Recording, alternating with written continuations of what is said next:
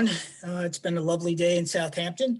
Thank you for joining us on at this meeting of the Village Board of Architectural Review and Historic Preservation. I'm Jeff Broadley, the chairperson, and joining us on the board and by way of roll call are Sarah Latham, John Gregory, Mark McIntyre, and Peter DeWitt. In that we have a quorum, do I have a second for opening the meeting? Second. Okay, Peter second, and all in favor? Aye. All right, so the meeting will begin. And assisting us is our legal counsel, Alice Cooley, our recording secretary, Jackie Allen, and our videographer, Kat Styler. And if anybody has any questions along the way in terms of sharing screenshots, just what Kat, they should raise their hand and direct a question to you. Kat? Oh, yeah, sorry about that. Yeah, they're Okay. gonna have to raise their hand. Okay, great. So we have a long and full agenda this evening. A couple of things. So we're going to try to focus on that which is relevant to us, which is where the properties or the structures are situated on the property, so the plot plan and the elevations. It's not necessary to go through the details of the interior work. If we have any questions on how the interior impacts the exterior, the board will ask those questions. But I'd like the applicants to focus on the placement of the structures on the property and the elevations. And hopefully those elevations will all be properly marked and will be shared on the screen. As all the applicants know, we require mailing and posting. There is one application that of Edward Mahfood, 7 Juniper Lane, which will not be heard this evening as they have to repost and remail. Now, in that we have a long agenda, we may be here 2 hours, we may be here 3 hours. And we will first hear historic applications and then non-historic driveway gates. I'd like to think that everybody has the agenda. I don't know, Kat, if you have that available. If not, Yeah, Jeff, I just tried to share my screen yeah. and I seem to be having difficulty. So hopefully somebody can share their screen and let me know if it's working or if something is off on the Zoom. Okay. Well, what we have in the historic, we have a BLC Hillside, we have John Vigner, Job's Lane, we have 252 First Neck, and then we have a property on Meadowmere, Pulaski Street, Bishop's Lane, and then we go on from there. I'm not going to go through each one. If for some reason we call out your case and you're not immediately available, we will do a second call. All right, so let's proceed. And first, let's proceed with the minutes, both of the last meeting and the meeting before that, which were adjourned or at least pushed off. Has everybody had a chance to read the minutes from both May 10th and the preceding meeting, which would have been April 12th? Yes. That, Jackie? And Yes. so if there are no edits or comments to those minutes, I'm going to move that we dispense with the reading of those minutes and accept them into the record. Are we okay with that? Do I have a second? Second. Second from John Gregory. All in favor? Aye. Aye. All right, so the minutes for both the last meeting and the one prior to that will be recorded into the record. The next item on the agenda is that of written decisions. We have one before us. Alice, do you want to take over on that? Sure. This was an application for property at 37 Pond Lane for driveway gates. The board found the gates to be appropriate. They were 4 feet high, a lot of transparency, vertical slats, narrow column, and mechanism on the keypad. Right. All right. Thank you. Has everybody had a chance to read that? Yes. Yes. Okay. And are there any questions or objections? If not, then I will move that we accept and approve the written decision for Brendan Johnston at 37 Pond Lane for driveway gates. Do I have a second on that? Okay, it was a toss-up between Sarah and Mark, but Mark. Sarah take the second, and all in favor? Aye. Aye. Okay, so the written decision is approved, accepted and approved. All right. We're now going to move on to public hearings within the historic district. And first one is that of, and by the way, trust, subtrust A and by the way, subtrust B. A sent in a letter towards the end of the day requesting an adjournment to June 14th. So may I have a second on accepting applicant's request to adjourn? Second. Okay, all in favor? Aye. Aye. Okay, great. So that application is adjourned to June 14th at the request of the applicant. The next application, and in fact, the next two are related, but separate applications, are for BLC Hillside Investments LLC at 132 South Main Street for a pool house. So whoever is representing that, please raise your hand and chat will let you in. And Alice, do you want me to ask you for the affidavits on each one so we have a record of that, or should we just assume that? Yes, please. Okay, so Alice, do we have it's for that? They're in order. Yes, thank you. Okay, so who is representing 132 South Main? Hi, it's Ray Booth from McAlpin. Okay. Okay. So Ray, I see another person there, the Drew Craven. Yes, Drew Craven is gonna, he's the smarter, wiser, technical one who's gonna drive us through the plans. All right. So Drew, I'm dangerous with that. okay. Drew, you have a full submission, and as I said, we're most concerned with the properties, where the properties on, where the structure is on the lot and the elevations. So if we could focus on that, that will save us all a lot of time.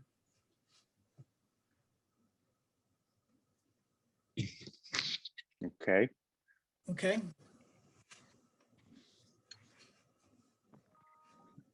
I believe we're headed that way. There we go. Okay, good. So you can see towards, oops, We got it.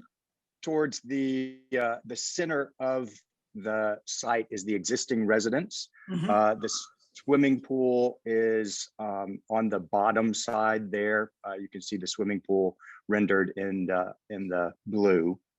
And we basically have two small structures with a pergola in between, composing the pool cabana and kind of a lounge space in between. Elevation wise, we basically matched all the materials of the existing structure residence on the property, which is a shingle, cedar shingle siding, painted to match the house, and a cedar shingle roof structure as well. You're looking at just the plan of the cabana. On one side, we've got a small wet bar, which is on the left of your screen. And then on the right side is a changing room with a little WC adjoining that. And then the center structure is that pergola, which is just open as a lounge for the pool. And Drew, I guess if we can go to the elevations.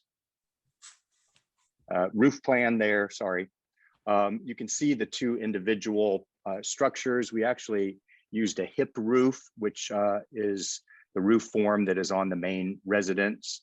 Windows are all matching of the existing residence as well. Columns matching the existing residence as well as the pergola detail.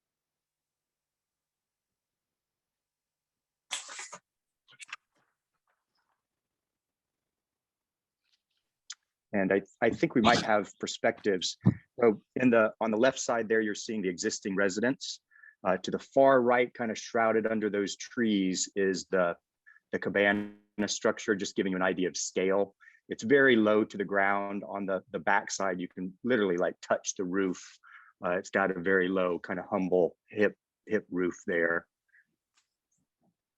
And then wheeling around, Drew, where will we go next? A little bit of a closer up view. Also, this would be as if you were seeing it from the street. There will be a hedge in front of it, but as if the hedge weren't there. Across from that is previously approved barn structure. Those two buildings are on axes with each other, with the pool in between. Okay. It's beautiful. Okay. Oh, great, thank you. I agree. Okay, so board comments. Very handsome. full That's house. one. I I don't had have fun. any problems with it. I think it's very well integrated and it's nice to have it back and done. Yeah, Okay, good. Looks great, right? All right, good. thanks, everybody. So if there are no concerns, and you went through the material and all the elements, so I'm perfectly fine with putting this towards, in this case, it would not be voted on, but it would be submitted for written decision. Okay, so I move that we Okay, accept, well, that we move the application to written decision, that of BLC Hillside Investments LLC, 132 South Main Street for a pool house. Do I have a second on that? Okay, all in favor? Aye.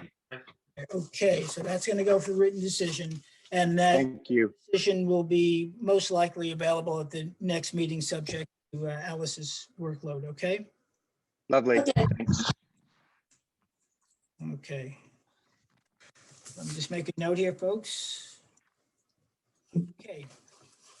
And now. Okay, second.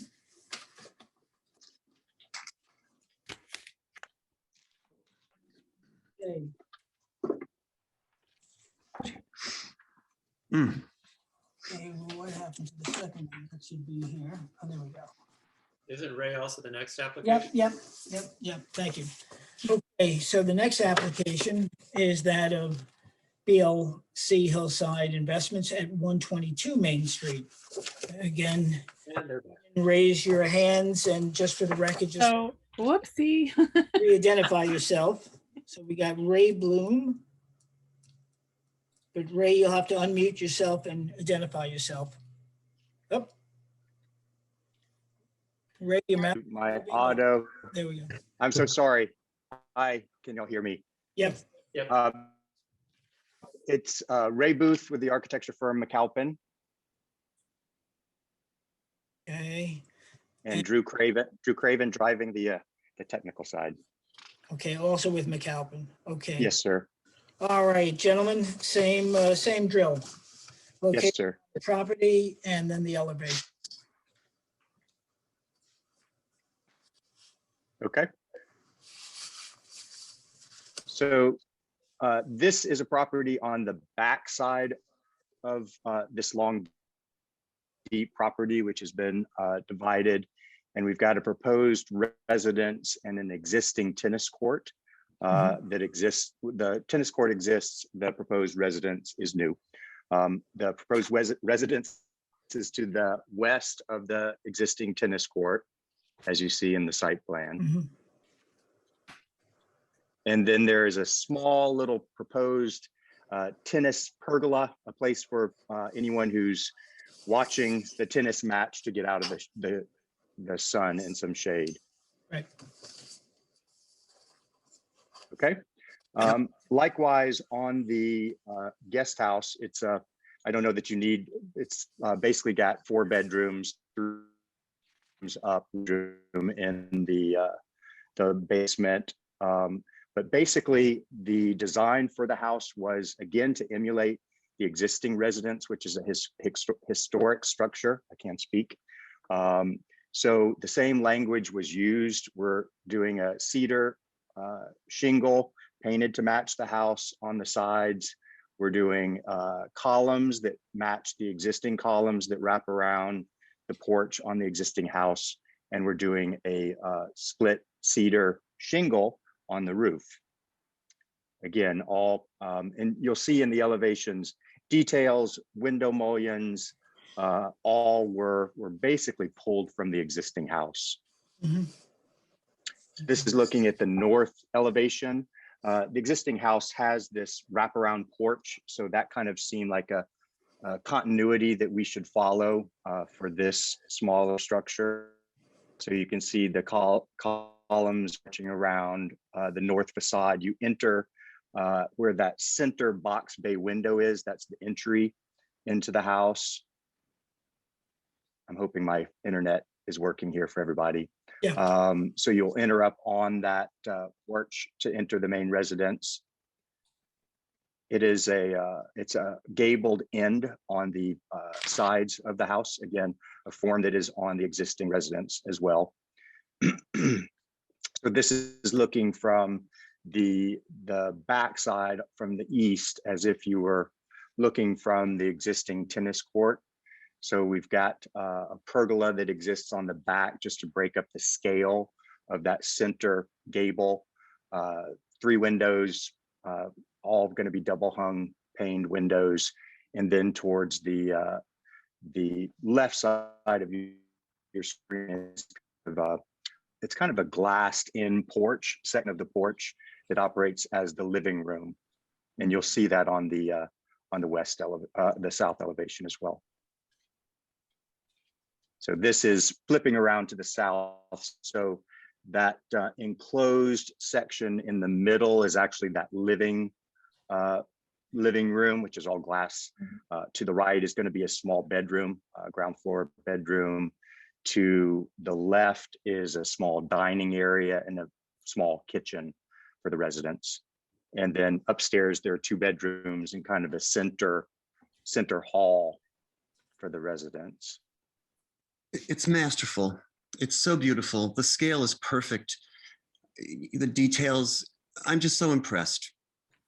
Oh, gosh. Well, thank you. We'll keep showing you more and hope you stay that way. Okay. I've seen enough. We'll roll Yeah, on well, I to think the it was next one- elevation. Just This one more is the elevation and then we'll turn it to the board. Okay, so this is that elevation, again, looking from the west towards the gable end of the house. And we do have some perspectives, if you'd like to see, that just show a little bit of the rendering, matching the color of the residence. Sure. Oh, I'm sorry, small little tennis pergola. It emulates what we were doing for the cabana. 2 small buildings, gives him a place to put his rackets and a little changing room there, and then the pergola for shade. Right. Yeah, I think let's, Okay. for the public's benefit, and I'll explain what I mean. Let's take a look at the rendering because it speaks. Yes, sir. It speaks to Peter's comment. And so one of the challenges of this board is to have houses that are harmonious and reflect the history of the village. And I think as Peter's comment Yes, sir. puts it, this accomplishes that. And it does so with good taste and in scale and perspective. So again, this is. And modesty, and modesty. Yeah. There's nothing monumental or Exactly. statement about it. Yeah, Could you just point me in the direction of the front door from this rendering? Yes, sir. So Okay. it's, you see where that little kind of bench is? Uh-huh. So you kind of enter into that glass, almost box bay window. Got it. The Okay. door is integrated into the glass structure. There you go. That's Drew, where I was you're so good. confused. Yeah, it's Yes, beautiful. I love it. yeah. It's, I think Peter's comment, and sometimes the board can get somewhat, not philosophical, but part of the board's mission is that of education. So beautiful. Yeah, and sometimes less is more. In fact, most often not, less is more. yes, sir. So we appreciate that. So unless, let me turn this to public comments, which I did not do on the last one. Are there any public comments? I'm watching, Jeff. I don't see any hands up. Okay, so without any further comments, yes. I'd Sarah? just like to also compliment the architects on using the primary resource, historical building, as a springboard, and it doesn't overwhelm. It's not backed up onto it. It's very well thought out, and I wanted to thank you. Thank you. All right, so I put forward a motion that we submit the application of BLC Hillside Investments number 2 LLC at 122 South Main Street for written decision. And that's for a 2-story, single-family dwelling and accessory structure. Do I have a second on that, please? Second. Second. Okay, I don't know who made the second. Thank you. All right, all those in favor? Aye. Any opposed? Beautiful job, Ray. No, okay, so on to written decision and on, thank you, gentlemen, and on to the next. Can I send him Thank- out this time? What's that? Mark McIntyre, hey, from John Shea. All right. Okay, Tell him hello. Bye, guys. thank you so you. much. We appreciate you. Bye-bye. Okay, let's see, hold on a second, folks. Okay. The next application, which is number 4 under public hearings historic, that of John Vigna. I believe that's the correct pronunciation, at 30 Jobs Lane for exterior alterations and landscaping. Could whoever is representing the applicant, please raise your hand and Kat will admit you. Okay. Here comes Raylene. We have affidavits, Jeff. Thank you, Alice. And Jennifer. Okay. Ladies, could you please identify yourself and whatever firm you're with? I'm Raylene. I work for Kathy Co Designs as an interior designer. I'm Jennifer Martin and I am helping assist on this project, getting the build done. Great. Okay, so ladies, the floor is yours. And if you can take us through what it is you're doing and the elevations related to that. Sure, I'm gonna share screen now. Thank you. Right. So most of these are cosmetic changes involving paints and a few planters in the exterior. These are the present site conditions. We do have a brighter white on top and a warmer ivory tone on the first floor. We are also changing the color of the shutters and this pitched roof. So this would be the storefront and the store entrance. And we are proposing this Benjamin Moore silver dollar paint for the pitched roof by the storefront and for the shutters. And the overall exterior paint is going to be White Dove by Benjamin Moore. For the awnings, we are also using Sunbrella Graphite just to match this, this gray paint for the exterior. Mhm. And this is the floor layout for our planters and outdoor furniture. So we have a bench, a bistro table setup, and a chair on the storefront within property lines. And to the side of the plan, we do have 2 bistro tables and a few planters framing the entryway and the entrance to the store. Right. So let me ask you a question.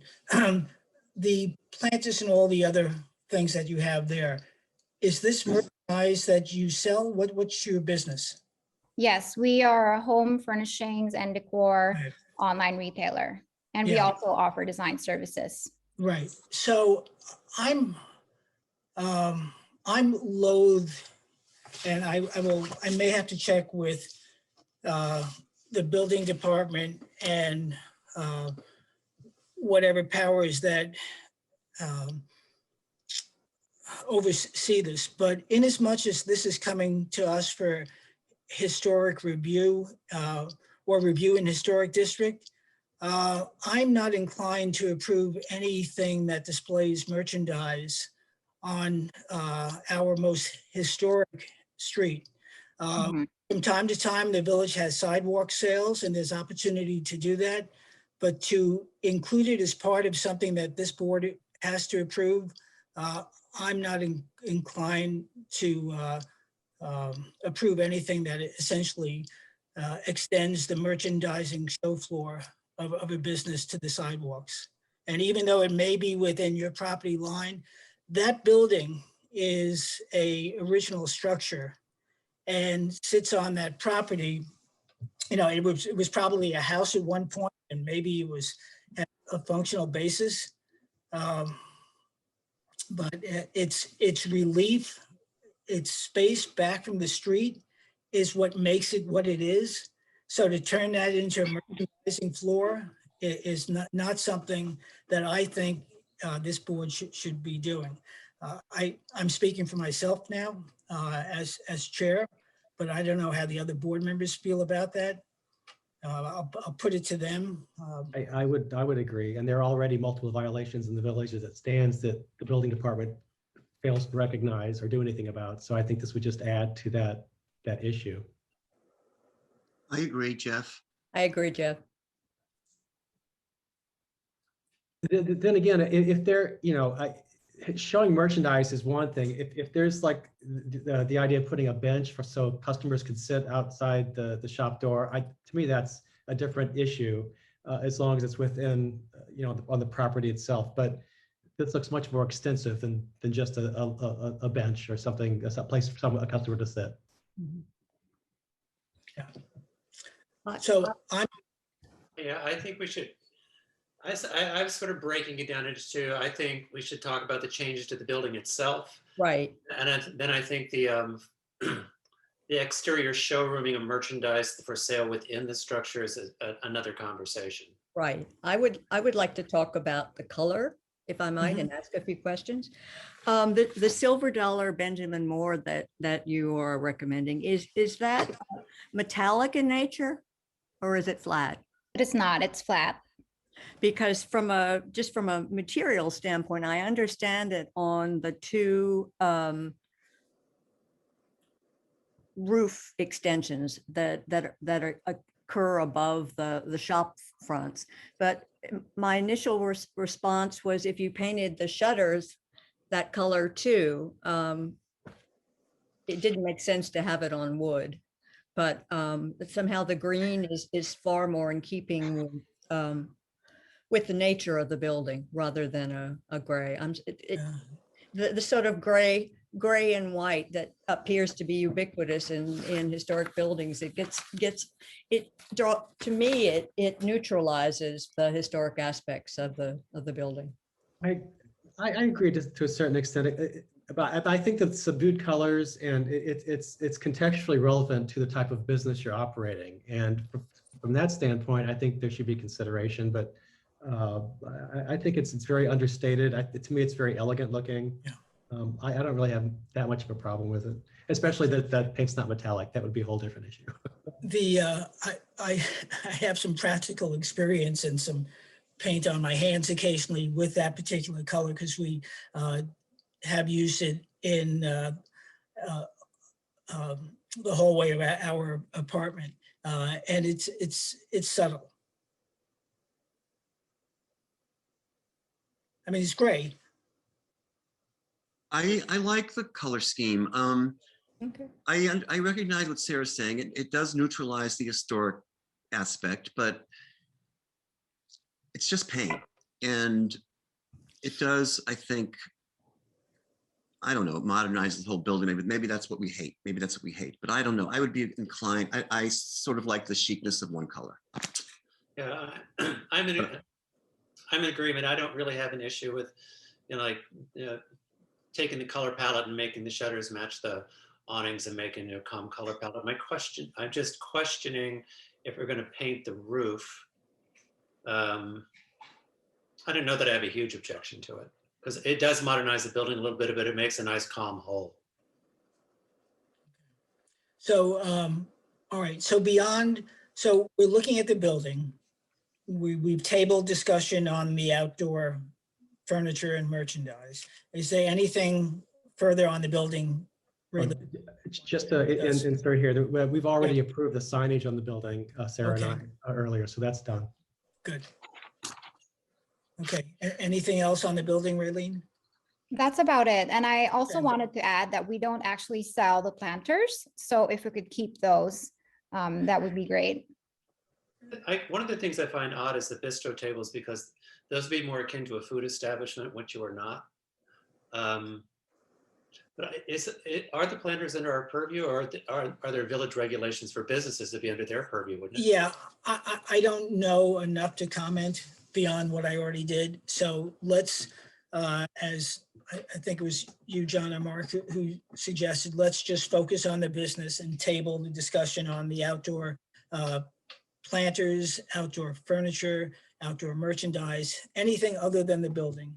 Okay, so I think Alice, I don't know if that constitutes an adjournment on that section, or the application stays open on that. How do you suggest we handle it? Are we going to hear from the public? We will. Thank you for reminding me. Yes. Just so I'm clear, you guys are not changing, it doesn't show in the plan, but you're not changing any of the exterior light fixtures. We are not, no. Thank you. Yeah, thank you for pointing that out, Mark. So yes, if there are no further comment from the board, any public comment? I don't see any, Jeff. Okay, so then back to you, Alice.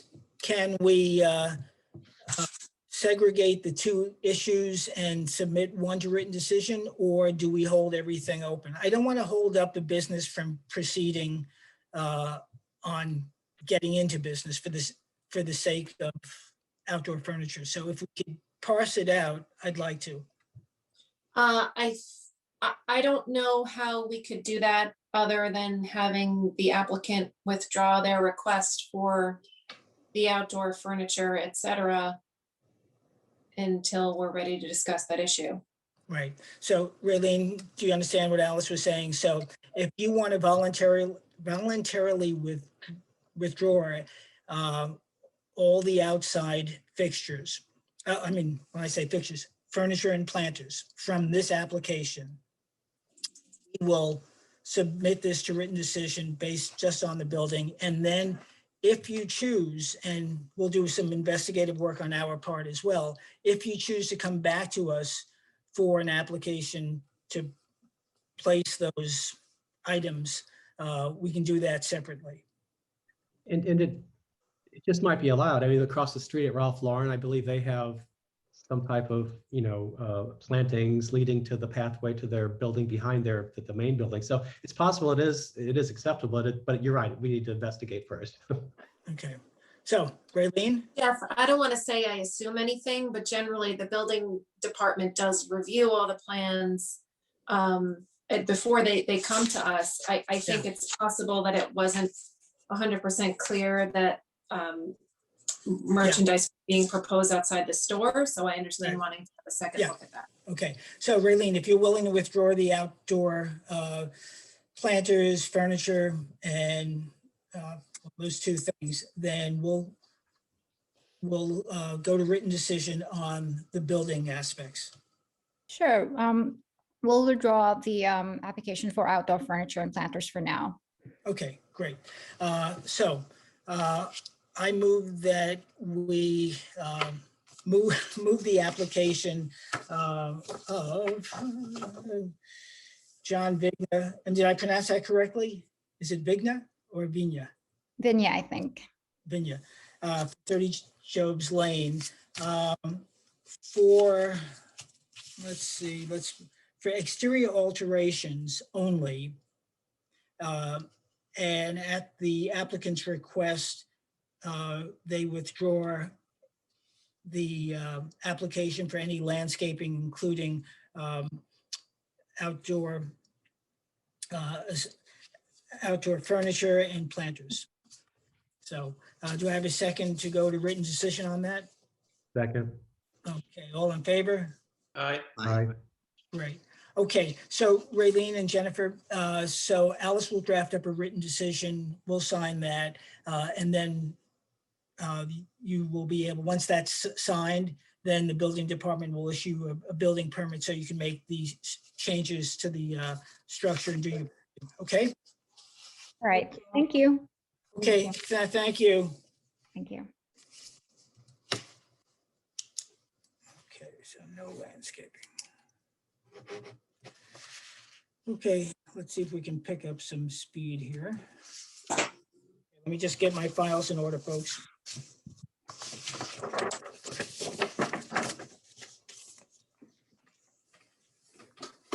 Okay.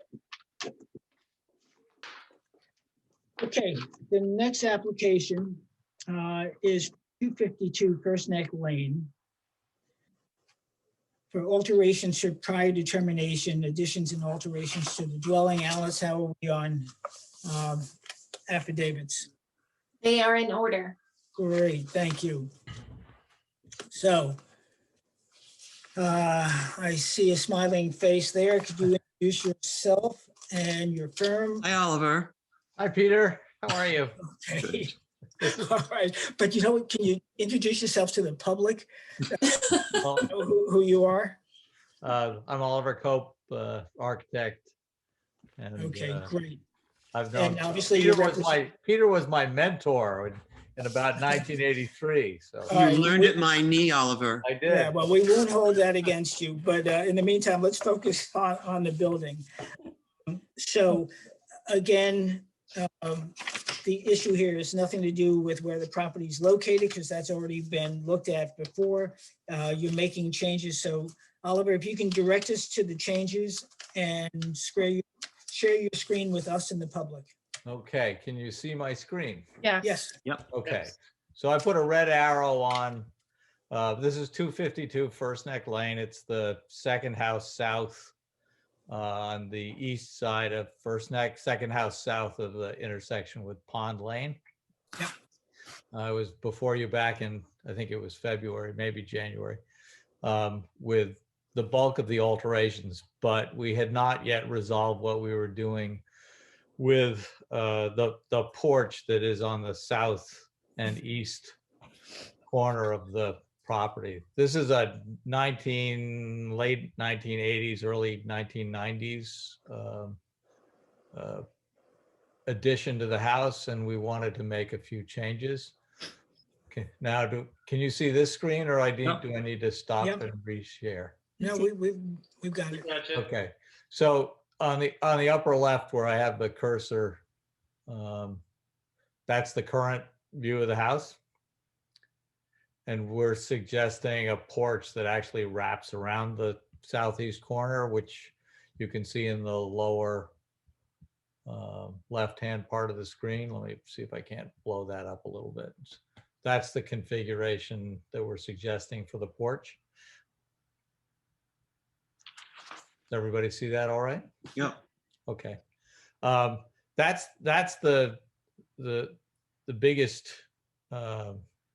issue that I have before you. The other two, I think, are pretty minor. One is the house was collaborated sometime after the inventory report was done in 1979, but the inventory report says the original house was shingle, and we'd like to return to that. And then the other issue is that the house had new windows installed almost everywhere, with the exception of a couple of the French doors on the west side of the house, which we're retaining because they're original fabric. But the 1980s/90s replacement windows were Colby and Colby, the plastic jam liners, they were just popped in. They retained the original configuration, as far as I know, with the multi-pane top sash and then two lights below. We're replacing them all with custom hardwood windows. That allows us to get a putty glazed profile, which would be consistent with the original windows, I would think. And we can also remove the triple track aluminum combination storm screen units that are on the house and simply have wood framed window screens in their place. And that's it.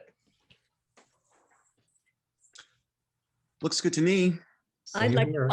compliment the architect for his due diligence and retaining the original windows. That's a rarity I'm finding these days.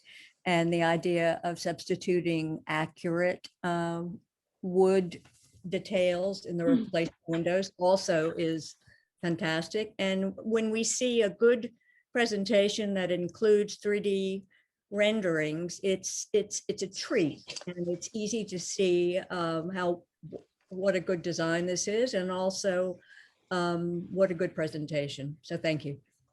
Thank you. I'm very excited to see this house back to shingle. Yeah, I think that should be nice.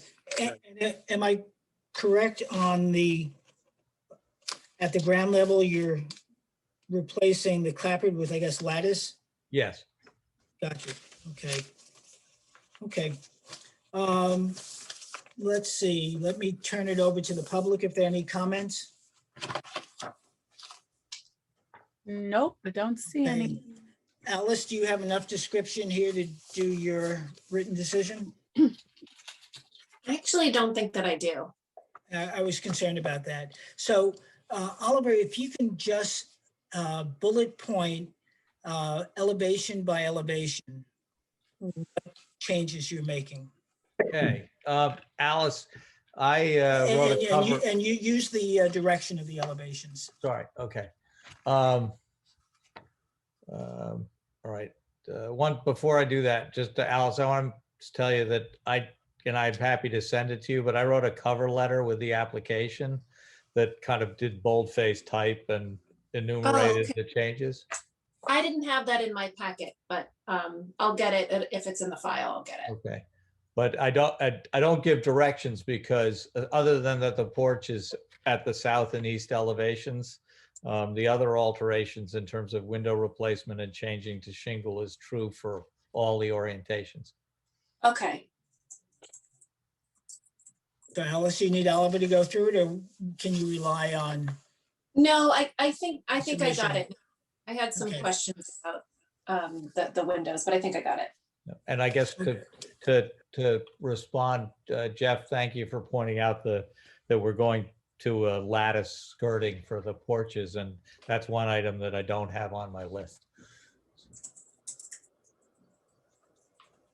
Okay, so with all of that said and no public comment, I'm going to move that we submit to written decision the application of 252 Kirstneck Lane LLC at 252 Kirstneck Lane to make alterations to the prior determination as discussed here and as in the file. Do I have a second on that? Okay, that's a second by John. All in favor? Okay. Thank you, everybody. Nobody opposed. Again, thank you, John, and to all those out there. Again, this is a good example of draftsmanship and presentation and work. So thank you. It makes it so much easier for us. And actually, not only that, pleasurable. Yes. Yeah, and so, and the comment there has to do with what was submitted with this application was the before and the after on the same page. So it was very clear to see. And in this case, there was a before and approved and then the modification. So all of those on one page made it very easy for this board to go through without flipping pages, which actually saves time and effort for the applicant as well. So thank you, Oliver. Well, I have Jackie to thank for pointing me in the right direction. So, Okay. Yeah, she's a Jeff, good person. Jeff, you didn't ask for nays on 30 Jobs Lane, and I would like to register a nay. Okay. The paint color. Oh, okay. Okay. If that's okay with you, Alice, it will still. Well, no, because Actually, but you know what? It's not an issue anyway, because it's going to written decision. Okay, all right, but you asked if there was any on this one, and you didn't on the other before. Okay, fine. Right, right. I missed that. But at the end, your vote will be cast on the written decision. Okay.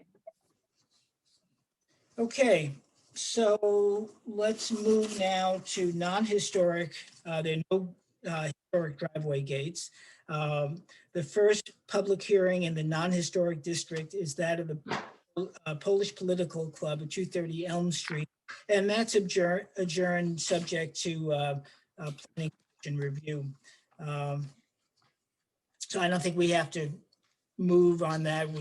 It's just so stated. The second application is that of Emily Chien and Thomas Mahoney at 20 Lane for 1 story. And Jackie, I'm correct, they submitted a request for adjournment while they go before their community board. That's correct. And I think, did they request an adjournment to the next meeting?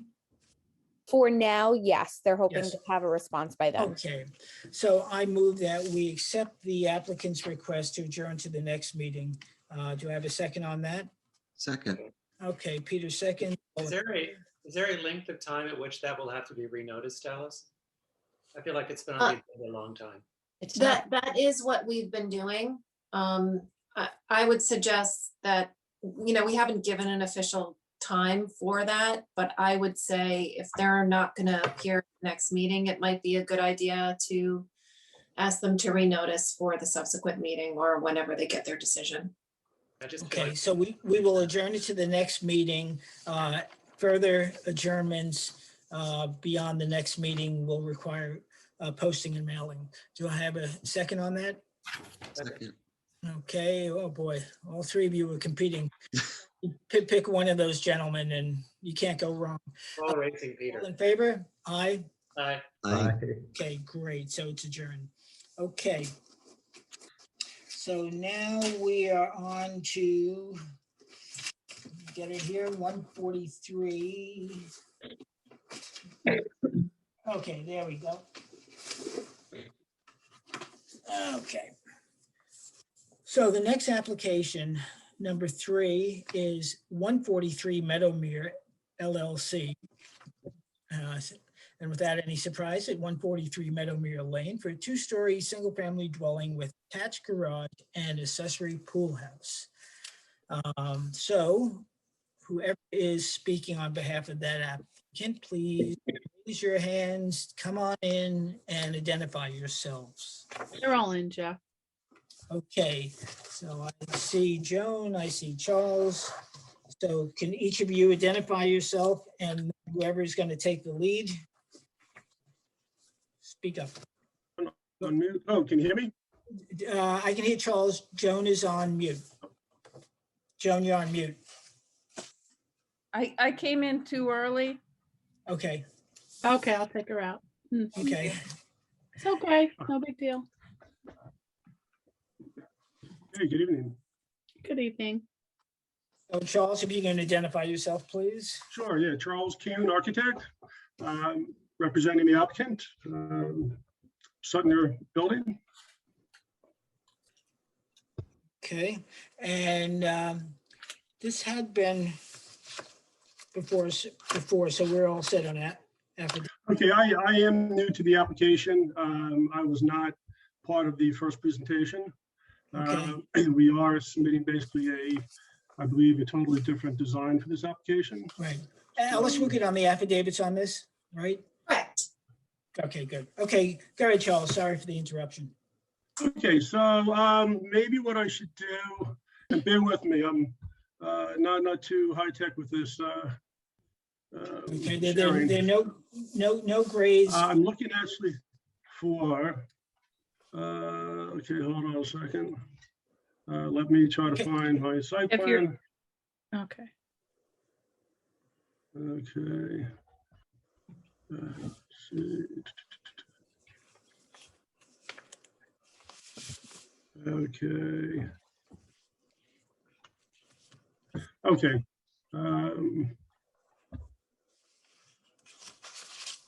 We just need you to share your screen when you're ready. It's the big green, bright green button. Yeah, unfortunately, hold on a second.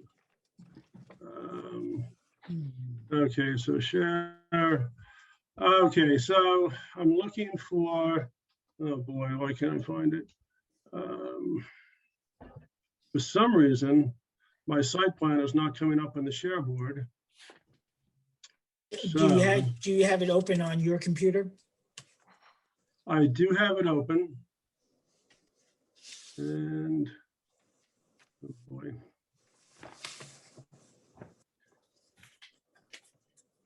You want to go back to him, Jeff? We can, Sir Charles, if you think if you're looking for something that you don't have or can't find right now, we can come back to you after the next application.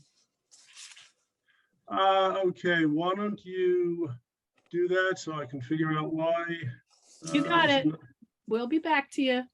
Okay, thank you very much. Okay, thank you. Okay, so let me put this to the side. Hold on a second, folks. So much for my ordering. Hold on. Okay, we'll come back to that. Okay, so, all right, number 4 is Constance Hunter at 170 Pulaski Street for a 2-story single-family dwelling. I don't see any hands. Something wrong with the application. This was a carryover. Constance, are you out there? If not, we'll do a second call. Okay. Pat, it should be Will Manier. Wow, there's so many names. Wow. I am not seeing that name on here. Yeah, no. All right, so we'll do a second call on that. Okay. Yeah, it sounds good, Jeff, because I don't see them in the lineup. Okay. By the way, Charles, when you're ready, just raise your hand and let us know. Then the next application after Hunter is that. Charles has his hand up. Okay, Charles, let's go back. Let's go back to Charles. Charles reporting from the field. That's back to you. Can you just announce that we're going back to 143 Meadowmere LLC? Well, I feel like George and Gracie. Yes, we are now recalling the application of 143 Meadowmere LLC on a second call. Ah, there we go. There you go. Okay. And once again, we have Charles. Okay. All right. I guess you can see that? Yep. Yes, it worked like a charm. Okay. All right. I can't see you guys, but I'm just not going to touch my computer. Right. Okay. So basically, we'll just all right. before- So obviously, the rendering you're looking at right now is the proposed dwelling. The house is going to be a 5,335 square foot 2-story dwelling. Exterior materials, we have the Weston red cedar shake on both the roof and the siding, which will remain natural in color. Trim will be an AZAC with built-out fascias with a crown and a frieze.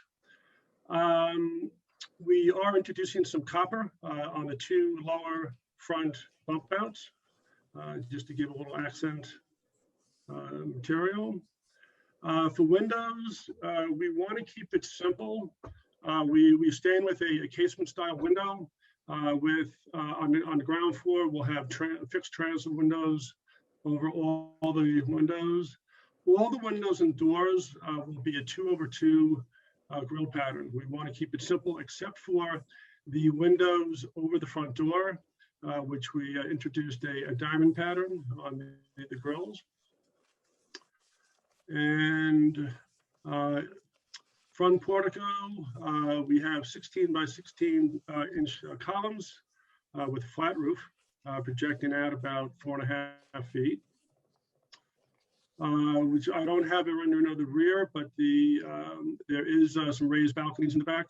The railings will be also either a white painted wood or a pre-finished PVC type of material. So Charles, And can you take us through the two-dimensional elevations? okay, I don't have those in front of me, but so which elevation do you want to go to the back elevation? Yeah, I mean, we have them here, so. Okay, so back elevation, again, we North try elevation. to emulate, some of the detail in the front. We have the two reverse gables, being flanked by hip roofs. The second floor, the center window, that is the master bathroom. To the left of that is a sliding door off of one of the bedrooms onto a balcony. The balcony will not project past the lower level. On the right-hand side, that is the master bedroom slider. And that will come onto a full deck. Before we go further, I feel that we're not sharing with the public what we would otherwise share with. You're right. And so I don't know, perhaps John or Mark, you've been good at holding things up in the past. If you want to, there it is. Well, Perfect. Charles, why Okay. don't you speak to whatever Mark is holding up and Yep. Okay, so what you're looking at is Mark is holding up the back elevation, and like I said, we've got the two reverse gables. The left reverse is a bedroom with sliders. To the left of that is actually a small dormer that feeds down into a mudroom. Can't see. Okay. On the lower level, basically, we have a series of 6 windows. Those windows will be looking out from a family dining area. To the right of that is the family room, and to the right of is a small mini bar area with the access, to the outside, and then a den to the right of that. John is holding up the right side elevation, which is the garage side. We wanted to keep the garage doors on the right side of the house. That's where the original garage was, on the house that's there now. that's the east side. That's the east side. That's correct. Yes. Again, we wanted to just keep it simple. We did some hip dormers. The garage doors will be aluminum and glass. And yes, where you're pointing, that is a small balcony off the one bedroom in the back. Peter, you're holding up the left side elevation. Again, very simple. We wanted to keep it very minimalist. That's the west Windows, elevation. basically. Right. I'm sorry? The west elevation? That's the west elevation. So the 2 windows on the upper left, those are in the master bedroom. Going towards the front of the house, which is the right, that would be the walk-in closet and the master bath. And pretty much on the bottom is the den and also a closet and bathroom. Okay, good, thanks. I feel like I'm giving away my age, Wonderama. Takes a village. Banana Whites, I love it. We are a village. Teamwork. Yeah. It was great. A few things from the site plan. I don't know if someone can hold up the site plan. Well, okay, yeah. Thank you. Let's go outside, please. I appreciate your assistance with, okay, there we go. Yeah. Okay, so what we did is we set the house back a little further than the previous application. I think the previous application had it at 60 feet. The suggestion is to push it back even more. We pushed it back to 75 feet off of Meadowmere. We wanted to get more of a stately front yard, push the house back. In the back, we have a pool that's going to be parallel to the house, a 20 by 50 pool, and to the east of that will be the pool house. Right. All right. So we let's. are planning to. We on the side and back, we are going to plant 12 to 15 foot high arborvitae to create a dense screening from the adjoining properties. And in front, a privet hedge with a centered gate. Also, I just wanted to say that we did also push the house back to the 75 feet. to keep in line with the adjacent houses on either side. We didn't want this house to project forward of those houses. Right, right. The schematics for the pool house? Okay, this pool house, the idea for the pool house, we went with a flat roof on the pool house. The fascia details basically emulate the detail on the decks of the main house. We wanted to do the flat roof to keep the height of the pool house low. We have the pool house at 13.5 feet.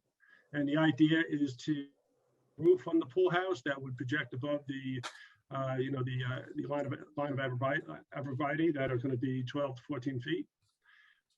So, just the pool house will be 20 feet from the property line, which does meet code for the accessory structures. But we did want to keep the roof lines low on that. Right, okay. All right. Comments from the board? Most the diamond pattern over the door, I would nix. And you've used copper elements, but then you've talked about a painted PVC on the railing in the back. You've got a quote luxury material, and then you've got something that is not not particularly luxury on the back. Okay. And the porch covering with a pair of pilasters columns, there's something missing basically. You're not supporting very much. You've got paired things, and then the Peter, take it. We wanted to keep. Yeah, no, the simple. We weren't looking to go too busy. I think that's a good approach. I didn't want it. I think going simple, abstracting it is a good approach. I can see that intent. I just think, it's the porch roof that is not right. The frieze, the beam just above the columns, that should line up with the columns, and then that entablature above the beam, the upper beam, that should be thinner. I think that the top piece should be thinner and the bottom piece should be higher, but tucked in more. Higher, okay. And tucked in, so it like aligns up. Like if you look at classical architecture, the frieze always lines up with the face of the column. Yep. And it makes it look right. I understand what you're saying. Yeah, okay. I don't know why, but it does. I can certainly take those suggestions and then implement those into the design. Sure. Thanks. Now the other question, the flanking, the dormers on the above the lower roofs, at the ends, the flanks. I'm not sure that they need to pop out like that. Maybe I'd like to hear from the other board members. I think it might be a little too busy. And then my other comment is the transoms don't look right. Either you should eliminate, I think, the intermediate horizontal, or just do one large window in that opening. It looks too squashed, the transoms. Above all, when they're called out with 4 lights. Yeah. That compresses them more. We could eliminate the horizontal. That would still keep the vertical in line with the lower units, and that would make the squares in a sense more proportional. Maybe look better. Yeah, that would look better. And then I think the window frames, you need an apron under the, you got frames, and then you've got a header with a little crown. More of a skirt under the windows. No apron under the skirt, under the sill? Yeah, skirt, yes, or an apron. Yes, yep. They come in I together. do have a question. Because the orientation of the house and the neighbor to, I guess it's to the west, which it looks like it's Ralph Fields. Do we have an idea of that massive balcony off the master bedroom, what the sight lines are to the neighbor?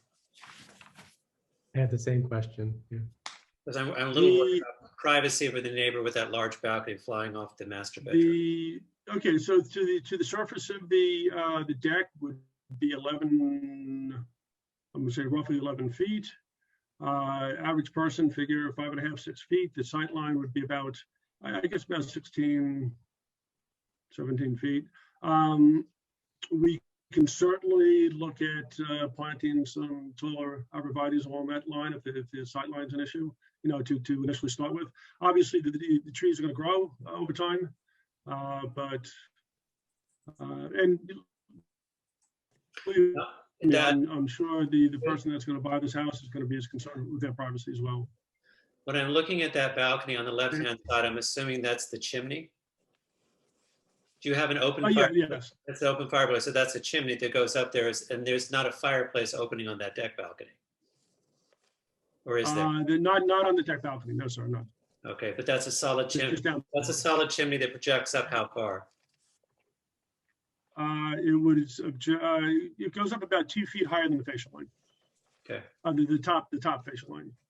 Okay. And I was just reminded that there is also existing heavy plantings right now on that side of the property, and we are looking to supplement that as with the arborvitae. So that side of the property is pretty well screened. Okay.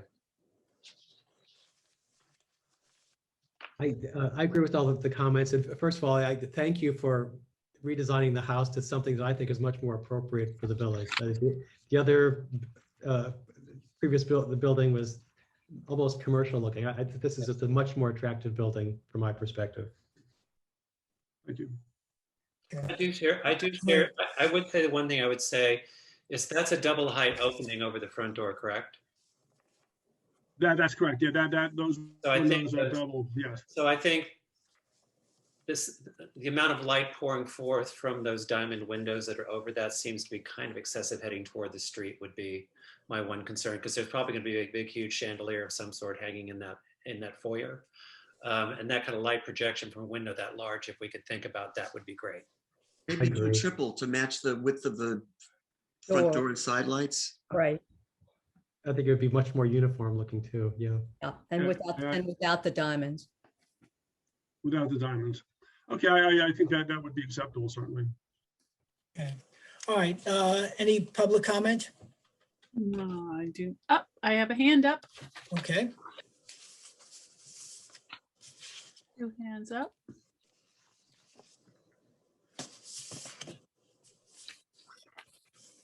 Okay. Joan, just take yourself off mute and identify yourself. Hi, we represent the neighbors to the, oh Lord, to the side that has the garage doors. That would be the east elevation. Side. I was going to say the neighbor that's west of it, but then you get confused. So the garage doors is a good location point. We have a concern about their privacy, which I'm happy to hear that the builder is also concerned about the buyer's privacy. We'd like to see arborvitae something in the neighborhood of 16 to 18 feet as opposed to smaller, particularly along the shared border of my client. Given the two, there's one Juliet balcony, but there's also what I consider a party deck. And although we haven't done sight lines, it does seem somewhat intrusive to their privacy. And then there's also the pool house, which, I mean, I'm not sure how long it's going to take to get trees to grow, but the pool house will certainly be an eyesore at arborvitae that's 10 or 12 feet. So if we could see taller arborvitae, that would be helpful. I don't know if it's possible to shift the pool house over a little. It's not completely centered on the property. I mean, the pool isn't centered on the property, and the pool house might be able to be shifted over a little to give my client a little more privacy. And then we saw there wasn't a lighting plan. I don't know if you deal with lighting plans, but in East Hampton, they do have dark sky compliant lighting requests. And particularly with respect to the garage, there's a lot of light pollution that will flow over into the neighbor's backyard. And apparently their master bedroom faces what'll now be the garage. If it could be specified that there would be dark sky compliant lighting, that might be helpful. Absolutely, yep. I know you don't deal with interiors, but we do note that this house has 8 bedrooms and 10 bathrooms, which is extraordinary for the neighborhood. Most of the neighboring homes have between 4 and 6 bedrooms and clearly fewer bathrooms. So there's a concern that it'll become a sort of party house. Right. Yeah, Joan, we don't get involved with the inside. No, I know you don't. I know, and you preface it by that. So Charles seems to be responsive to your request for privacy. I'll share with you that arborvitaes grow anywhere from 1 foot to 2 feet a year, which is why they're so popular for screening. Some of it depends on economics, but I can assure you,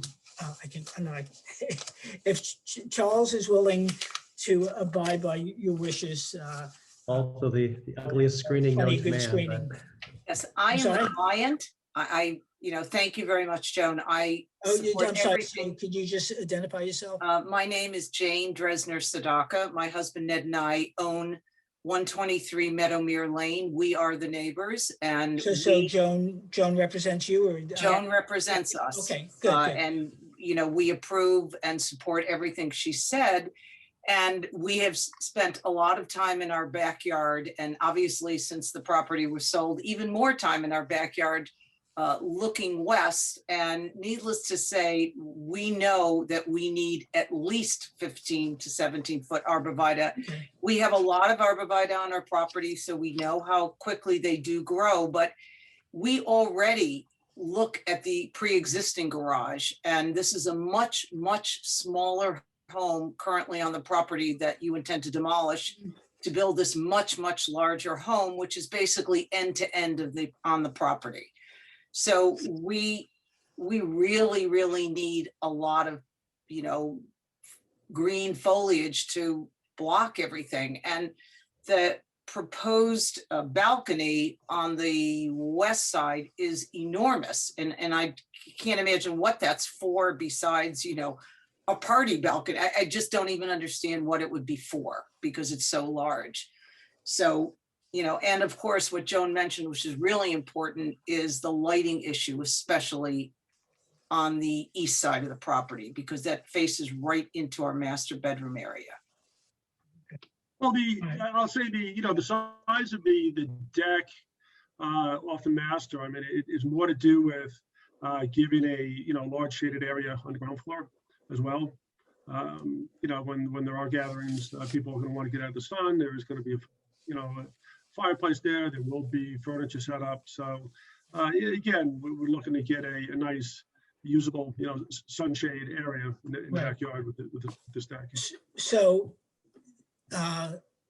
sometimes when that's the purpose, then those decks are not decks, but roofs with no access. So why don't we do this? It's not the side that affects Jane and Joan, but it could possibly affect the neighbors to the west. And this board has historically been concerned about privacy, also concerned about the use of decks, and generally smaller decks are viewed more favorably than large decks. So I think, Charles, having heard all of this. Can I ask one question? Yes, sure. Charles, can you just tell me where where the location will be for the air conditioning compressors? The most likely on the west side, because we have the least amount of windows. We have mostly walk-in closet and bathrooms on that side. And that would be more the logical side to put them. Okay, thank you. Right. So, and just to sort of back up a little, as far as the second floor deck, I mean, we're not proposing any stairs to the ground level. The only access from that deck is going to be from the master bedroom. So, most likely, I mean, look, everyone's lifestyle is different, but I certainly would not have a lot of people going through my master bedroom to get to a deck, even in a party situation. So, I mean, I'm not It's saying. impossible to that predict that's the behavior cure-all, of the but, you know, homeowner. That's sort of logical. So, and And I think, look, the bottom line is, we're more than happy to look at reducing the size of the. okay, good. Why don't you do that? And then when I looked at the property today, I mean, it seemed heavily wooded on the west side, but I really wasn't focusing my attention on that. So I will go back to the property and look at it. But I think you heard the comments from the neighbors. And you seem to be taking that in. So why don't we use that as a basis for an adjournment and let you come back next session if you have the time to do that. The submissions, Charles, should be in by the Thursday noon before the next meeting. So that gives you about 10 days. The public has a chance to look at it. And, you know, you're free to reach out to Joan or Jane and address these issues. A lot of times, these are issues that are worked out between neighbors. So with that, I'm going to move that we accept the. Could I just Sure, ask go ahead. a question? Sure. Oh, again, just before we do adjourn, I just really want to get, you know, just so I know that I'm going in the right direction with this, is that, you know, Sure. if, other than the issues of the, you know, possibly the screen plantings and possibly the size of the deck, we did discuss the front window. You know, I'd love to get the board sort of, you know, gut reaction. Well, to the I think it was John who said that you're moving in the right direction, and there were issues raised having to do with the windows, as you said, the frieze, Transoms. the columns, the transom on the windows, this apron skirts on the windows, the use of AZAC rather than wood. So those were. And as far as the windows over the front door, you're leaning more towards keeping consistent with the grille pattern of the other windows. Yes. Okay. And bringing the scale down to more the width of the door. Right, exactly. Okay. I also wanted to add, we wanted to know if you could move the pool house over a little bit and maybe shift the pool over a little so it's more centered on the property. You know, on that one, we're trying to, you know, we got to be a little sensitive to the property. I don't want to squeeze everything to one side. You know, we'd rather look at you know, more heavy screen plantings than to start repositioning the pool house. I mean, with the pool house meets village code, it's been looked at and approved by the building department as far as its location. Yeah. Okay. So I think you've heard from the board, you've heard from the public. You requested, at least I've intuited or inferred a request for an adjournment. And if that's so, Charles? That's fine. Okay, good. So I move that we accept the applicant's request to adjourn to our next meeting. Do I have a second on that? Second. All in favor? Aye. Aye. Great. Thank you, Joan. Thank you, Hey, Jane. thank you. Thank you, Charles. Have a great night. Thank you. You too. Thank you, Charles. Okay. All right, let me do a. Yeah. little- I have a hand up. Constance Hunter. Yes, Isn't that's for a second call. So let me go back to that. Let me get my house in order here. Alrighty. All right, this will. Okay. All right, let's see what we got here. Hold on a second. All right. Okay, so we're going to do a second call on Constance Hunter at 170 Pulaski Street for a two-story single-family dwelling and attached garage.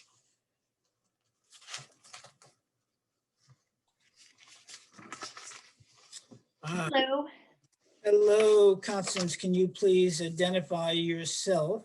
Sure. I'm Constance Hunter. I'm the owner at 170 Pulaski. Our architect's daughter is receiving an award this evening, and so we're not 100% sure he's going to be able to join. So I hope you'll forgive him for wanting to attend that.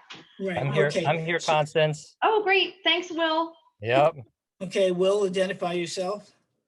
Will Meneer from Will Meneer Architects, PC, 67 Hampton Road, Southampton, New Okay. York. And now that Constance teased us. What sort of award did your daughter get? It was a honor society induction for a foreign language. Wow. Very good, very good. Congratulations. Thank you. So at the last meeting, there were issues having to do with the front and the front and garage connection to the house. There was going to be some reworking of that, and that you were going to come back with revised plans. Yeah, so Constance has shared her screen. She's showing you here the revised front elevation. We've lost the idea of this 1.5 story entry. It is now a 1 story sort of porch, if you will. In losing the sort of clerestory windows in that form, we've rethought some of the windows around the house. The little horizontal window in the recess between the garage and the house is more of a typical double hung window now. We've lowered the pitch of the garage a little bit, which makes a sort of cleaner condition around the right side of the house. We feel that this house definitely is, more harmony with front to back with itself, and we've answered, everything the board asked. Board members? I think it's fine.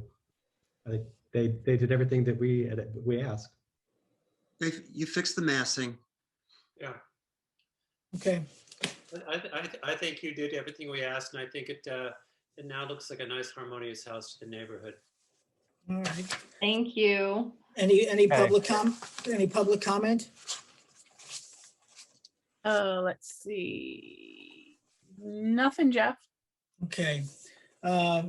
So I'm going to we put this to a vote, but before doing that, I'm going to thank both of you for listening. I know sometimes this can be a frustrating process, but at the end, I think we come out with a solution that is true to our charter and good for the community, and hopefully for you, Constance, and Will as well.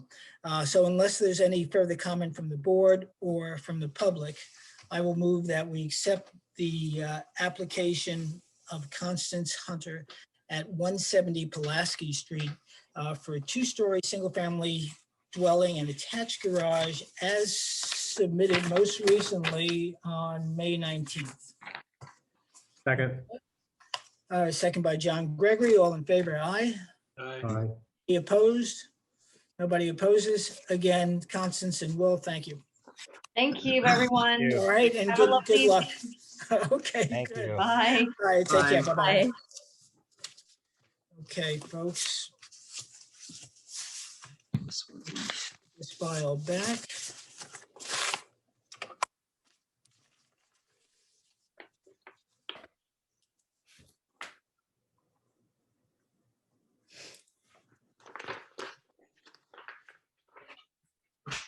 Okay, hold on, let me just get my files in order. Okay. Okay. So the next application is it's number 5, Ring of Fire, LLC at 191 Bishop's Lane for a 2-story single-family dwelling with attached garage and accessory pool house. So whoever is representing that applicant. Here comes Charles Lembo. Okay, well, there you go. In fact, there's that picture. Charles. We love it. We love the Yeah. motorcycle picture. Yeah. I still can't turn my camera on. Give me I a wait, just hold sent on. you. I just sent you. Yeah, There you go. there you go. Good Hey, one. so Charles, identify yourself, and I just want to state something before we proceed, okay? Sure. No, just tell us who you are. Oh, you want me to state something? Okay, fine. Yeah. Yeah, okay, great. I'm Chuck Lembo, architect, 410 West Montauk Highway, Lindenhurst, New York, 11757. And this is Great. the 3rd time I'm presenting Right, this, right. but it's the first time I'm presenting it as the actual architect of the project. So Okay, so any beatings I get tonight are my own fault. So do your Okay, worst. and I also wanted to clear up something. So if Michael happens to be with you, He's welcome to speak, but he is an interested party, and he can speak representing the client, the project, but in that capacity. So again, Michael, if you're there, you're welcome to speak, but it will be as an interested party representing the applicant. Okay. So anyway, at the last meeting, there was continued concern about the large wall of windows and light pollution. There was still some concern about a commercial rather than residential appearance. There was some concern about the roof return from the garage, not clear where it ends. I'm just going through the minutes here. In the front door, the commercial look at the front door, and just a general lack of harmony with the neighborhood, and some small windows on the front elevation. So in any event, you've submitted new plans and you are now the official architect with all the rights and privileges thereof. So I'm going to turn the floor back to you. Okay. All right. Well, on paper, this sounds awesome because I addressed all those issues, but let's go through it. Can you see my screen? Yep. We can. So, I went back and forth and spoke to the owners, and we came to realize that apparently they were never particularly enamored with the original submitted design. And they wanted to go more towards what they were calling a modern farmhouse aesthetic.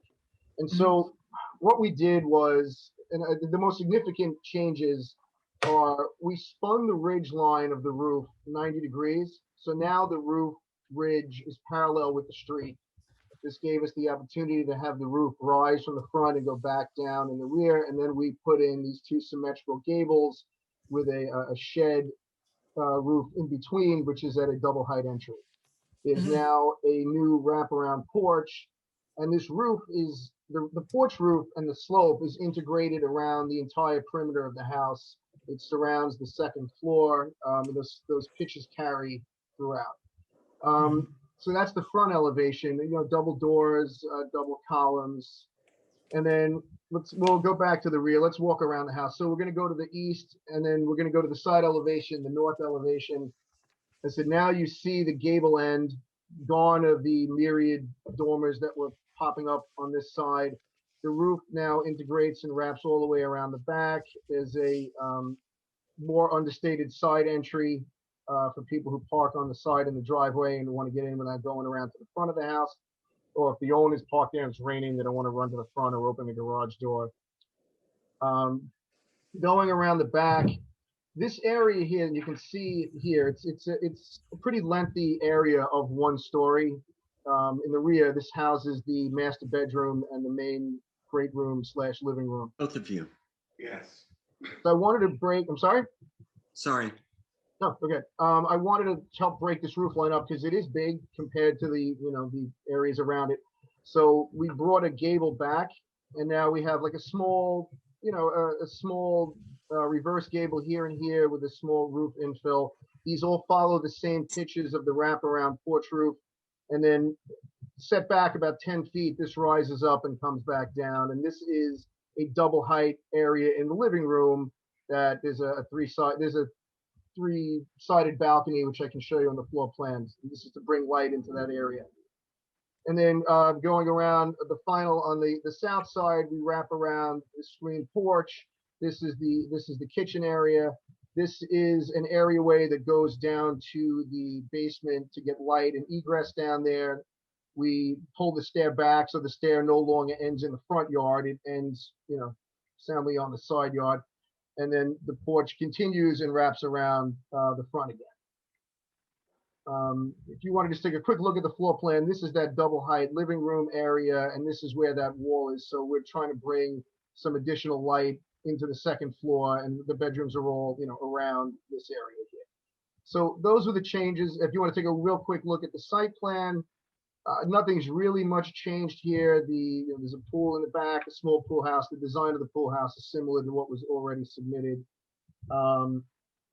we're calling out for 12-foot Leland cypress around the 3 sides, the 2 sides in the rear. We have a privet hedge along the front, and then, clusters of linden trees around to help block views into the rear yard from the side of the house and help shield the neighbors. And right, all the lighting in the house will be down lighting. We're not proposing any dramatic chandeliers or anything like that. And if, well, yeah, and so that's where I'm at. I'd like your input. Like I said, we really tried to, change this in a significant way while listening to the board's recommendations. Okay, board members? Well, Charles, I'm delighted that we can speak directly to you now. And I'm also, you did the right thing by rotating the gable, for sure. So the front elevation is way better. I still have a few issues, but we can get into that and others perhaps as well. But I do fear that by rotating the gable, you transferred, what we've been calling that bulky commercial gable look to the side elevations, which means they'll still be there. They'll still be there in perspective as you go down the street from either direction. And I do think that there's actually a pretty easy solution, which is to do a cross gable out the back. Keep the gable as you have it. I mean, the ridge, excuse me, as you have it. Bring it towards the street a bit. Do a cross gable extending west, so that you have have a gable elevation on the west side, the rear side, right? Instead of that little pop up. Right. Okay.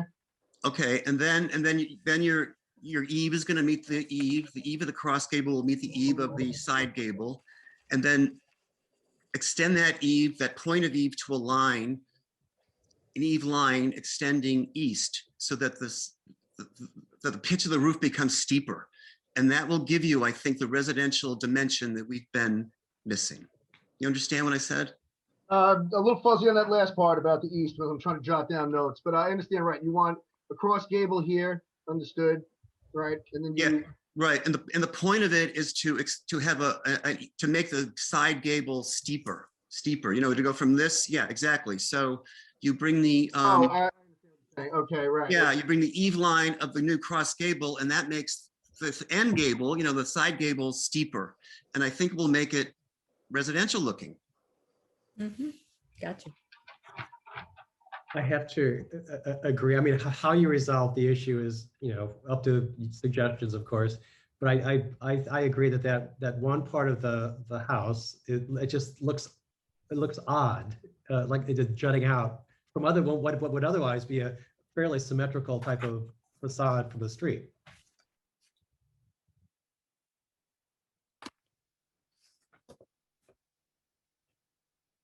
Good. And then in the front, I would make the gables coplanar with the wall. I wouldn't jump in and out. I mean, just to make it simpler. But that's. Oh, you throw it out in this area. Yeah, but it still looks pretty. I mean, it looks a lot better. Okay, but maybe you could simplify it a bit. But maybe someone else has issues to discuss. I think the windows would be better on the ground floor on the front elevation if the transoms were eliminated. Just the simplicity of 2/2 windows might be a better solution, since you have paired ones on the second elevation without transoms. I agree. Other comments from the board? If not, I'll ask for any public comments. I'd be redundant. I'm in agreement with what's already been said. Okay. The vast improvement from where we started. Yes, it is, and thank you. Yes, thank you. I agree with Peter. The spinning the roof line was a huge improvement. Yeah. All right, thank you. So let me ask for public comments. I assume the other person in your room, Charles, is choosing not to speak. He seems content. He has a smile on his face. Yeah. To tell Michael that's fine. Keep the smile. It's better that way. But in any event, no, he's always welcome to speak. So let me turn this over to any public comment. Yes, there is. Leith Okay. McLaughlin coming in right now.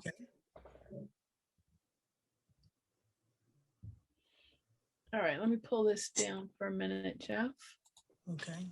There we go. Go ahead, Leith. You have to unmute. I just sent you the request. I have a feeling that's French.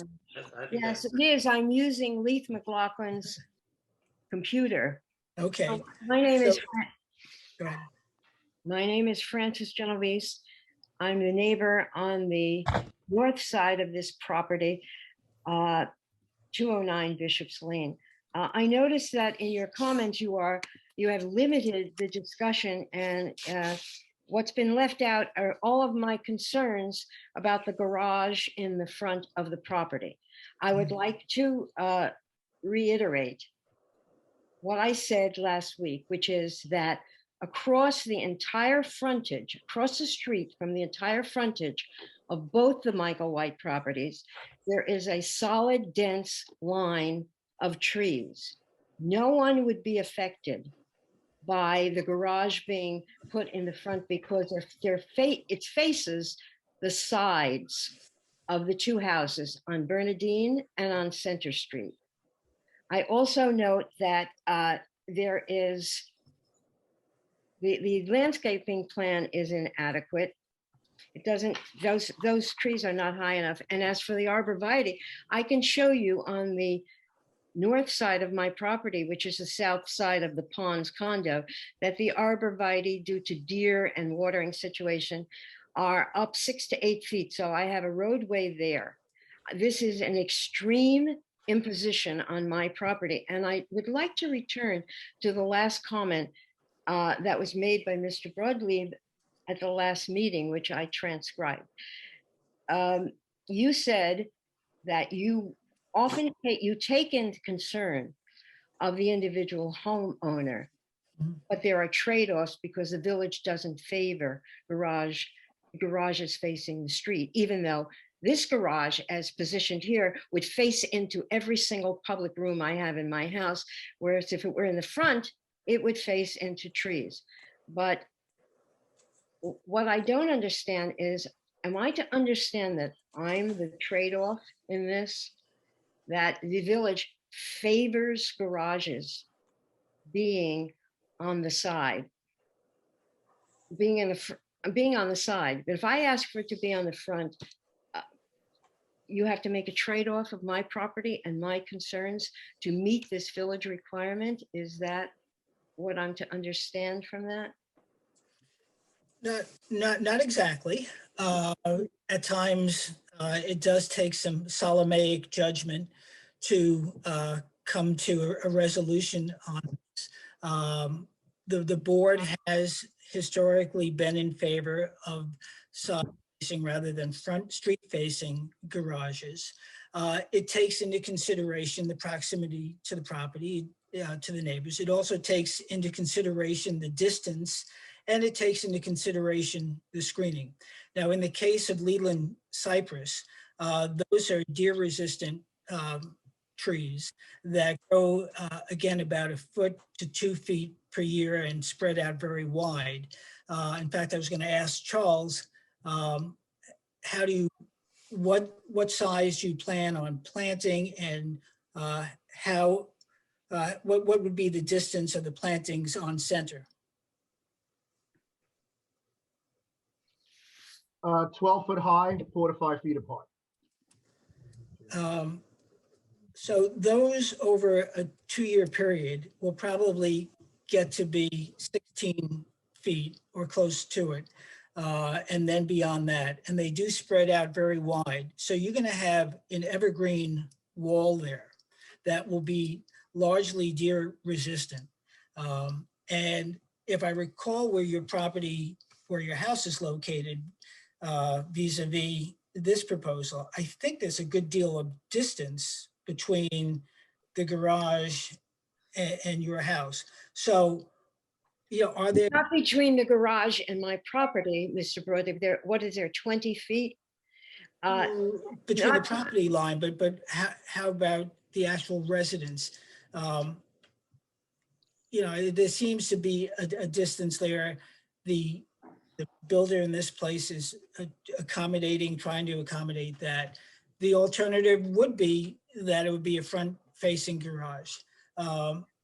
And again, as a village, we've historically and as a board favored rear-facing or detached garages. When does that history begin? Because I have pictures of about 40 houses in this neighborhood, not all of them very old, that have facing garages. So when does history begin here? And the other thing is, if you have, as you've attested, come around, you know the area, you know the street, you are placing me between two roadways, because that roadway that will go from his garage back to his pool house will be on my south side, and the ponds roadway, which wraps around the thing, is on my north side. So you are placing me because of the favoring of a certain placement, theoretically, of a garage. You're placing me between two roadways. Is that the trade-off that you were mentioning? What's the trade-off here? Can you mirror the house, Charles? Put the garage on the other side, just mirror it. That would be very acceptable to me. Thank you. I know. Yeah. Let me ask a question, because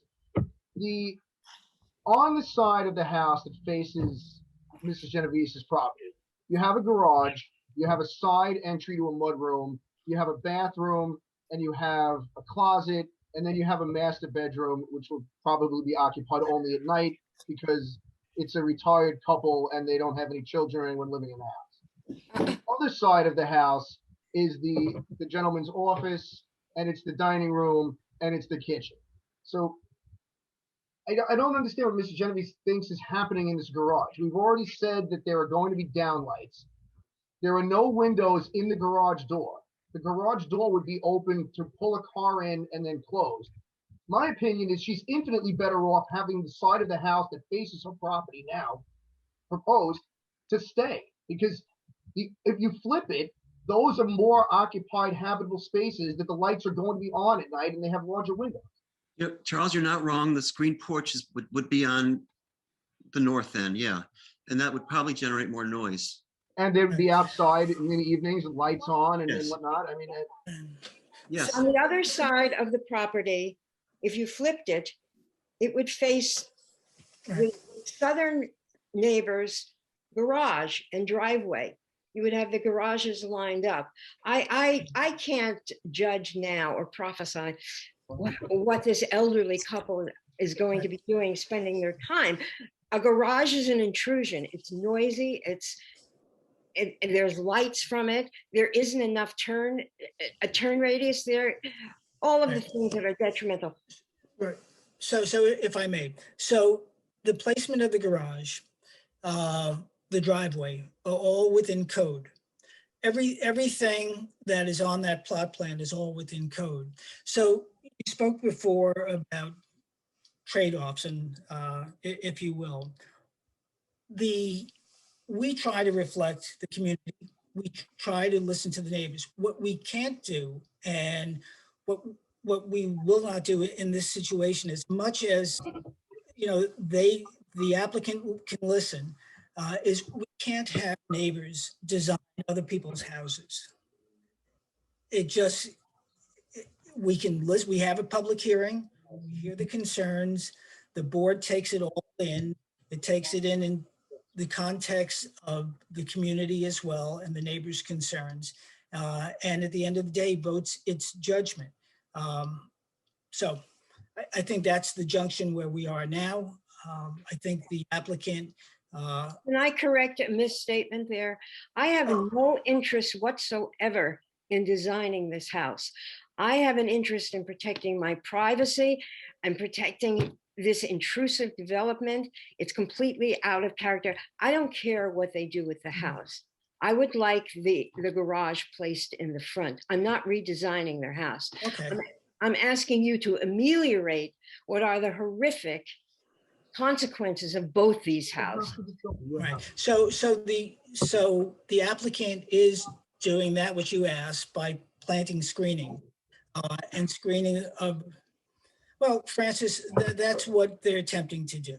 So, Wasn't it a and member, wasn't it a member of your board who said, let's, I think it was Mr. McIntyre who said that screening and landscaping, let's not overdo the fact of how much amelioration that is. That it is necessary, but it is not the solution.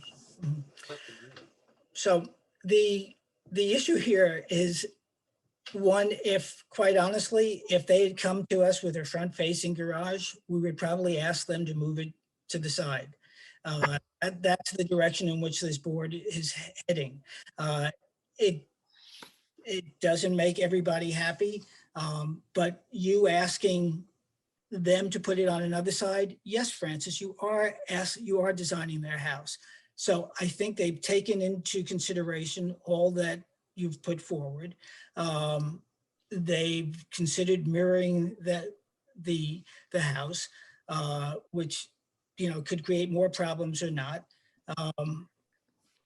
And I think unless Charles wants to go back and look at that, if he wants us to submit it for adjournment, he can do that. If he wants to submit it for a vote, he can do that as well. Are we talking about it in general here, or just because, are we talking about the garage specifically, or the entire application? Because I'm going to ask for an adjournment. I have issues that Peter would like me to address. and Right. I'm happy to do Right. that. Okay. So, there's been concern expressed by the neighbor in terms of the garage. There's been a suggestion to consider a mirroring. There've been issues raised against that. So it's up to you, Charles, what you want to submit in this next go around. It's just a- I'm sorry. No, sorry, excuse me, I didn't realize. Okay. So I think what the board has told you is that with the exception of the suggestions that Peter's changed, the board is generally favorable to the design. You specified the landscaping. I think you're addressing the privacy issues. If you want to consider mirroring, putting the garage on the other side to accommodate the neighbor, that's a decision that you and your client can make, and then the board will vote. I will, I mean, I can tell you this, when they're not going to entertain moving the garage to the front of the house. They like the symmetry in the porch and what what this has evolved into. I can ask them about, mirroring the house in its entirety, but again, this is where I disagree with Mrs. Genovese. That makes it worse, in my opinion, because now I have an outdoor patio that's large, that people are going to hang out at night, and that's going to be lit and it's going to be dark, where the garage, the door will be closed and the lights will be out. Right. So I don't understand why you would want to trade that for an open porch that's going to be lit. It's clearly the worst of the two scenarios.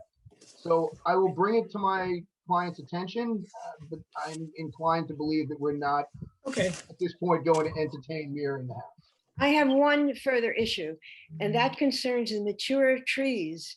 There are 2 or 3 of them, which are on the boundary line, shared by both property owners. I would like those to be retained.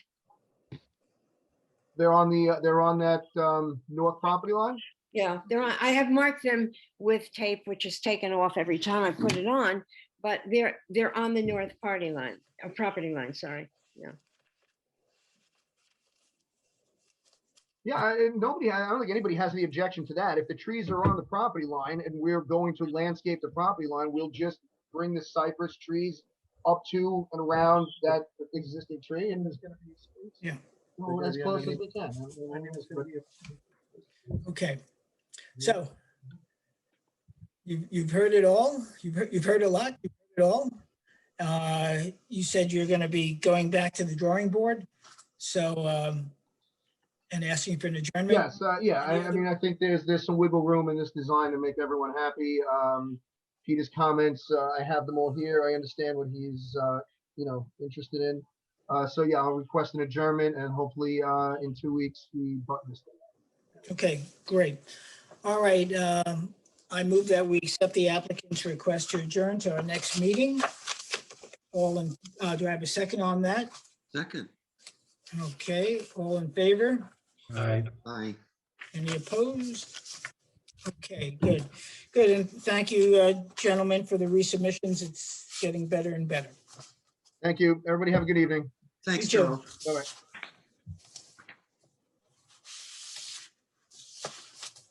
Oh, Christ. Guys, let me just get my files in order. Okay, that's adjourned. Okay, Ring of Fire. Okay. The next application, which like I said at the beginning, is that of Edward Mahfood, which for which we don't have affidavits, so it's not even something we can hear. So we will move on to 4 Fountains.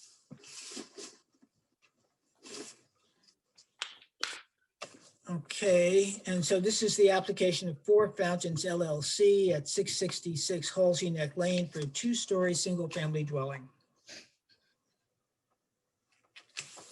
Good evening, Melissa Dedovich, Peconic Environmental Associates on behalf of 4 Fountains LLC. Okay, We have a big team here, so we have to get everybody on.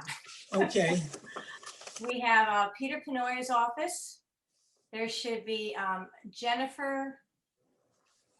Everybody that raised their hand is in. Okay, perfect. All right, so I'd like to introduce Peter Penoy, who'll be presenting it. Also, we have Ed Hollander and his team as well. So Peter, take it away. okay. So, Yes, I'm going to interrupt and let you know that we have affidavits and they're in order. great, thank you, Thank Alice. you. So also, Melissa, can I, big team is great, but I would request that they be as succinct as possible and focus on the things that pertain to this board, which are the siting of the structures and the elevations. And the history of the property or the history of the months that this has gone before the various other boards is not of concern this evening, okay?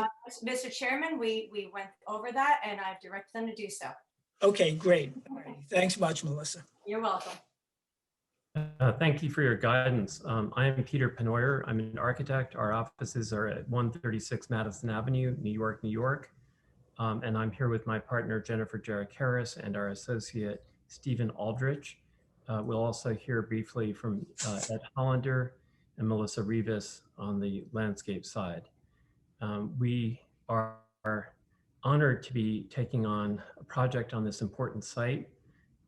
We understand that it's close to the hearts of many in the village, and we take the responsibility seriously, and we've attempted to design a building that is both in scale and character appropriate to the place.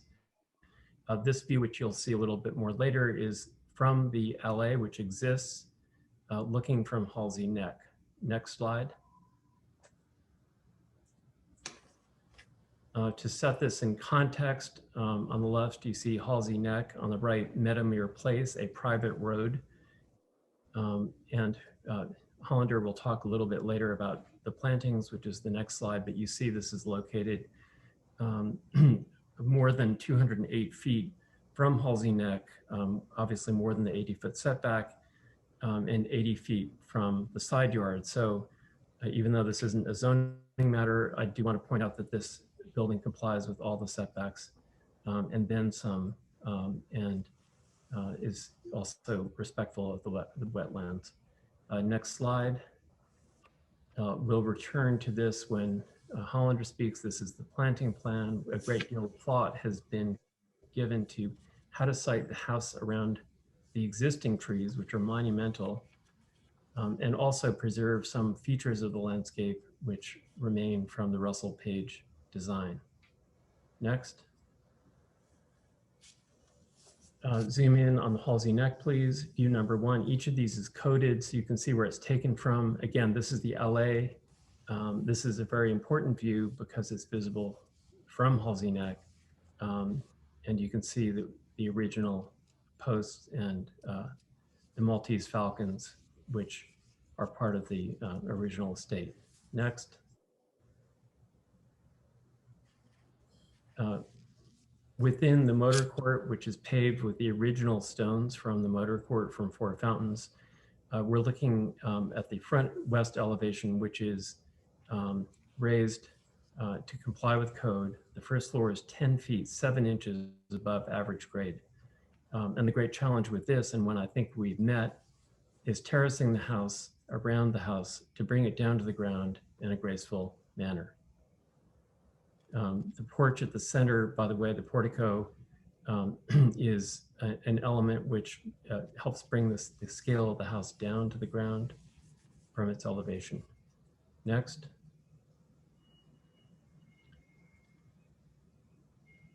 Facing from the corner of the courtyard, you see the layers of plantings and steps which bring you up slowly or gracefully in 3 stages to the 10'7" elevation of the first floor. As you see the plans a little bit more, you'll notice that we have put the more narrow side of the building facing Halsey Neck to tuck the rest of the building back further into the site. Next slide.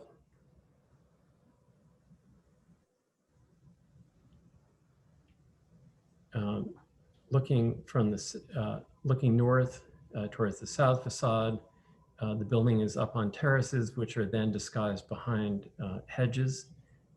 We've added trees and kept some of the monumental trees, and we're now standing in exactly the center of the Russell Page garden, which has that apsidal formed curved hedge. We've broken down the scale of the house with this one pediment and projecting bay. Next. We will look at it from the west. We're sliding over a little. The computer's a little slow. Here we go. So this is the east elevation. We're looking from the west down from the pond. And the building is centered on a screened porch. And the house sits on a terrace that then is encompassed by trees and plantings. And of course, it goes without saying, this is under the prescribed height limit and the roofs comply as well. Next.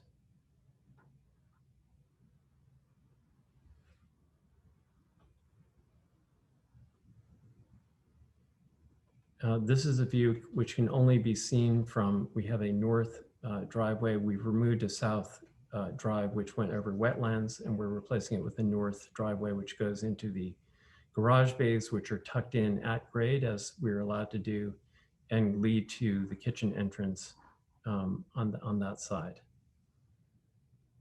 Next.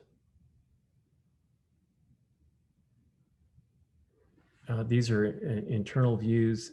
At the top, you see the north garden, which has that the Russell Page design element, which is a real or narrow reflecting pool, which has been located to center on the north end of the entrance wing of the house. We had to mask out the trees a little bit because they really hide the house quite a bit. So that blurriness is simply that we digitally reduce some of the leaves so that you could actually see what's going on behind, but that will not be very visible. Next.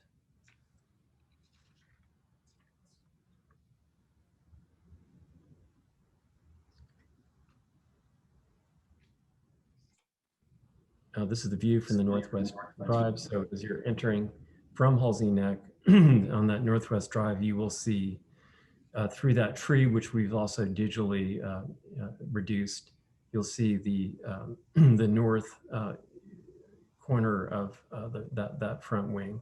And you can see how that portico helps step it down. Next.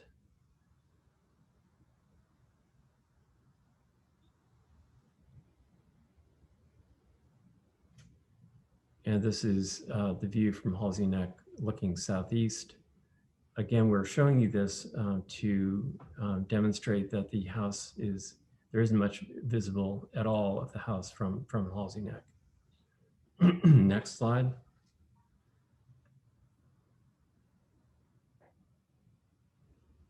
This is, you're gonna have to really blow this up to see the house. There's a little bit of it over the top of the hedge there. And again, this is if you're heading up Halsey Neck back north, this is what you see. Next.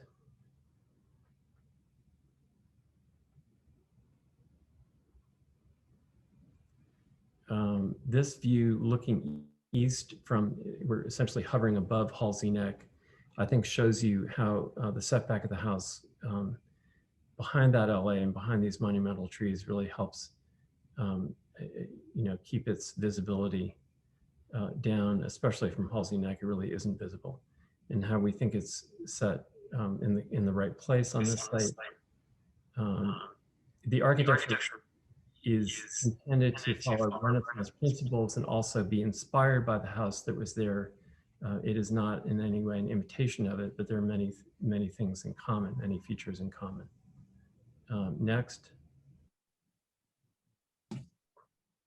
This is simply a setback diagram to demonstrate that the house is located up, really the central spine of the house is located on the existing LA. And so some of the existing elements really set the massing of the house and the connection to the landscape. Next. I'm showing you the floor plans. I know you're not interested in the inside of the house, just to demonstrate that the massing has been broken down so that when you look at the flat elevations, the impression is, I think, quite different than in reality because of the fact that the longer wing of the L is set substantially back from the front, from the entrance court and from Halsey Neck. Next, same thing for the second floor. Obviously, the next slide is the attic, just to demonstrate that there is no roof access from this attic. Next, this is there to just demonstrate that the roof planes all fold together, I think, gracefully, and that our flat roof is absolutely minimal. It is approximately 3.6%, so it is well under the prescribed limit of 5%. Next. These are the flat elevations. Again, I think the renderings are much better at conveying what the house will actually feel like. And you can see on the upper right that portion of the house which leads you to the entrance is quite compact, and that's really all you'll see from Halsey Neck. In fact, you won't even see all of that. Next. Yes, so the south and the west facades. At the top, you see the screen porch with the bedroom floor above. And below, you see the south-facing facade, which obviously will be quite different with the plantings. We do have a requirement for a breakaway construction wall below the level of the terrace to comply with the FEMA regulations. AE 12 is the zone we're in now. Next, the sky plane diagrams, I think, demonstrate that our roofs are consistent with the design intent. The one at the bottom actually has two cut lines, those two vertical lines, because in fact, the house is so deep from Halsey Neck that we wouldn't really be able to fit it on this sheet. Next. The materials emulate the building that was there. The facades are natural stucco. The quoins are natural stucco. The string courses are natural stucco. By natural stucco, I mean not the typical stucco, which you find in 95% of homes out there, which is actually elastomeric. This is a lime-based product that breathes more with nature. We will have slate roof. The windows and the doors will be painted in off-white. The portico itself will be limestone. And the railings will be painted an off-black color. And all of our terraces will have traditional bluestone paving. Next. Here are some details of the windows that we feel are in character with the house and in scale with the house, and some details of the portico on the right. Next. Just the garage, which is, as I say, tucked in very discreetly on the north side. And I think that's the next slide. I think that's the last one. Correct, Stephen? That's right. Yeah. So why don't we go back to the overall number 2 that shows the house in its context, the plan, the bird's eye view, the site plan. so that Ed, I'd like Ed to talk a little bit about the relationship of the plantings, the gardens to the architecture, and how that will affect the views and impression that the house gives. Sure. Good evening, board. I'm Ed Hollander from Hollander Design Landscape Architects. It's an honor a little bit to be able to work on a great site like this.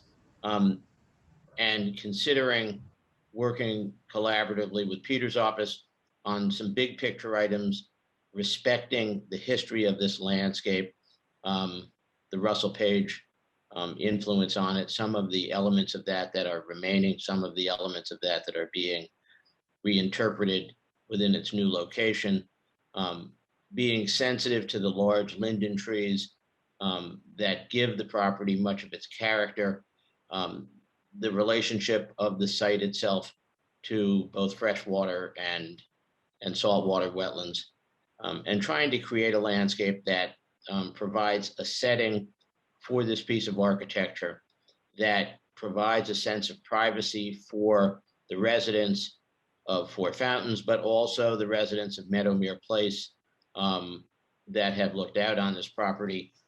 There is some regrading and walls that are needed and plantings that will be installed so that everybody maintains their sense of privacy.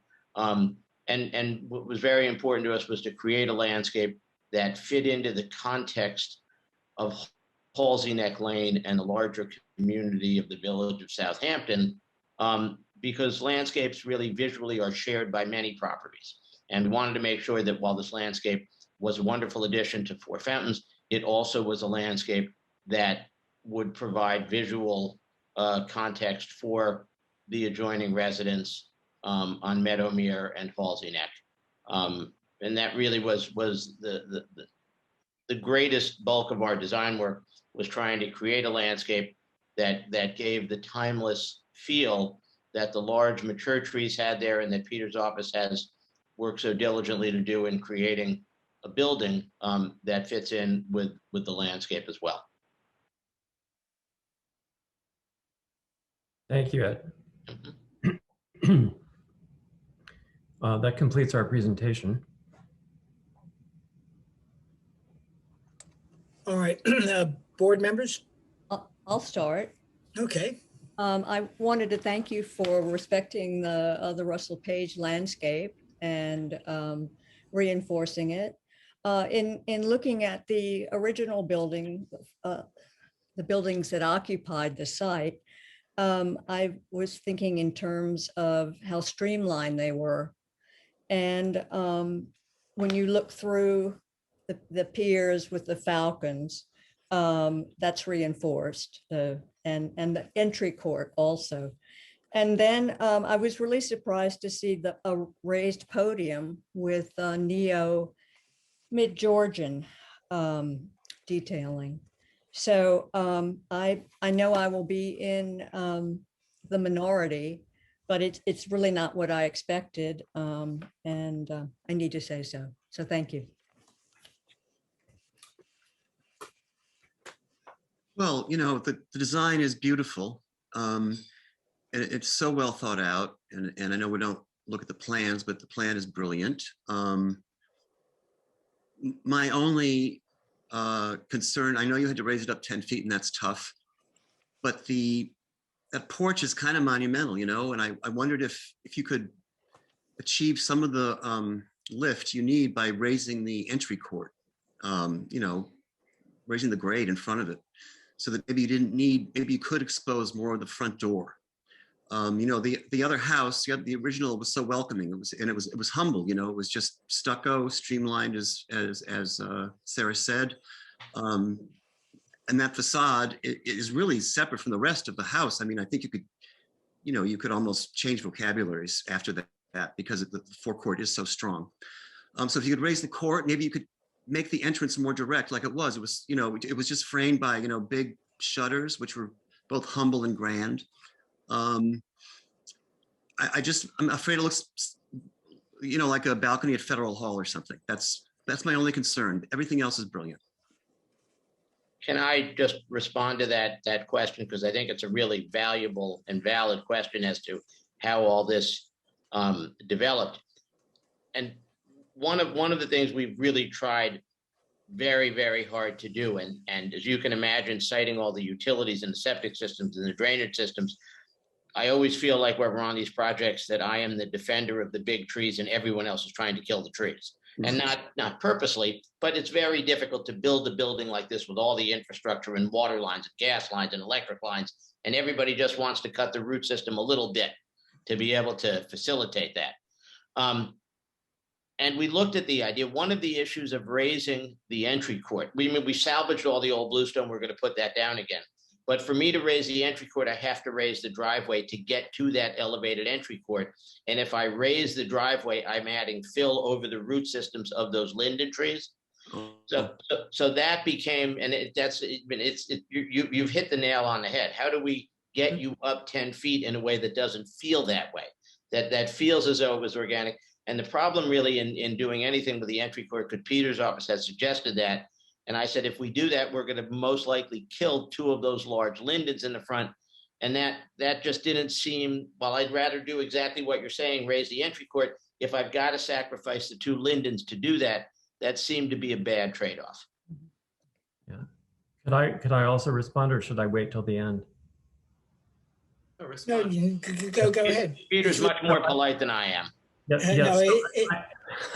I think the observation about the finish with the board comments before we move to responses. Yeah. So go ahead, board.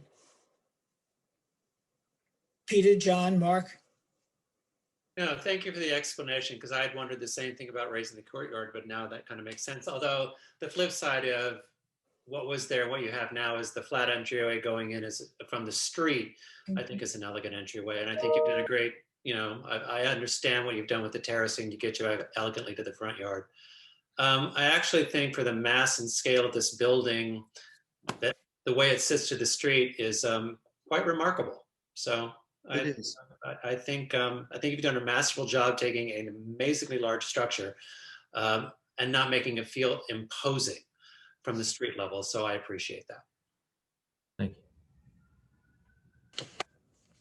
I'm just John, thankful you can't see it from the street. I mean, it's a beautiful house, but I think it's much more appropriate to Beverly Hills than it is Southampton. It just doesn't feel Southampton to me. It's just, it's monumental in scale and finish and presentation. And as I said, I'm thankful you can't see it from the street. Well, I guess that maybe reinforces what Sarah and I were saying, maybe a more vernacular, maybe fewer of those panels and coins and things. Could I respond, or let me know when I am invited to respond? Yes, you can. All the board has spoken, and I think those are all good comments. It is, like in a lot of these things, there are challenges. But I think, forget who it was who made the comment, well, what was there before was you would just walk in as opposed to walk up steps to a Podium. And so somewhere along the way in the design, you made the choice to do that. So what you're hearing from the board is concerns about that particular choice. So yes, Peter, it's your turn. Thank you. This is exactly one of the issues that seemed most difficult when we were dealing with how to have the house entrance, almost 11 feet above grade. And let me ask, and why does that have to be? FEMA AE zone 12, this is the minimum elevation above grade because of the FEMA flood zone. Which didn't exist at the original. It's not an inch higher than it. Water was, when it was invading the house, and water was coming up a couple times. No, I'm familiar with, and some of us are familiar with the house in its original state, right, and the water issues.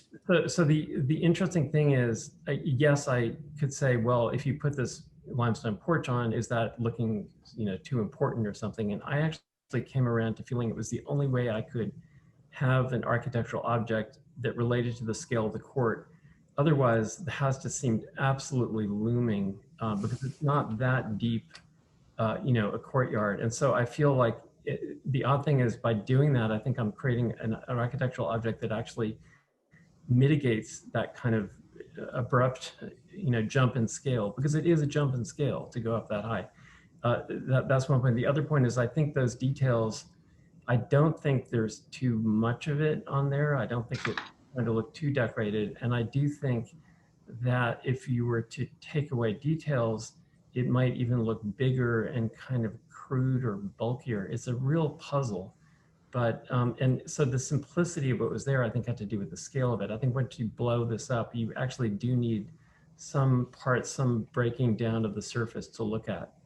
And I think once it's done in this natural lime bed stucco, it will, I think it will feel natural. It's much more absorbent of the air and the moisture and in a healthy way, right? I hear your point, but I really do worry if you were to have a house like this without the intermediate of the porch. And I think it's the only place where we have any kind of developed architectural language. If it were more rudimentary, I think it would seem odd. And it will never be, just a facade with one door and 2 windows. I mean, it can't, so that's my response. I really don't think that's what we're suggesting, first of all. No, I understand. I understand. Looking at the detail, thank you for your, yes. Well, you're right. It's just stucco. It's very subtle. The coins are stucco as well. So, no, I see your point. It's just I think the rest of the house it's just the porch for me. I'm sorry. And I know it's a very difficult thing. But I think the house is great, so that's my only issue. And I don't know what to say about it because it's a difficult thing. Yeah. So if there are no further comments from the board, let me ask if there are any public comments. Don't see any, Jeff. Okay. So what I hear is that the board is generally favorable to the design, the materials, the siding and everything else that's under our view and judgment. The issue of the porch appears to be, I think there's a spectrum of opinions. My view is I don't think it's going to be as visible from the street because you could barely see the original house when it was there, when the trees were in bloom. And I think Ed has done a very good job, and it would be a shame to risk losing those trees.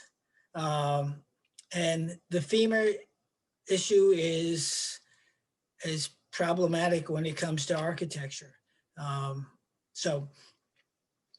I'm personally in favor of the submission. I think I hear the board saying they are as well. And so if that's not the case, let me know so we can tell these folks or otherwise put it for a vote. Jeff, maybe we could ask the applicant to stop sharing their screen so we can see Okay. everybody. Oh, I got it. Sorry about that. Okay, great, thank you. Oh. So I'm prepared to move this to a vote. If the applicant wishes us to do so. Yes, thank you, please, yes. Okay, so I move that we accept the applicant's request. Now I've got to go to my file. Adjournment? I mean, Well, if it's the applicant's choice, if the applicant feels, I didn't hear, and I don't want to necessarily poll the board, but I heard some concerns. We heard the applicant's recognition of those concerns, at the same time, the justification as to why it was constructed as it was, recognizing those very same concerns. So, short of asking them to raise the grade and to risk the foliage, I'm not sure that there's a workable solution. And I do take, Peter, that if, and to John's point, no, we're not asking you to have a front door 15 feet of stairs and, you know, a Cinderella staircase and 2 windows on the side. So I think this is I don't even want to use the word compromise. I think it's a creative solution to a difficult problem. And all things being equal, that it's a house that's, at least from my standpoint, worthy of approval. So, but I'm only 1 vote. So, I mean, if others feel strongly, I don't want to string these guys along, and guys and gals, and have them get denied. But I think what I hear is that we're generally in agreement or in favor. Is that the case? I would say that I understand some of the issues raised, but they don't raise to a level that I would not vote yes. So, and neither Peter's not volunteering to change the portico. So I think we have a vote on that, which is submitted. Okay. Okay. So with that said, and let's go ahead, John. This idea that this is the only possible design for this site is ridiculous. I mean, seriously. Yeah, so that's the case. And so, you know, if that means your vote is a nay, so that's a nay there. Maybe there's a nay from Peter, and I don't know what Sarah is. So. I think John's point is correct. As good as it is, I just find everything behind the entry court is fabulous, really everything. And the vocabulary's okay, except for the court. I just think it should be less formal. Looks to me like a presidential balcony. Or else the garden in front of a stately home. It's way too formal. Yeah. So Peter, do you think there's a method by which it could be toned down and still? It's not our role to design the house for them. I mean, no, I'm not. No, this is. I mean, you're making a comment which begs a suggestion, and so it's up to Peter whether he wants to go back and simplify it, or risk the vote being taken. So if you vote nay, then I don't. Yeah, I'm a little. I'm not sure what happens next. So, but what I would argue is that the vocabulary won't seem overblown. That it's an incredible courtyard and it's the only place where we have classical vocabulary, and I think it's well proportioned. I don't think it will strike. And one of the problems that anything we do is something you're going to look up to, which is already something maybe why it feels like a balcony. I think it's the right answer. I hate to say it, and I know you want me to go back and try to make it less of something, but I think it will just look like a watered down, thing. I think it has to have some confidence as a design. And I also don't think, so that's, and even raising the grade of the courtyard, a foot, which would be a lot or two, wouldn't really change the essential, puzzle of all this. I think that when you see it from the LA, it really is the appropriate response to that space. And this is, I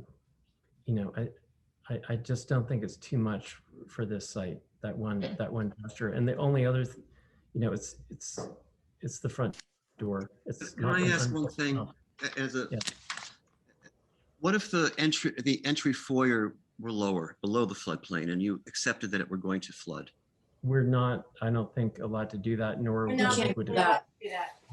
That 200 square foot space is not allowed to be flooded? It can't. They can't. Let me ask Peter and Sarah a question, because I think you guys are bringing up a point about the way this looks, part of which is the fact of the matter is we have to come up all these stairs. Yeah, you're right. And so you have this porch in front of you. Yes. I wonder if there's a landscape solution to this, because what we're showing in the elevations are kind of levels of boxwood hedges that maybe are reinforcing the view that you and Peter find irksome or bothersome. And perhaps if that planting was a little less rigid and a little less tailored and was a little softer and a little bit more abundant. So, I mean, the courtyard there now has a couple of magnolias in it because we don't really have room, but maybe it's the planting that needs to change to be less formal and less symmetrical and less tailored. And maybe that breaks down some of the scale that you find to be bothersome.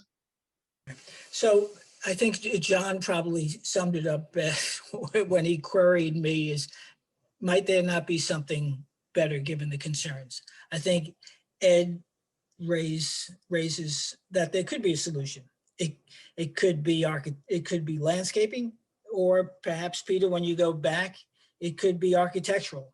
It could be worse and it could be better. Yeah.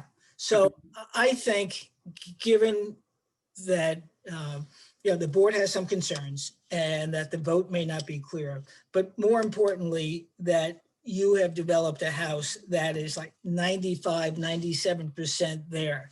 And from this board, that's a rave. So to the extent, and because it's such an, as you began, such an important property and has so much potential, that I think the bar is set even a little bit higher. So I would also say that the ironwork is very formal and urban, and that's something that only reinforces the fact that there's a podium. And also, I think the arch, the blind arch, is unnecessary. Okay, so now you got some more things to consider. So why don't we do this? It sounds like there are a few more things to work on. Ed, if you and Peter are going to ask for an adjournment, I think we can move that, and we can see you in a couple of weeks. And I will leave this to Peter and Melissa. Yeah, I just want to ask, or just remind the board one other thing, and I think it really shows up in Ed's site plan, is that the house itself is over 200 feet off of Halsey Neck Lane. And when we went through the first renderings, it's really tucked back, and it was a very big challenge for the team trying to make it FEMA compliant. So I know if you go to the courtyard, it may give you that sense, but very few people are ever going to get close enough to have that sense of the looming or the formality. So I think the fact that the requirement is 80 feet and we're over 200 feet, that gives it the sense of being set back in scale that, I think Peter worked very hard to come up with a graceful way to handle this that the clients really love, the property owners really love. And that's the only thing I would leave the board with, is just to give that a thought. I would totally understand it if we were at 80 feet, of course, but I think the renderings in the beginning really showed how set back it is and how it really, you barely see it. So I just would like to remind the board about that too. Well, I would call attention to your cover sheet, which shows the beautiful falcons and the post, and then immediately that blind arch and the metal work. So thank you. Okay. By the way, Are we voting or adjourning? I'm confused. The blind arch is a fountain. I'm hearing, Peter, that the board would like us to adjourn to rethink. So I think that's what I would recommend that we do at this Yes, time. we're requesting an adjournment. Okay. So I move that we accept the applicant's request to adjourn to our next meeting. Do I have a second on that? Second. That's from John. All in favor? Aye. Aye. All right. Thank you, Melissa Thank you for the comments. and Jennifer, Comments. Ed, and Peter. Thanks, Ed. Thank you. All right. Everyone. Take care. I don't like this pre-polling. No, I know. I'm sorry, but it's not good. I appreciate that, but it looked like we were going to go one way, and then that wouldn't have been fair to the applicant. You weren't listening. Huh? And you weren't really in tune to what was being said, I don't think. So. Well, I try the best I can. So in any event, the next application is that of Todd Nietzsche or Nietzsche. like the philosopher, at 75 Pulaski Street, 2-story, single-family dwelling and detached garage.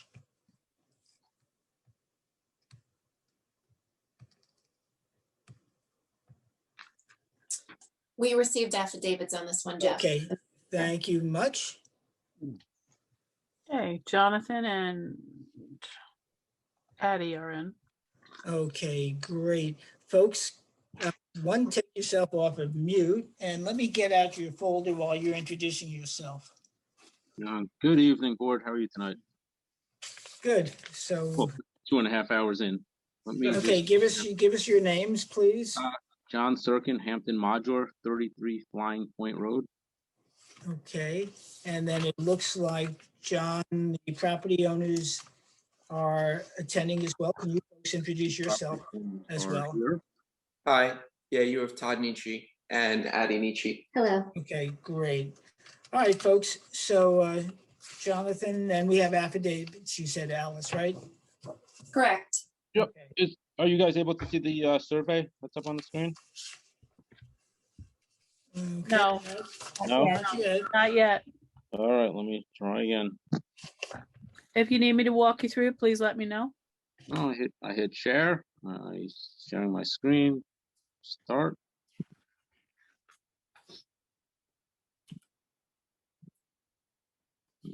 Just bear with me a second. Let me just do it a different way. Still not showing? No, sir. You have to choose your photo, Yep. No, and I'm, share screen, and then pick the screen to share. yeah, I'm just still looking.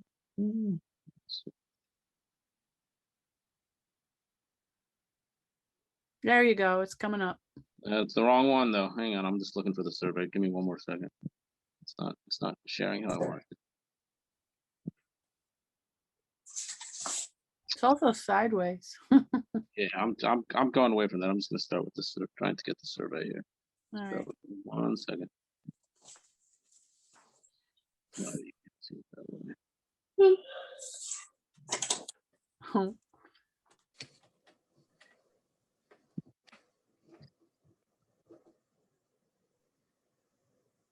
I may have to turn my head like this.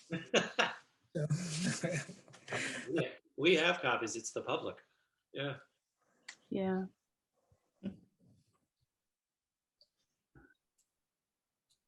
how about Toddy and Ed? How about you?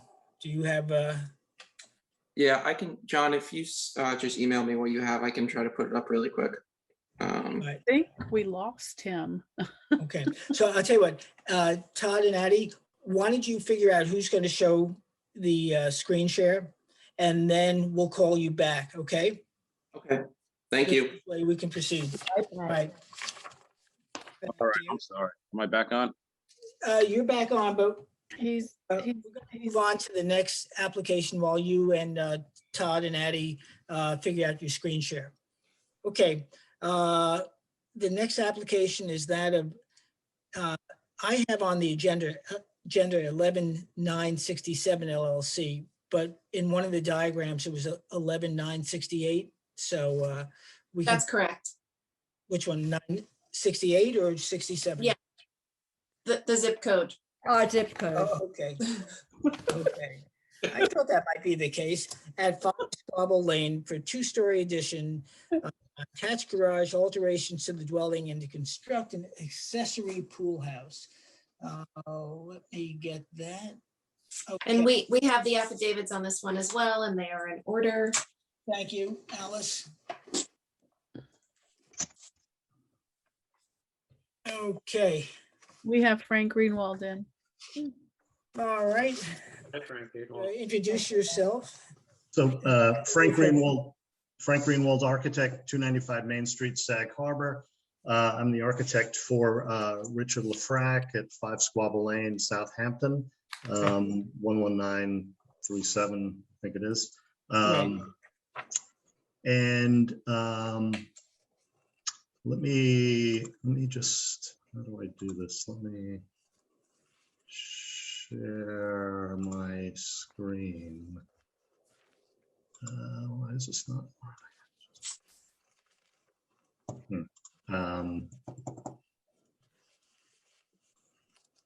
Okay, so have you done it before? Or do you need a little bit of assistance? I need a little bit of assistance. Okay, so on your computer, you find the picture that you wish to share with us. And when you find it, you click the green button, the bright green button that says share screen. And when you click that button, you have to choose which desktop view you want us to see.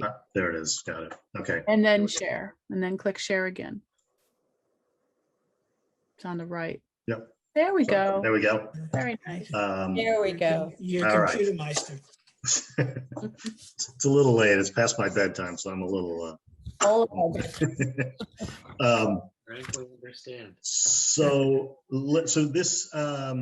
this is a 3.6 acre lot on a private road, Squabble Lane. And the scope of work is the removal of an existing pool house, swimming pool, spa, terrace, etc., and the construction of a new two-story addition to the south side of the existing two-story house to remain.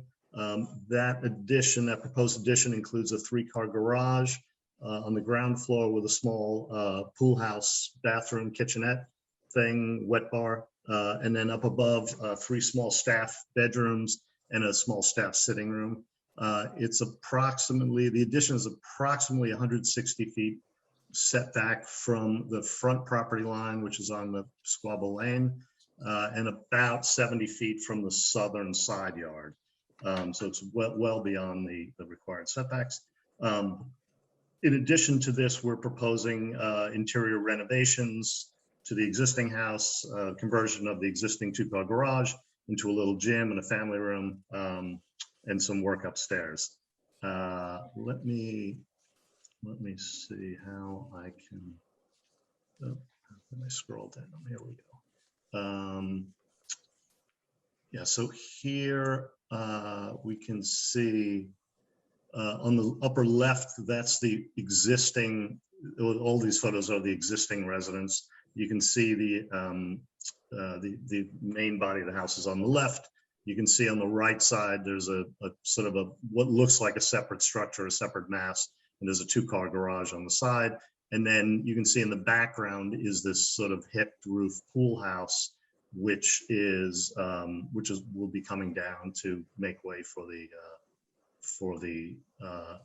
new structure. So if we go back to the site plan, you'll see the existing 2-story houses here. This is the proposed garage with staff apartment above.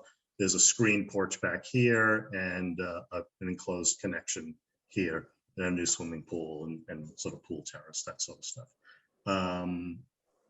If I can, nope, sorry about that. If I can show you some renderings. Here we go. So this is an elevation, a view of the front of the house. On the left side, you see the existing portion of the existing house that had the garage on the first floor. And on the right is the proposed expansion, which is a garage below with staff above. This is a shot of the back of the house, swimming pool, and behind the swimming pool is this mass of garage with staff above. And to the right, everything to the right of that single mass is the existing house. Here's sort of maybe a little zoomed out image of it.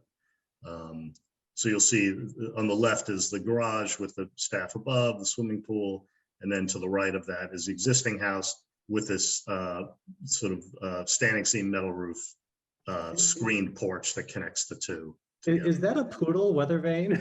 It is. They raise poodles. That is a poodle weather vane, and Mrs.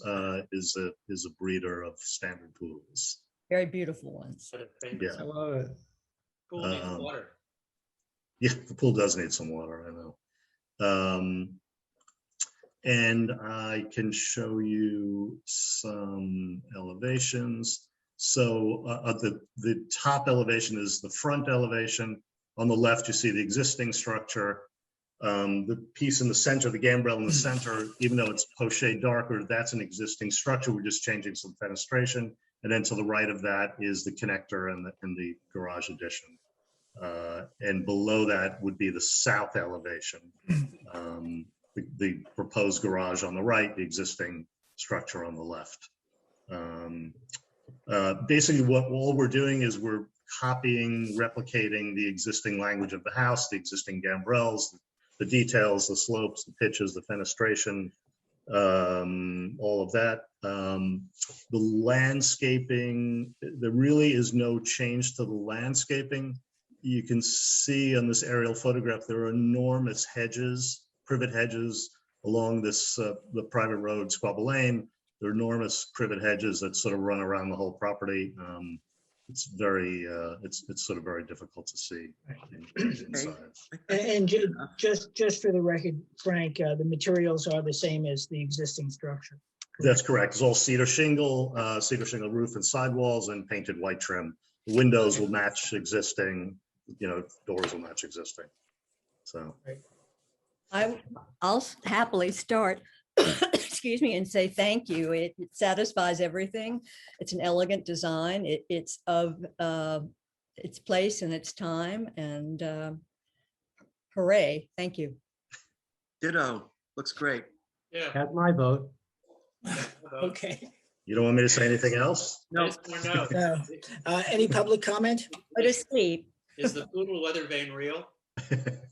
The poodle weather vane is existing on the existing garage, and we're going to relocate it to the to the new garage. Good. Okay. Any public comment? Okay. If not, if there's no further comment from the board or the architect team, then I move that we accept the application of 11968 LLC at 5 Squabble Lane for 2-story additions, attached garage, alterations to dwelling, and constructing an accessory pool house as submitted. Do I have a second on that? Second. Okay, I think Sarah was first. The second, all in favor? Aye. Aye. Aye. Any opposed? Okay, no opposition. So Frank, thank you. Thank you very much. Much You appreciated. received the board's approval and compliments. That's Thank you. good stuff. Thank you, everyone. Have a good night. Okay. Night. Thank you as well. Okay, Woo. let's go back. Todd and Addie Nietzsche and Jonathan. Was it Jonathan? Have you guys? Jonathan issues? Durkin. They're coming in, Jeff. Jeff Fafa. Okay. Did anybody get that joke? No. Sorry. All right. Okay. So we are going back to the application of Todd Nietzsche. I guess you don't say Nietzsche, at 65 Pulaski Street. And who will be presenting? Addie and Todd and Jonathan? Addie and Todd will be showing up the drawings on the screen share. John's going to walk us through it. Okay. John, you're on mute. John, you're on mute. I sent him the. Is that better? Yeah. Well, it's better. We can hear you. We can't. All right, see well, that's a start, right? Yeah. So All right. Todd, if you could just pull up the survey, and we'll start.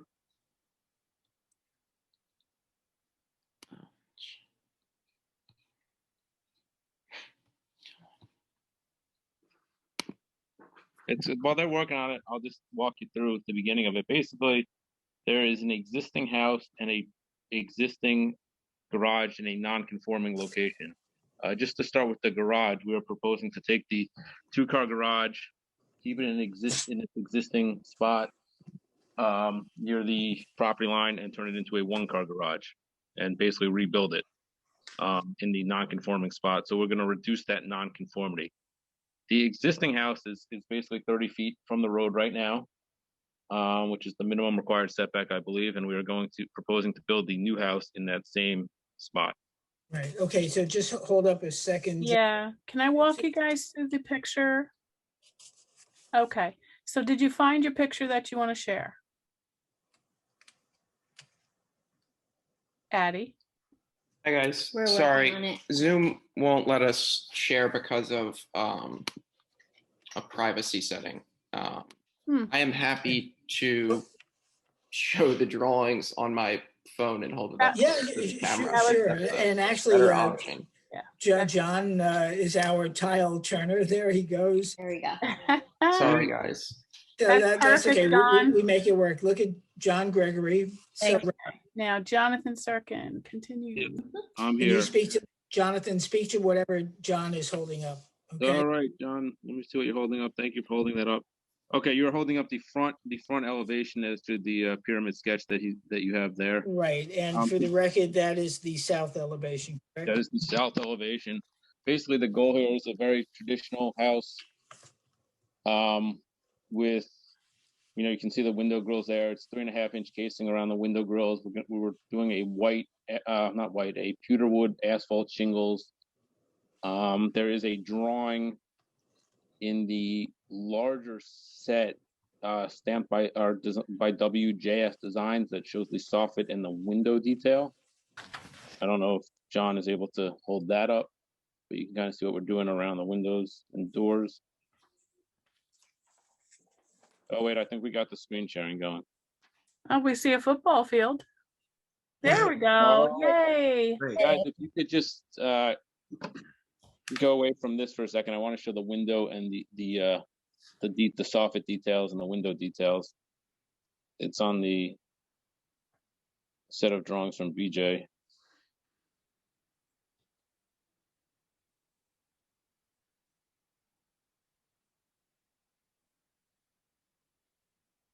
Yeah, the other.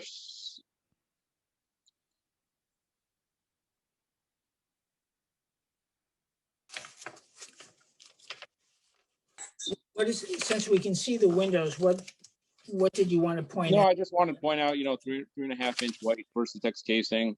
What color are windows? The windows are white and white. Okay. With the grills as shown, we're gonna do white cedar shingles, not painted white cedar shingles, but white cedar shingles. So they'll gray a bit? Yes, exactly. I'm trying to think what else the board will concern itself with. Let's go around the house on the other elevations. Let's look at the side. I'm sorry? The side elevations. The side elevations. Todd, can you show the sides?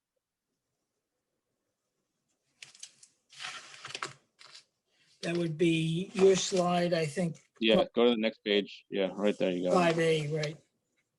Or actually, no, okay. 5A and B. There we go. Side there. So there on the left side, you have basically a direct vent fireplace, which is that little chimney you're looking at, and then you've got 2 bathroom windows above it, or 1 bathroom window on each side. And on the right side is basically a door into kind of a mudroom area. You say there's a chimney in the house? Well, it's a direct vent chimney, and you can see that on the left okay. there. That little. The ridge vent. Okay, I got you. Yeah, I got that you. little. Yep. Exactly. Okay. And if you want to do the rear elevation, basically a five parting door and some windows.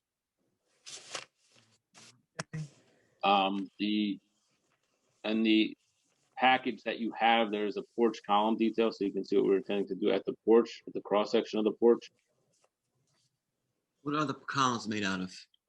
The columns are 6x6 clad in AZAC, it's white AZAC, with a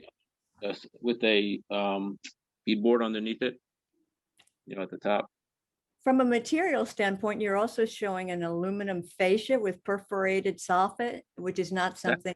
That is only on there because this is a standard to the modular company, and that's their standard detail. But you're not doing that. We are not doing that. We are doing what's in the architect's drawings, which is on page 3 of the architectural drawings. Okay, just making that clear. Yes, absolutely. And we would expect that to be, no, we know that there's no vinyl going on in the village or aluminum. Or aluminum with perforation. Okay, so Can you guys then, go back to- Can we go back to the site plan for a minute and walk us through Absolutely. it? Your And I architect- apologize for the technical difficulties. That's okay. Just walk us through what you were talking about in the beginning. Okay, so the garage, right now, there's a pre-existing non-conforming two-car garage. It is non-conforming as into the location of the side yard setback. The surveyor is not calling out the exact dimension from the property line, but I can find it if Probably 5 feet. yeah, about 5 feet. I can certainly try and find it. No, that's So we are proposing to keep the non-conformity, but reduce it by cutting the garage in half. So you'll now have a one-car garage rather than a two-car garage. And can you scroll down a little bit? Let me see your setback from the street again. Of course, setback from the street is 30 feet, which I'm just going to pull up an existing survey so I can confirm that the current existing house is at the same 30 feet.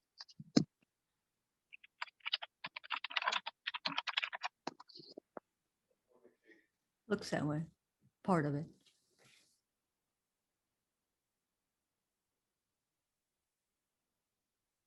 Yeah, so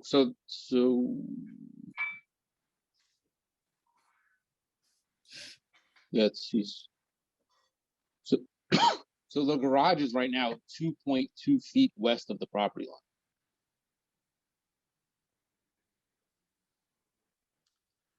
Okay. A lot of them were near back then that was allowed. Yeah, so I have no problem with that. Yeah. okay. Well, I admire its simplicity. One thing I think is really not very good though is the way behind the front of the house, the gable just gets bigger, That's a little uncharacteristic of traditional homes. I think you should have a cross gable, instead of just making the gable go higher and wider, you should do a cross gable so it doesn't look like that. Okay. The side elevations have no design whatsoever. I think you should think about what they look like, not just about what the rooms behind need, but maybe what would make a attractive elevation when you come down the street. And if you were to do a 3D CAD rendering, that would be. Yeah, actually 3D rendering, looking both ways, because you're going to have a blank facade on the, I guess it's the west side, nearly, facing the street. The other, both ways. No, I don't think that is very residential looking. Right, and if you put it in 3D, I think it will be very clear. Okay, so, and then just to go back for 1 second, the current porch is 30.7, so it's basically in the same spot as the existing house. Yeah, I think the sighting's fine. Okay. Yeah, siding's fine. I just wanted to check it. Okay, no further comments from the board, any public comment? Well, yes, I have a hand up. Okay, Constance Hunter is coming in. And Melissa Antoletti, okay, a name I remember from high school. okay. All right, I'm going to take these photos down for the moment. Okay, There you go. Okay, let me send okay, Constance, there you go. Hi. Constance, long time no see. But that being said, please reintroduce yourself and the property. Sure. Constance Hunter. We are at 170 Pulaski Street. We were just before this board for the third time tonight, and I will reassure you, if you're feeling nervous, they do make improvements to properties when all is said and done. So try to persevere with good humor, and welcome to the neighborhood. So I would just say the house, it seems very, just very bland. It doesn't, it sort of it lacks character that we often see in the village. And then I would also just say, as a neighbor who bought a house on this street with a grandfathered property, that is worth something. So our pool house was grandfathered, and it wasn't a pool house, it was a garage when we bought the property.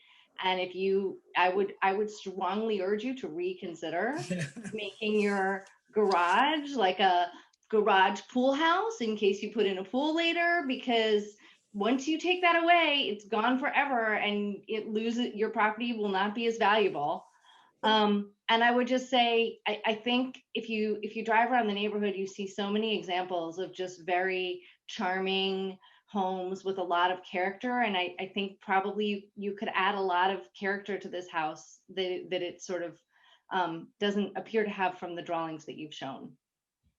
Thank you, Constance. And you got some neighborly advice. Good advice. Maybe worth something, money in the bank, and it maybe it's worth a drink. So anyway, anybody else from the public? Thank you, Constance. Thank you. Okay, so Melissa Analetti, did you want to speak? Yes, hello. Can you Hi. guys hear? Hello. Yeah, we can hear you. We're on. Hi. So this is Brian Light and Melissa Antoletti. Were neighbors to the west. And I think we would resonate with the plainness of the house. Maybe in a little bit more character, a little bit more traditional style, a little more detail to the house would be nice. And we were curious on the western elevation of the house, there's a large window there. We would like to know actually what that is. Is that a stairway or is that a room?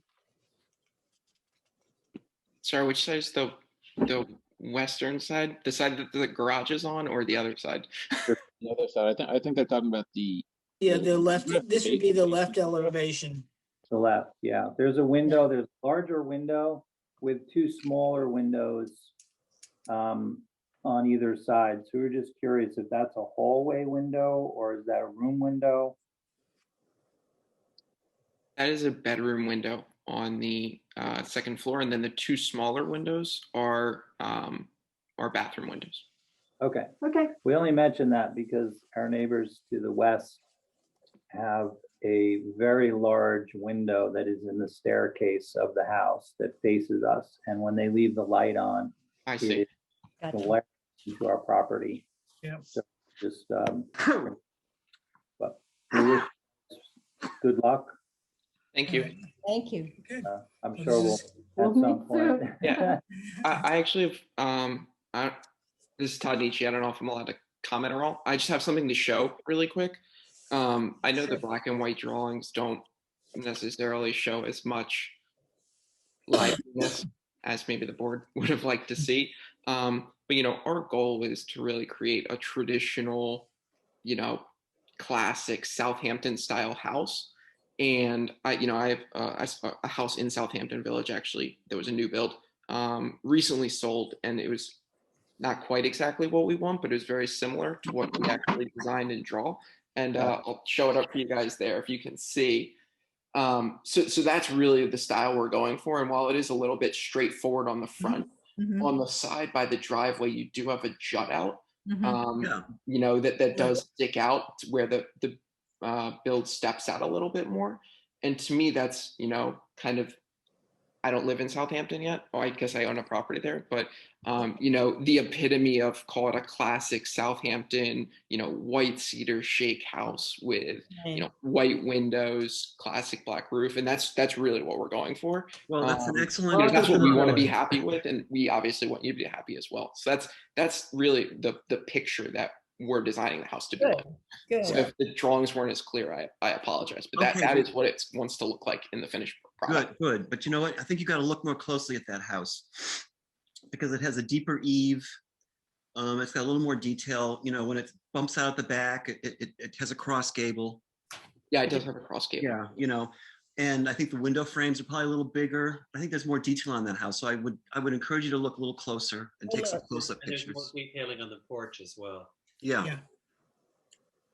Yeah, that's the house that recently sold on North Main Street that you were. It's north. Yeah, it's a good house. It's good. It's a good house. model. Yeah, right across from Kroll Brothers, yeah. Yes. Good. So if there's no further public comment or comment from the board or the applicant, then Addie and Todd and Jonathan will move to adjourn to our meeting. If you submissions are due by noon the Thursday before, if that's too soon or too quick for you, just let us know. As submit a note to the building department and you can adjourn it to the following meeting. Okay. All right. So I move that we accept the applicant's request to adjourn, which I assume, Todd, that's what you're asking us. Yeah, it seems like that's what the board wants. Okay, so. good.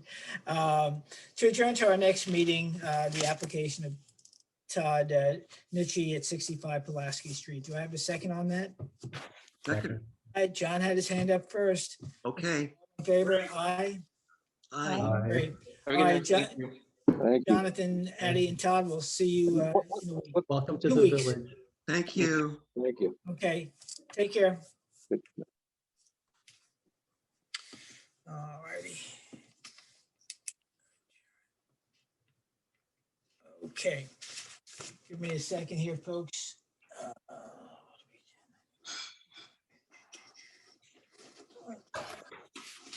What a nice neighbor to advise him about his garage. Yeah, that was cool. And that it's also worth the suggestions. That was very kind. Okay, hold on a second. I seem to be out of order here. Oh, tick, tick. Michael Katori, okay, 96 Miller. Okay. Oh, geez. Hold on a second, folks. He always cracks me up bending over like that. Well, all you see is his shoulder. Get going there, boy. Okay, here we go. Okay. The next application, yes. I was just gonna say, Michael Cantori has his hand up. Yep, he's on deck. But, the reason I bust in sometime is because I'm not sure if they're a delayed, comment or something. Okay, no, he's definitely up at 96 Miller Road, 2-story and to construct an accessory structure. All right, sounds good. We received the affidavits and they're in order.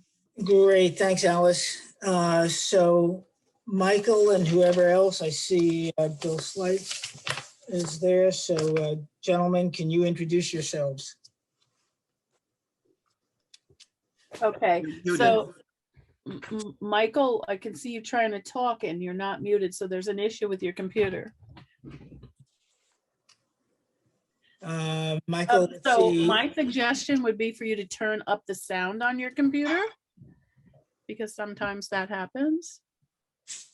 Or unless you have Bluetooth activated or something like that.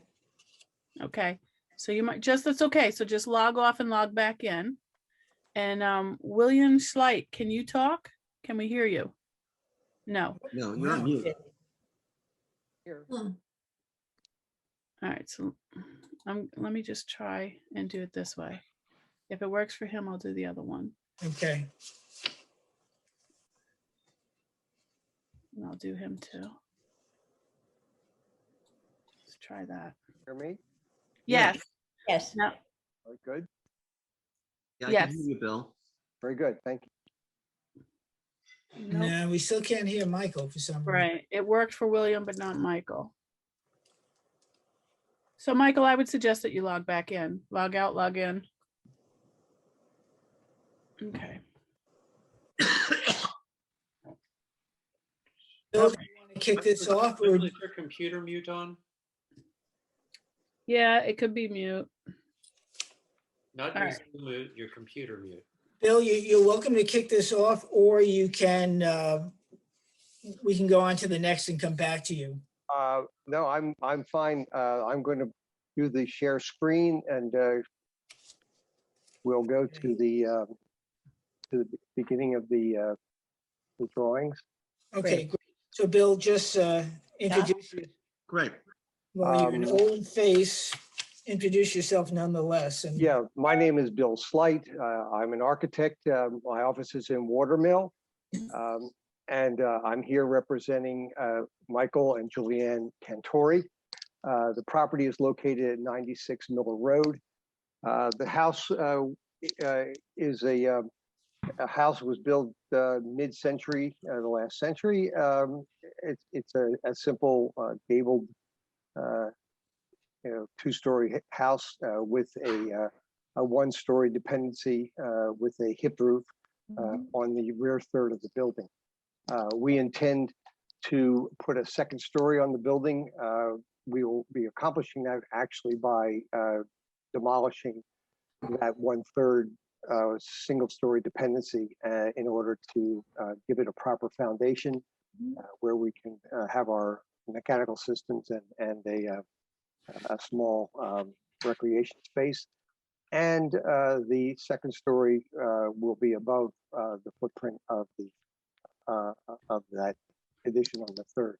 What I'm showing on the screen right now is a plan of the existing house. And you can see the first floor. Right now, there is the rear third of the building contains a bathroom and a kitchen. The second story has 2 bedrooms and a shared bath, communicated from a landing. And there is, you see here, the hip roof over the rear third of the house. We'll be adding a little recreation room in the lower level. This is the first floor.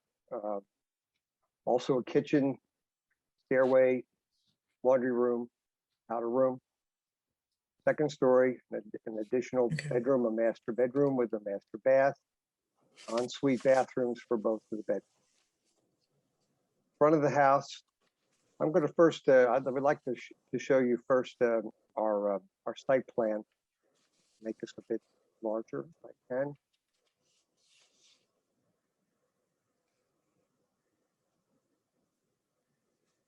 Here we go. So this lot is in a neighborhood characterized by mostly small lots. This lot happens to be basically what you might call a double lot.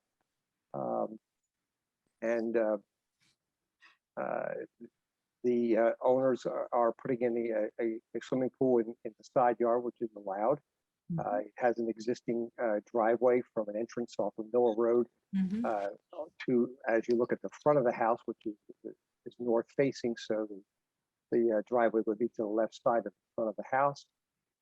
The rear portion, rear third of the house is where the addition will go, and it will communicate to a deck and also to the swimming pool. We're also proposing a small one-story pool house located on the center line and orthogonal to the swimming pool. Let me just show you briefly what the existing house looks like. Even smaller. This is the rear portion of the house, the one-story part of the house.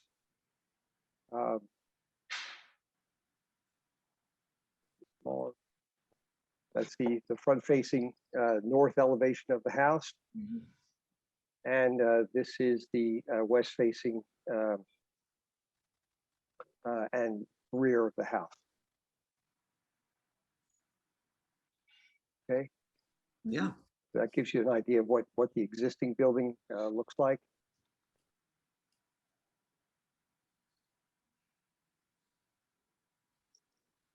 Is that image too small or a little larger for you? No, it's good. No, it's good. Okay. All right. Yeah. So this is that front-facing part of the house. The window and door placements are similar, but we've made this house. Just to give you a brief history, this past winter, while the house was vacant, it appears that some squatters were in the house, and they turned on the water, probably to use the bathroom. We had a cold snap in the beginning of January, the pipes burst. The entire house was flooded. All the plaster came down. Floors were buckled. The windows, many of them broke because of the ice on them. So the house is currently has been cleaned out. It's a shell. It needs to be extensively renovated. But fortunately, the outside fabric of the house remained intact, and so we're going to rebuild from that. The existing shingles on the house are not in good shape, nor is the roof. So all the covering of the outside of the envelope is going to be replaced, as will all the windows, which will give us an opportunity to put in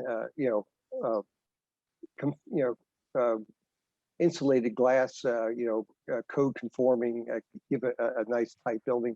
We also get to insulate the house, which it was very inadequately insulated before, which partly probably contributed to the flooding. The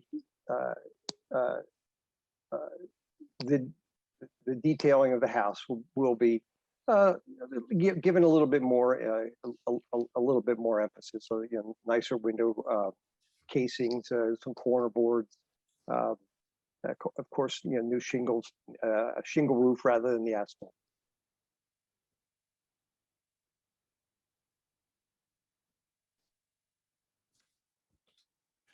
Can you hear me? Yeah. No, we can, and we got the front. So now take us to the west side elevation. Okay, the west side elevation is the portion of the house that faces the large side yard, which, as I said, was actually a separate single lot. What you see here is in the reverse gable. That's the primarily the addition of the house. We're going to take advantage of the fact that we're redoing this to give us a slightly higher ceiling in the kitchen, and there'll be a little change of elevation in the hallway. This set of windows is a narrow hallway leading from the landing of the stairs to the master bedroom. Below, this is the dining space of the house. And Bill, just because the drawing makes the window frames look darker than they are, because I noticed here it's white on white. Yeah, it's white on white. It's going to be we're going to put a kind of a seacoast gray stain on the shingles, but it'll be white trim, white windows, a traditional, mid-century house. It's a modest neighborhood. The house is going to have a little bit of more detail to it, but it's going to remain in a modest, understated vocabulary. Okay. The rear of the house, where you see the side of the gable, and you see at the upper portion, you're just seeing the side of that big gable end. On the lower level, there's a set of windows that are in the kitchen and give a view of the backyard, and there's also a window in the powder room. Upstairs, there are two windows that would be basically flanking the bed wall and the master bedroom, and there's a window in the master bathroom. All right, great. And then on the driveway side, we're making another entrance and emphasizing that with a little a porch. It's kind of a trip from here to the front of the house, and very likely the family will use this primarily when they enter the property. It brings you into a laundry room and a stairway that goes to the lower level, and on the back facing window here is in the powder room. Okay. Good. Bill, you've done a great job presenting it. Board members, any comments? Yeah, I think the idiom is perfect. I actually went to look at it, and it was a new structure to me, and I think that it's tailored and respectful, and you've given the client what he wants, and tastefully. So thank you. Oh, thank you. I agree with I'm Sarah. sure they're happy to hear that as well. When the trend is to automatically tear down a house, I'm so happy you're restoring it and making it better than it was. I think that's fantastic. We believe it'll spark up the neighborhood, actually. Yes, I think so, and Very thank well. you. I just have one question. On your front elevation to the right of the front door, there's a railing. Let me return to that elevation for a second. And that's on the west side, right? Here, yeah, there's a deck here, and there's no real need for us to pyramid the steps around the deck. So, the code requires that we have a railing. If you scroll down just a little for me, Bill. Yes, the sure. next. Yeah. Where is that railing? Right here. Got it. Where you mean? Where is it in the west elevation? Yeah, it's on the left edge of the porch. That's correct. Okay, thank you. Okay, good. I agree. I'm so happy you're not tearing the house down. I think it's smart, it's tight, it's tailored, it's great. Yeah. Part of our application also is the pool house, which is modest. Right. Very nice. It'll very have simple. a little dance studio inside the Great. pool. Gotcha. Great. So I know you said you honored the client's wishes, but sometimes the house is the recipient of the benefits of good architecture and keeping it preserved like it is. So the house is lucky to have the work you've done on it, Bill. Any public comment? I don't see any, Jeff. Okay, so I will move that we accept the application of Michael Cantori at 96 Miller Road for the two-story addition and construct an accessory structure as submitted. Do I have a second on that? Second.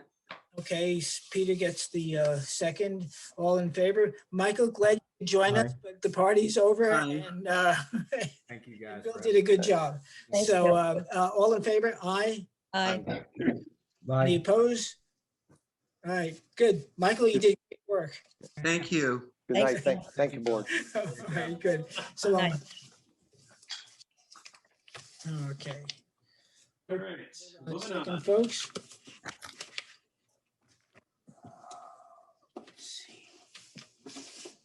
All right. So next is the application of, this is number 11, Brian and Pamela Hall at 145 Downs Path for a two-story single-family dwelling and attached garage. Are the applicants here? They are on their way in. Okay, Yes, I received the affidavits and they're in order. great. Thank you, Alice. Okay, Doug Larson and Jacob Harden. We're here. I'm Doug Larson. I have to turn on my video, don't I? There we go. Okay. Okay, and then there's somebody else joining you as well. Yeah. Good evening. I'm Jacob. Jacob Harden. I'm a registered architect. I'm studio manager at Larson Architecture and work with Doug. And I thought the clients were going to join, but do you see a Pam Hall or Brian Hall there in the? I waiting will room? search for them. I see them. Might be asleep. Nope, I don't see any Pam Hall. Oh. I don't see any Hall. Okay. Jacob, you want to text them and let them know we're on, just in case they want to jump in, but it's possible that they've. Oh, I here just- she comes. She's here.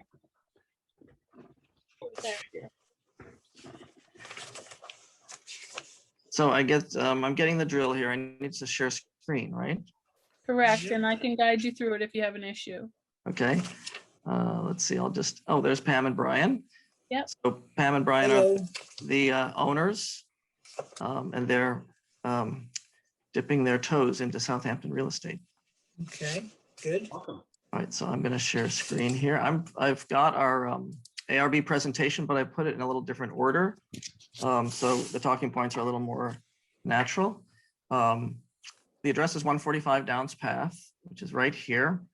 It's in a classic Southampton neighborhood with mature landscaping. There's an existing house on the property right here. And the gates sort of enter here and the driveway swings to the side. Here's a close-up of the property. There's a mature buffer all the way around the house. So it's nicely planted already. And we didn't really want to disturb that So the idea here, well, the house that's on the site is, could be improved, to say the least. So here's the curbside view right now with the gates and the driveway. And the driveway swings to the right and goes all the way around to these garage doors. And there's a mudroom here. And if you were to go to the front door, you would need to hike around the front of the house to a hidden door way over here. This is the other properties for context. The photographs were taken at different times of the year. So here's the site plan. And what we'd like to do is reuse the existing basement. So the white part of this footprint is the existing basement of the house. The house also has some decks off the back, and this cross-hatched area here where my hand is the existing garage. And we just thought the way it addressed the street with the garage there and the hidden front door needed to really be improved. So we would like to remove the portions with the shallow foundations, the garage, and move it around the corner and push it back. We're right against the setback here on both sides of the house. So we've pushed it back. We couldn't figure out a way to enter from the side. So the best we could do is push it back. The zoning requirements for garages, they have different setbacks if they're detached. So I think by pushing it back, we are sort of improving the situation. Here is the existing basement, the sort of dark area here, and the gray cross hatchings are shallow foundations we would add on to that existing basement to totally transform this house. So I'm going to show you the elevations next. This is, the clients would like a classic Southampton shingle style with a note of English arts and crafts, a little bit of cottage style thrown in. All those styles are related, and there's many permutations and in-betweens as those styles developed. So we broke down the mass with these two gables here. This gable is the existing bay in the foundation. The foundation steps back here. So we matched it with a new gable with a new front door, which is pretty much on axis with the gates. And then we have this staircase connector, which helps us get up to the upstairs in the center of the house. And we've pulled the roof line down as low as we can. So the roof line and the windows rise as you ascend the staircase. There is a proposed third floor with these little eyebrow dormers that sort of shed dormers that we would get some additional living space up there. So here's the garage. It's pushed back. The rendering is very planar. So I'm sorry about that. We could throw some shadows on here and it would help you see the recession in planes. But there's a mudroom door here, two garage doors. We're sort of going to downplay them and just make them all in cedar so they just disappear. And there's a bedroom over the garage, and there's a little step down here because there's a level change. So we used, broke up the roof line by going up to the max here and stepping down gables on each side, extended this one so we could transition down into this space. And I hipped the gable here because it was just starting to get too long. So that's the east elevation. The rear elevation is sort of dominated by the existing foundation here of this octagonal bay. But I think on the rear, it kind of adds a note of whimsy. The fenestration on the rear is really a function of the rooms, and it's kind of a hallmark of the shingle style to have varied windows. So the large assemblies are bedrooms, this is a bedroom. This is the attic shed. These are bathrooms and vestibules, and this is one common living area with dining living. And we have a screen porch over here behind the fireplace. So that is the west elevation. And the side elevation sort of just face the hedges. the house is far enough back on the site, and the lot lines are planted heavily that they won't really be seen. We're trying to put in these stepped windows in the gables to get some daylight up there and egress. This is the side of the front door. So this is actually is recessed, this portion here. These are just garage windows. We have access for storage to the rear. And on the south elevation, we've got our screen porch with the chimney rising through. There's a firebox in the living room and a firebox in the master bedroom. So we're articulating this with classic crown moldings and flat boards and square columns. I think square columns are the most appropriate.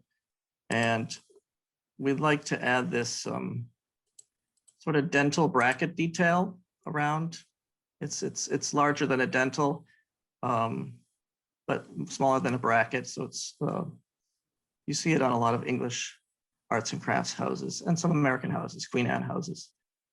It's a little departure from your typical rafter tail, and I think it's a little more cottage style and a little more arts and crafts, a little more English. Let's see, what else do I have here? Side elevations. These are the plans. I know you're not interested in the plans, but we're using the bay as the kitchen. Here's our common living area. You can see the staircase rising here between the two front gables, going up with the stepped windows, and our bedrooms tucked in the eaves. We're dropping the plate height so that the walls aren't so tall. These are the windows the clients would like to use. These are Lowen. We went window shopping, and the best product that gives the classic Southampton look without a lot of maintenance are these clad Lowen windows.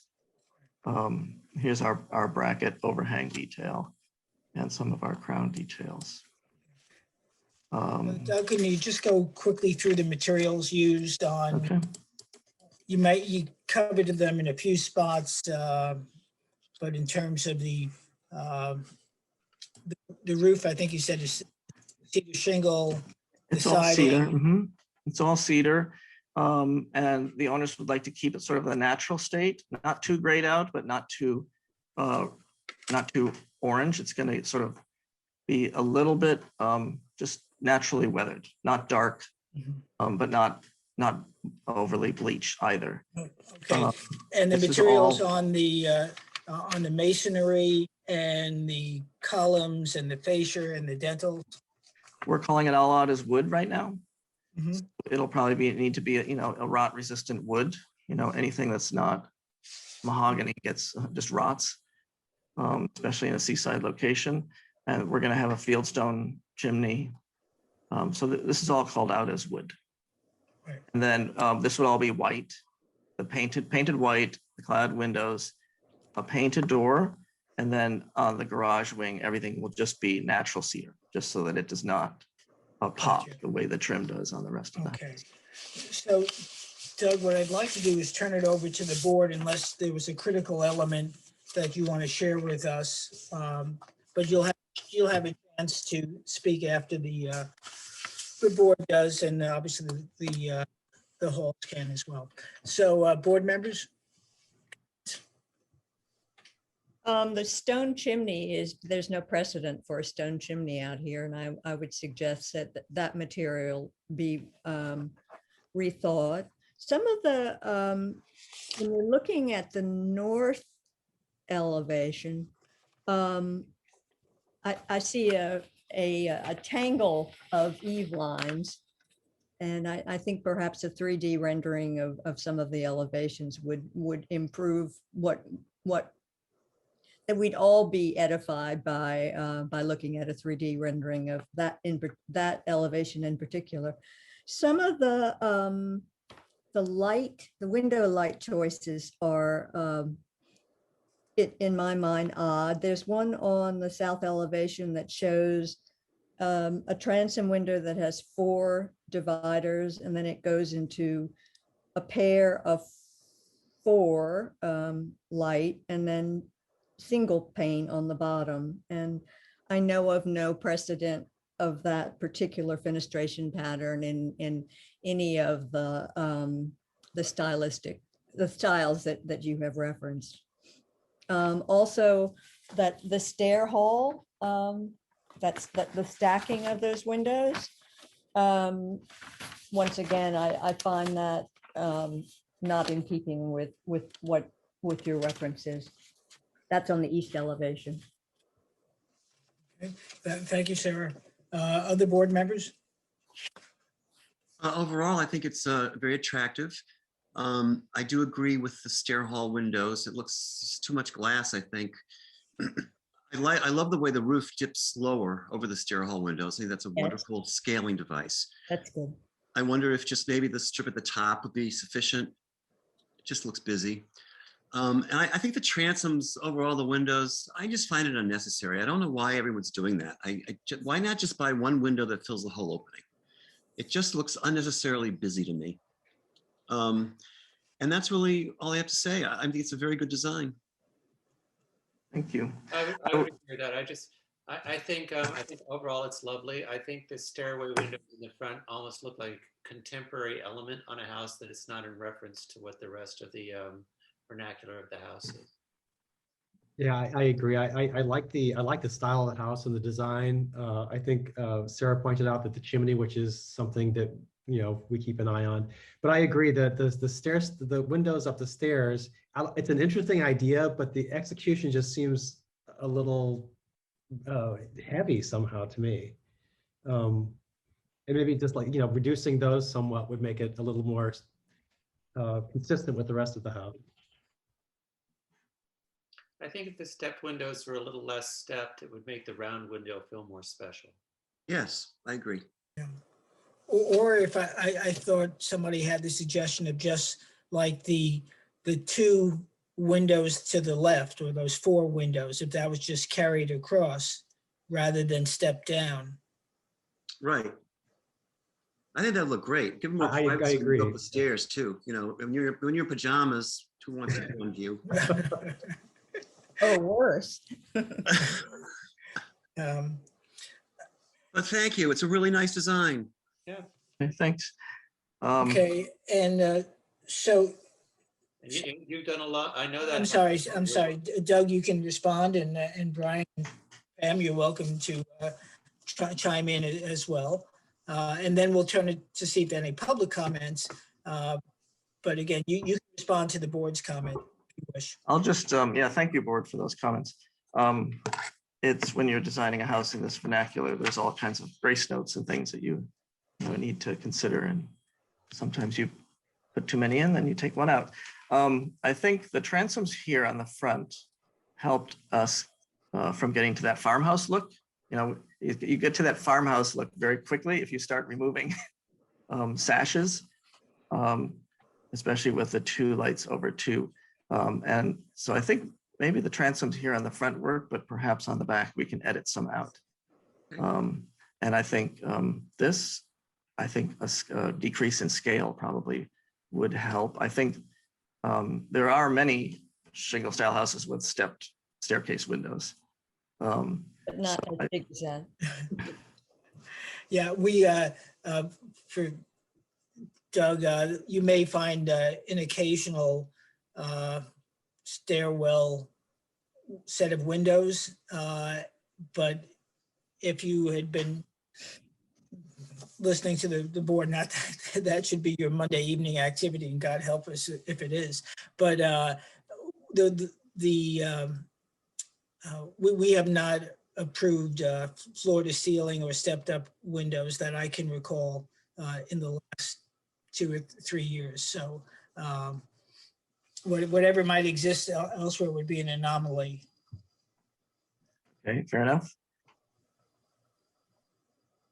Pam and Brian, would you want to weigh in on anything? I just feel at this scale, they take away from the presence of the front door. Yeah, that's a good point. So do you want to say something? Oh, yeah, we just wanted to address those windows over the stairs, because I understand that's a different element than we see in some of these shingle houses. And just to give you a little bit of context from our personal experience, our personal experience is that we did live in England for about 8 years when our children were small, and we lived in 2 homes that had these beautiful staircases in the front of the home with large set of windows. Yeah. So yes, for us, that's sort of an English element. Those windows are definitely not supposed to go to the stair tread. They're definitely not. They're above the stair. They're tread, above, yeah. definitely above the stair tread. Yeah. But I completely understand that we're still trying to work with the style of the town, but I just wanted you to know that those windows are sort of a personal request from our point. Like we kind of like that level front staircase with the, you know, the windows, but that's all.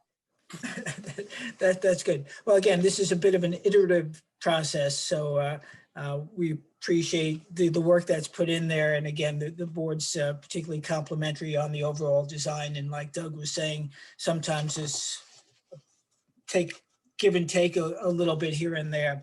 Let me ask if there are any public comments. Don't see any, Jeff.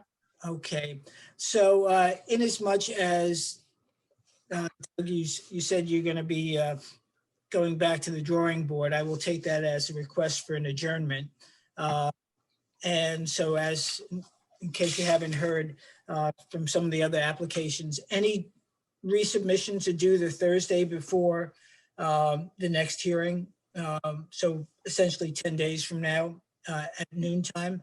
If it takes longer than that, just let us know and we could adjourn it beyond that.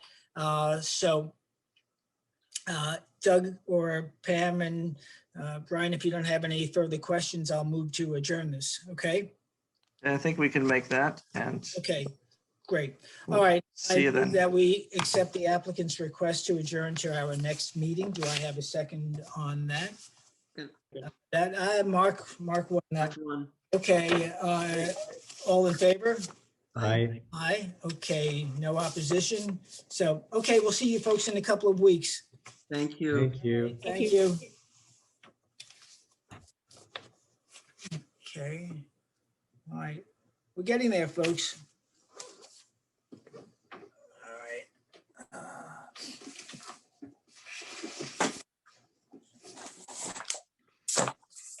So next is number 12 in the non-historic cases, Lyram LLC at 10 Halsey Farm Drive for a 2-story addition. Okay. So who is representing that applicant? And I see Sushi? Yes, Suchi. Suchi, okay. Jeffrey, No, of course it's not Suchi. Sorry for that. It It's gets late, late. it's late. It's late, and I happen to be very hungry, but that's another. Sorry, I know. I've got Suchi. This is Monday entertainment for a few, so I will shut up. I'm getting punch drunk, I think. Suchi, introduce yourself. Hi, everyone. Thank you for persevering so late. I'm Suchi Reddy, architect. My firm is called Ready Made, and we're at 80 West 3rd Street in Manhattan. I'm about to show you a extension and conversion of a porch into a screened-in porch at 10 Halsey Farm Drive. And I will share my screen now and make sure that works. Hoping everyone can see that. Right. And by the way, board We have members. affidavits. Oh, thank you, Alice. By the way, board members, there was an earlier submission and then there was a more recent one. So the submission that we're looking at is as of May 18th. Right. Right. Okay. Thank you, everybody. So I will actually start with the site plan. It might be a little easier if you can see my screen. This is actually the existing porch, this area. What we're proposing to add is this little extension of the porch. We're adding about 150 square feet, and we're maintaining all the required setbacks for the property and the project, and also the built area on the site. Excuse me for 1 second. Next elevation sheet. So on the bottom, you can see the existing porch, which is open, and it has 2 sets of columns on either side. What we're proposing is to screen that in, to bump it forward, to make to allow the room to give the client the kind of furniture arrangement that she's looking for, and also to engage an existing path that comes around the house. And in doing so, we're also extending the deck that is naturally above the porch that opens onto, that is opened onto from the doors of the master bedroom. This is the side elevation. You can see the existing porch below, and you can see the new extension up above with the screens indicated. And this is a plan and a close-up. And this area is the extension with a door on this side and a door and a double door here that goes to the pool. And these are pictures of the existing house. The shingles are stained this kind of orange color, which we're also proposing to change to gray. So if you can see this image, this is what the existing porch looks like, and this is what we're proposing. So obviously, since we're removing these columns, we're changing them more to a rectangular column shape that can accept the screens. And drawing from the railing design is exactly the same as it used to be. All the other details, such as the eave, the fascia, all of that is exactly the way that the existing house was. Can you go back to the photo of looking from the house into the backyard or to the rear of the property? Looking from the house into the backyard. Hold on 1 second. Just make sure I can get to my arrow. You're looking, was it this sheet that you wanted? The one on the lower left, would that be the view from, say, where the current balcony is, or the current deck? Hang on. No, I guess no, it couldn't be. Yeah. No, that's actually the tennis court, Oh, which is got on it, the got other it, got it. side. Yeah, which we're not doing anything to. Okay. This is exactly the scope of the project, just this area. Actually, the photo on the lower right hand gives me what I'm looking for. Thank you. Okay. Yeah. Perfect. Board members, comments? Questions? I think it's a very modest intervention, and I don't have any problem with it. Right. I agree. Any other board members? I I'm think fine with it too. If it weren't for the size of the property, the think it's second floor fine. terrace should be an issue, but I think it's fine. Right, right. Thank you. Thank you all. And I have to say, I really appreciate your diligence. If everyone's spoken, I can. Okay, well, let's see if there's any public comment. I do not. Yes, I have John Bennett. On this property or the next case? His hand is up. Tell me what you want me to do. Well, if his hand is up for this application, then he's welcome to speak. If his hand is up for the next application, we'll put this one to a vote and then call John in. All right. Well, I have to bring him in because I can't. Okay. Don't know.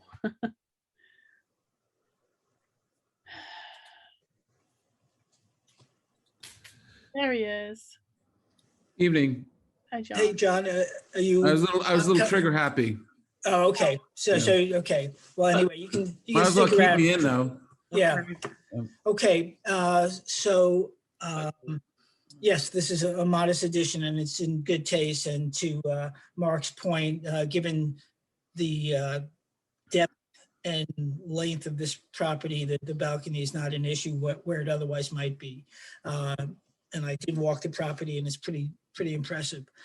So I move that we accept the applicant's request. This is the applicant of Lyram LLC at 10 Halsey Farm Drive for a 2-story addition. Do I have a second on that? Second. I wasn't sure who that was. Jackie, it's your pick. With Sarah, I think. All in favor? Aye? Aye. Aye. Okay, great. Thanks, Suchi. Thank you all very much. Thank you very Great, much. thank you. Bye. Bye. Bye-bye. Okay, so now we get to, hold on a second. The next and final application in this category is number 13 for M4950 LLC at 950 Meadow Lane LLC for a 2-story single-family dwelling and attached garage. So whomever is speaking on behalf of the applicant and application, please identify yourself. Jeff, we have affidavits and they're in order. Thank you, Alex. Someone's not letting me in on the video. Well, we see your screen, but Yeah, I know, but I'm trying to start the video, keeps on saying the host isn't letting me in. I'm not doing anything. let's see, who's the host? Let's see, hold on. You can't start your video because the host has stopped it. Well, let's see, who's the host? You The host is Kat. Hold on. I took off his video for 1 second. Yeah.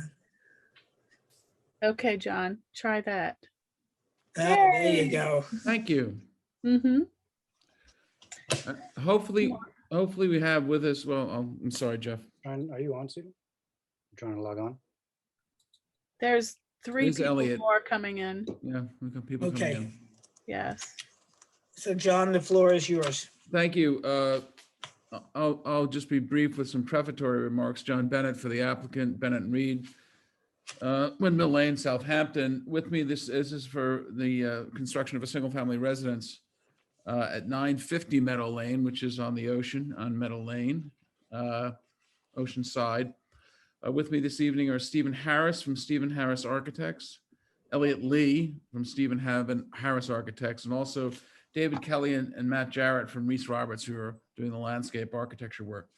As I stated, it's an application for the construction of a single-family home at 950 Meadow. It's an oceanfront piece in the village of Southampton. Currently, the property is improved by a single-family residence, which is totally seaward of the coastal erosion hazard area. So we're taking that all down, and this new house will be in total conformance with the coastal erosion hazard area, moving it back, which may be one of the reasons why, amongst other reasons, I think probably because it's a nice design, because we worked hard with the owners on either side, but maybe one of the reasons why you have letters of support from both the neighbor to the west of the property, 980 Meadow Lane, and a letter of support from Alex Kriegsman, representing the attorney for the neighbor to the, representing the neighbor to the east. Quite a bit of back and forth with the neighbors on this. Yeah, and I'll confirm those are in the file. Yeah. Possible to cut to the chase and get to the actual design of the house? Yeah, Excuse me? we're ready for Please Stephen. let me present, please. All right. Yeah, go ahead, John. We got you. All right.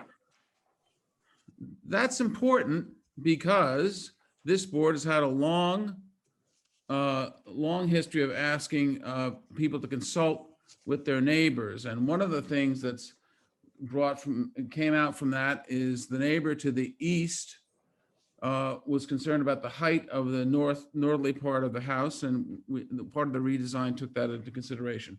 I also want to point out that there is a pending zoning board of appeals application, but it has nothing to do with the construction of the house or anything in this board's jurisdiction. We're merely going back to modify a prior grant of a wetlands permit to actually reduce the amount of retaining walls and fill at the site. So again, we have 2 letters of support, which again are important. It was important that I present those, given this board's methodology. And I'll ask now Stephen and Elliot and David and Matt to present.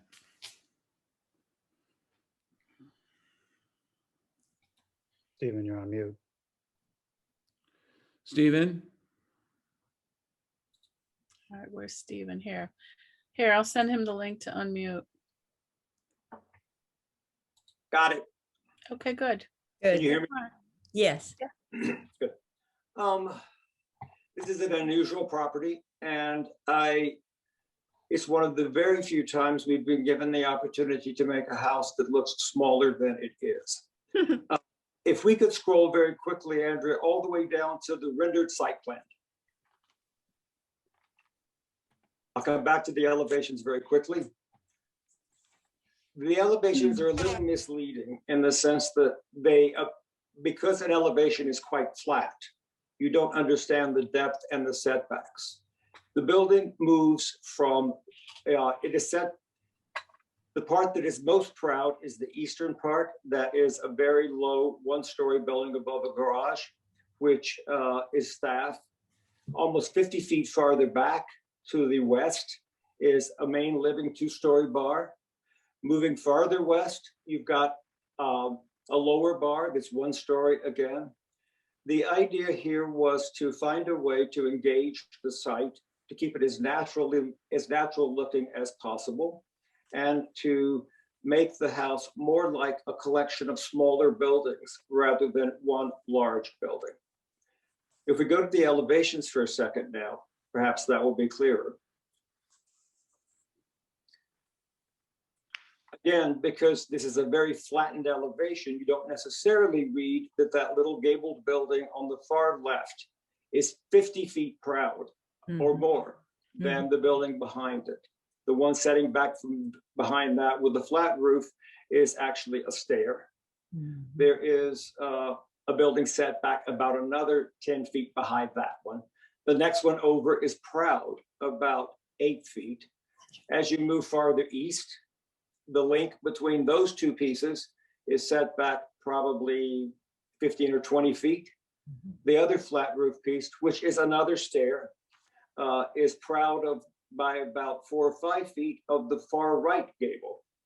So effectively, our ambition was to make a collection of buildings and things which link in between them, to give them each, while a part of a common vocabulary, a difference in character, height, and quality. The entire house is wood. The roof is wood. The wall, it's virtually all Alaskan yellow cedar, which will gray and age naturally to a beautiful silver. There is and again, it's very hard to read in this drawing if you recall the plan. Reading from left to right, you've got the little gabled foreground staff building. Behind that, you've got a taller building. Then you've got another mass behind that. But there is a void that goes through the house, which is actually the entrance to the house there. You can see it in that location. You will be able to see all the way through the house. You will see through the house there. There is another area which is at the head of the pool, where one will be able to see through the entire house there. Another area farther over where you will see through the entire house there. Another little link. So both organizationally in plan and in volume, the attempt is to break the house up into smaller sort of pavilionate pieces. Their character is intended to recall the shingled, both agricultural and domestic buildings that were built in the 20s, the 30s, the 19th century, and albeit a bit abstracted. There are not, the same kinds of white trim, but a bit like the agricultural buildings, they're a little more austere. If we go to the next elevation, which is from the ocean, perhaps you can see the differences more clearly. Again, reading from left to right, the far left is a series of guest rooms. There is a little covered porch and a link to a pool house / family room. That's a whole guest part of the house. You're seeing the pool is in the center of the house running north-south. So what you're seeing above that large window is a part of the master bedroom. So the bedrooms are on the second floor in that building. There's a link, there are children's bedrooms on the other side to the far right. In the foreground, again, wildly proud of that building behind it, is a study and things of that sort. The one piece in the center with is a flat roofed building, which is like a pavilion. It is very glassy, that piece. So again, we were willing to make the buildings a bit different from each other while still trying to hold together a coherent vocabulary. Moving on down. This is then the view from the west side. This is a very high dune at this place. Obviously, because of the restrictions and the requirements having to do with FEMA and things of that sort. But the house is set pretty much at the level of existing grade on that side. The land drops quite a lot toward the street. We've done our best with some gentle retaining walls, some berms, some natural grasses, things of that sort to engage that part of it. David Kelly and Matt can speak more to the exact character of the landscape. Then the final elevation, the one from the east side, is you're seeing the garage, which cannot be seen from the street. Its doors are on the east side and a kind of service yard.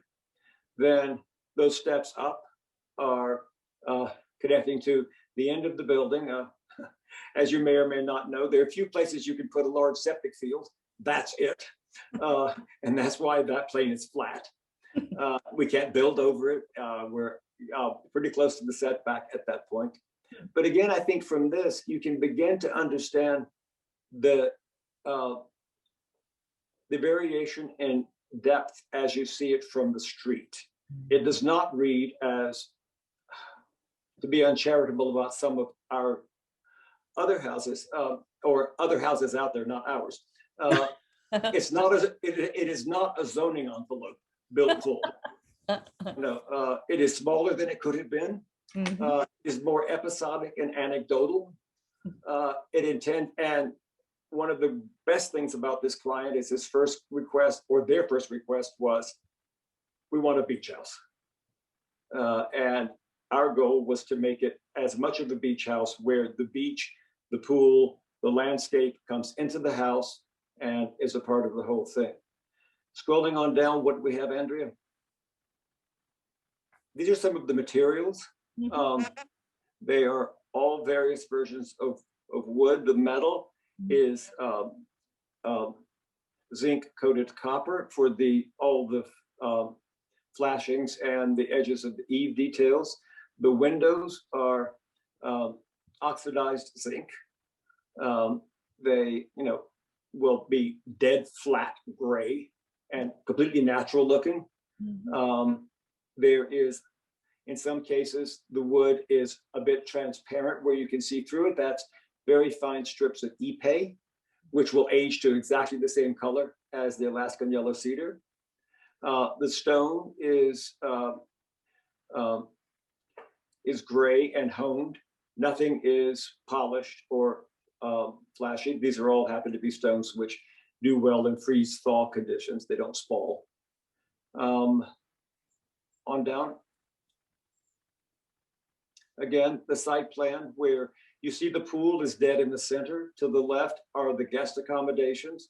Over the top, over the end of the pool is the master bedroom, and there's a second story across there where the bedrooms are.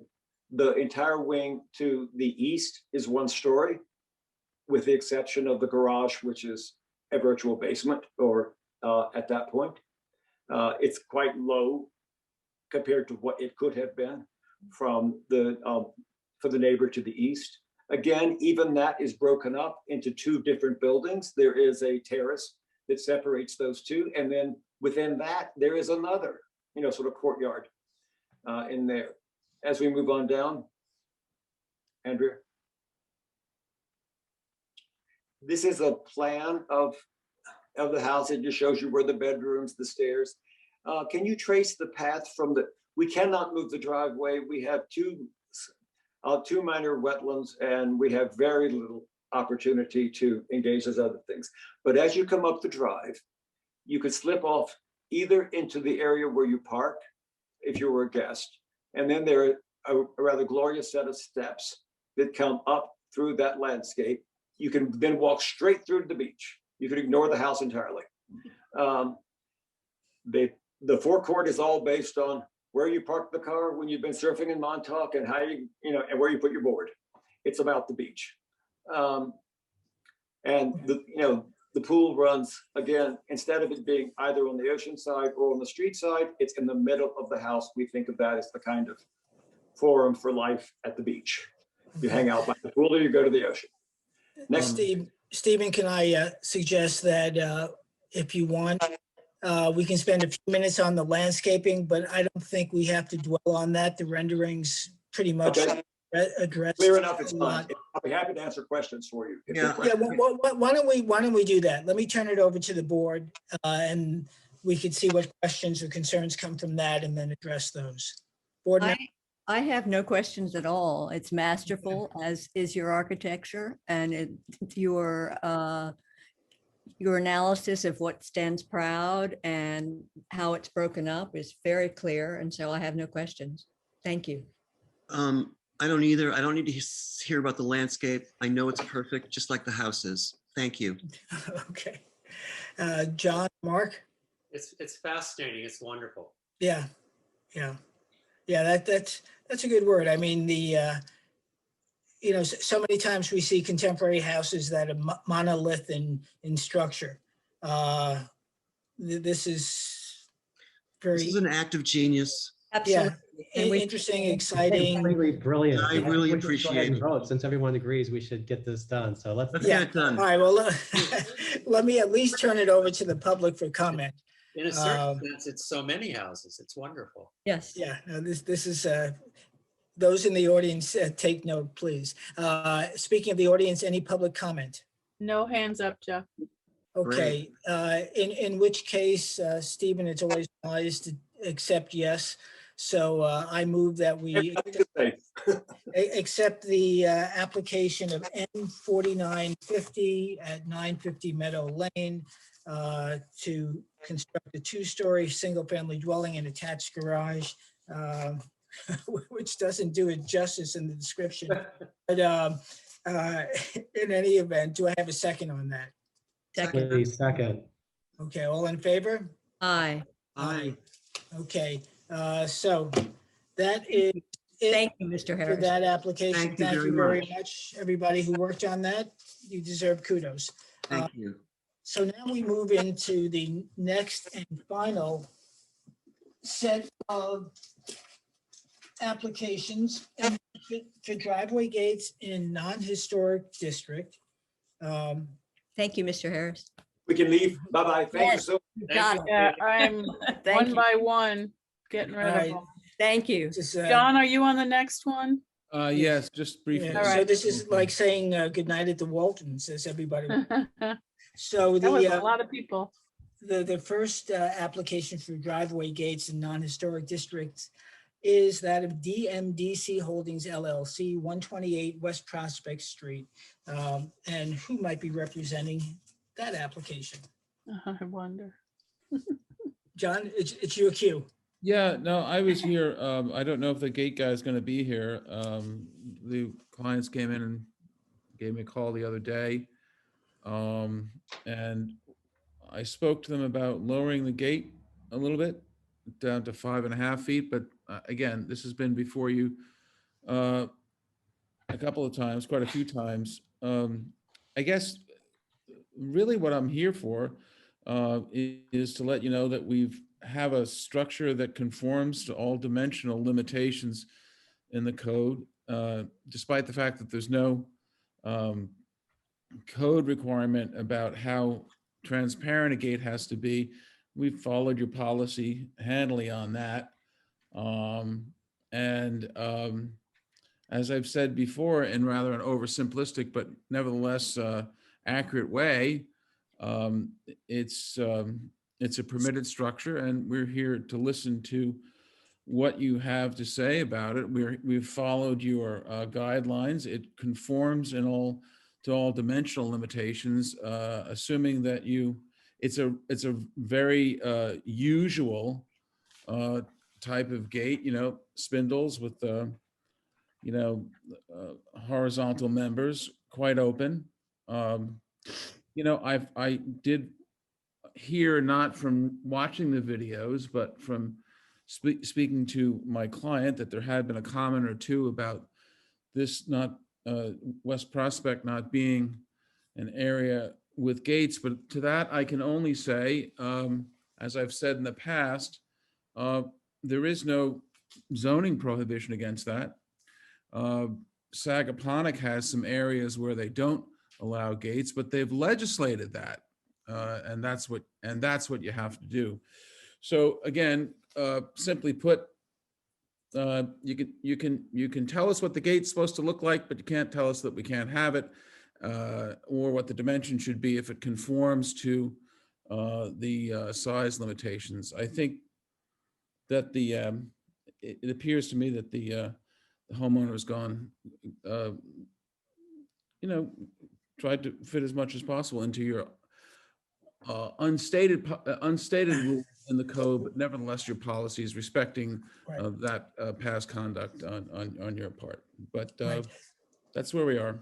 Okay, so John, we didn't get the benefit of a paper submission in time. Do you happen to have it where you can share the screen? I'm probably the most, I like to talk to myself as the most analog user of technology. This is this is about as well as I can get with gate share. A little higher. I suggest we just adjourn this till the next meeting then, when we do have the proper materials submitted in advance. Well, you have the proper materials. There's no question about that. The question is whether or not, if you feel that you haven't had the appropriate time to look at them, that's another thing, but I do have met the submission requirements. John, who's the your gate guy? It's East Hampton Fence INC. Michael Marin? Yes, Mike. Yes, thank you. He's in the meeting. He is? Yeah. Great, Michael. I'll bring him. Sound off. See him. Thank you for that, Alice. Thank you, Alice. You're welcome. We got the papers this afternoon. There we go. Yeah. So I think, again, I know the board is our what the rules are. And I hear in John, and what he's saying is that we can stick to that if we wish. My view is that they've been here almost a half a dozen times. So I take it off the agenda. I don't think we're setting precedent if we do review it. On the other hand, we don't have to if there is any question. I think we should see it. Yeah, Okay. get it over with. Show me the gate. So Michael, can you share your screen? And if you're any less than digital Yeah, I'm soon not as able John, to. we're in trouble. I'm not able to share it any better on the screen, but it's essentially the same drawing you've had for the last 4 meetings. We're just fussing over a couple okay. inches in height. No, it's not actually. So You folks have it? John, can you hold the So picture? we have to share it with the public. So hold on. Let me see if I can do it. Oh, thanks, Jeff. John, can you just hold the picture up? Okay. Okay. Thank Can you. you see it? Yes. Let me bend Yeah, it over. I'm sorry. John, you got to hold it a little longer than that. I mean, that's the There half. you I go. did it in half. There you go. That's Pretty perfect. good. Looks different from before. Yeah, no, it's different than the one before, Michael. Time and time again, we have suggested a 3 to 4 foot height in the gate. And time after time, we keep getting the same gate, more or less. I know. You know what? That's Okay, nice. John, I think we're waiting for the board to make their comments now. Why don't you just hold off and let the board make the comment? Because you're suggesting. Dip. You know what? Hold Relax. on, guys, Don't be so guys. angry. It's No, late this is at like- night. It's late at night. Let me just see if I can get the picture on my screen, because I think it is different than what was previously submitted. The measurements have come down. And let me see if I can get it. I don't know if I can, and we may have to go to the next session if we can. Where is it? Hold on a second. Jackie, 128 West Prospect Street. Came in this afternoon. So now let me see if I can rotate this. You can You're do right, it, Sarah. Jeff. You're Okay, right, okay, Sarah. hold. Yeah, let me get it set on my screen here. Rotate clockwise. Rotate clockwise. Okay, all right. So, Kat, how do I share my screen? Okay, so it's the same thing. You pick your picture. Yep, and I got then, it. And then you click on the bright green button that says share screen. Yep, hold on. And then choose your screen and click share. Okay. Oh. There you go, Jeff. Okay. Wow. Come on. How come it's not expanding, Kat? It there we go. looks fine. Got it. Okay. Thank you, Just Jeff. raise it up a little, or All right, you know, well, hold on. Let me. scroll your bar down just a Okay, little. yep, There there we we go. go. Thanks. Okay, Jeff. so Michael, why don't you take us through the measurements? Tell me where you want to point, and I will point my cursor. So let's start over here. The columns. Well, the columns, as you can see from the drawing, are labeled 6 foot tall. And the gate is 5'6" in the center, as you can see from the drawing. It's basically remained similar from the last couple of meetings. You asked that it not be 6 feet tall, and originally we had the columns 7 feet and the gate 6.5. The objective was to get some privacy from the busy road, but you've rejected that right along. So we keep trying to make it more transparent and see-through, much to the homeowner's dissatisfaction, but You know, let's not go to the negative. Michael, let's not go the negative route. Let's look at the positive here. Okay, it's late at night. I only want to think about good things before I go to bed. So Thank you. the height of the columns, you've increased the width separation from 2 inches to 4 inches. You've decreased the center width height from about 6 feet to 6 feet. correct. What other good things are you doing? Is this an automatic gate? And if so, where is the mechanism? Where is It's an automatic gate. It's a typical mechanism. This gate is 25 feet back from the edge of the road. It's well Okay. within the requirements. And where will be the Where's the call box? Is there a call call box? box? On the column? You've asked the call box to be on the column. Okay. Yes. Good. Okay. So Great. those are the good things. All right. So I'd like at this point for expediency to, the materials and It's going to be painted white. It's Okay. essentially a white gate. It's all white. Columns are white, gate's white. It's okay, going to be made of Okay. mahogany painted white. Great. gotcha. Thank Okay, you. good. Comments from the board? Looks Looks good to me. Looks good to me. Okay, I'm good with that as well. Is there any public comment? No, sir. Okay, so Michael, after numerous times before us, I think we've got a gate here. So I move that we accept the applicant at, I should know it by heart at this point. 128 West Prospect Street. Thank you, Sarah. In fact, Sarah can make the motion and then somebody else can. I move that we accept the design for 128 West Prospect Street as presented. May I have a Okay. second? I second it.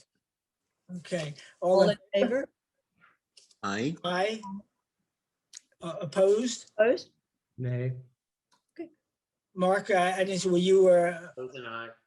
you and I, okay, so 4-1. Okay, Thank you. thank you, everybody. Sometimes it's arduous, but we do get there. Okay, Sounds good. Thank you very much. Thank you. thanks, everybody. Thank you.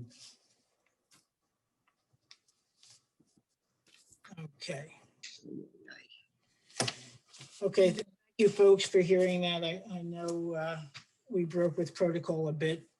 Okay, now if they're still here, Someone needs to go. There's 6 people left. oh, really? Wow. Diehards. John and Laura Gallo, 300 Great Plains Road for driveway gates. I don't see the name Gallo on this list. It might have been their, AutoGate? this is Gallo, Marshall Patel. Nope, no Patel or no Patel. Okay, well, we'll do a second call just in Sure. case. Sounds good. Okay. All right, let's go on to then Leo Livia, or Livia, I guess Livia, at 65 Hetty Creek. They were, I believe, a no-show the last time. Think they're a no-show again. Yeah, we didn't have anything in our packets. Yeah, I don't have. Yeah, No, yay. okay. So, I'm sure the gate's probably already up, so. no show. Now, John. I know that he doesn't mean anything mean by that. It's just so late. Okay. Right, Peter? All right. Oh, The next application is that of David Keys at 38 Harvest Lane. I'm still waiting for hands to go up. Oh, here's one. Yay, Mark Cirillo. Okay. All right.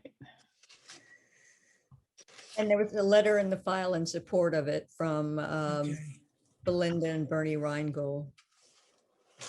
I think there were maybe 2.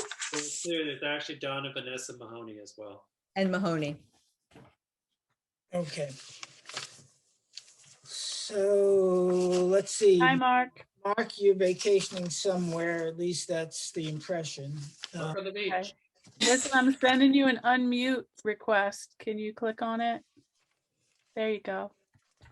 All right. From an undisclosed location, Jeff. Yeah, well, How are you? Okay. good. Greetings, everyone. So All tempting. righty. So introduce yourself. Mark Cirillo, AutoGate Systems for the applicant. Okay, so when you were here last, Mark, there was an issue around the size of the columns, the gates, the height of the gates, and that you were going to be coming back with a new design. We also spoke about no external call boxes. So what show for us? Okay, so let's try a screen share. I'll open up the drawing. Tell me if you, I have the drawing open, but perhaps Kat can, is there a screen share button on your Yeah, screen? at the bottom. Yeah. Green. It's on, I it's got on your it. I got it. I got it. I got it. Yay. Yay. Everybody's learning. Good. I see a motorcycle, half a motorcycle. No, And a gate. Drawing too. Yeah, we don't want to go there. How can It's I okay. make this larger? It's all right. We can see it. Upper right. See the of little box, click on the box, it'll make it full screen. The little box by the X. The little, up at the top right, Right. top right. Yeah, but it's covered by, Oh, on yours it's covered, okay. yeah, We can see it. We can see Yeah, it's fine. it just now. unfortunately. Let me see if I can move it down. There we go. I can get to. full There you screen. go. Bing, you almost got it. There. Okay, good. Perfect. Okay, columns are narrower. So we did as we discussed at our last visit, we took the columns to 12 inches in width. Mhm. There's 2 driveways, so the keypad will only be at one driveway. Mhm. The client has no problem with installing the keypad on the face of the column rather than on a stanchion. Mhm.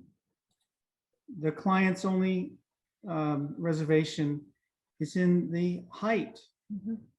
The original proposed height is only 6 feet. Mhm. As you know, the village code is at 8. Mhm. We're at 6, 72, and that's only at the hinge side, at the very peak of the gate up against the column. The center of the gate is 5'6". Mhm. At anything less than 5'6",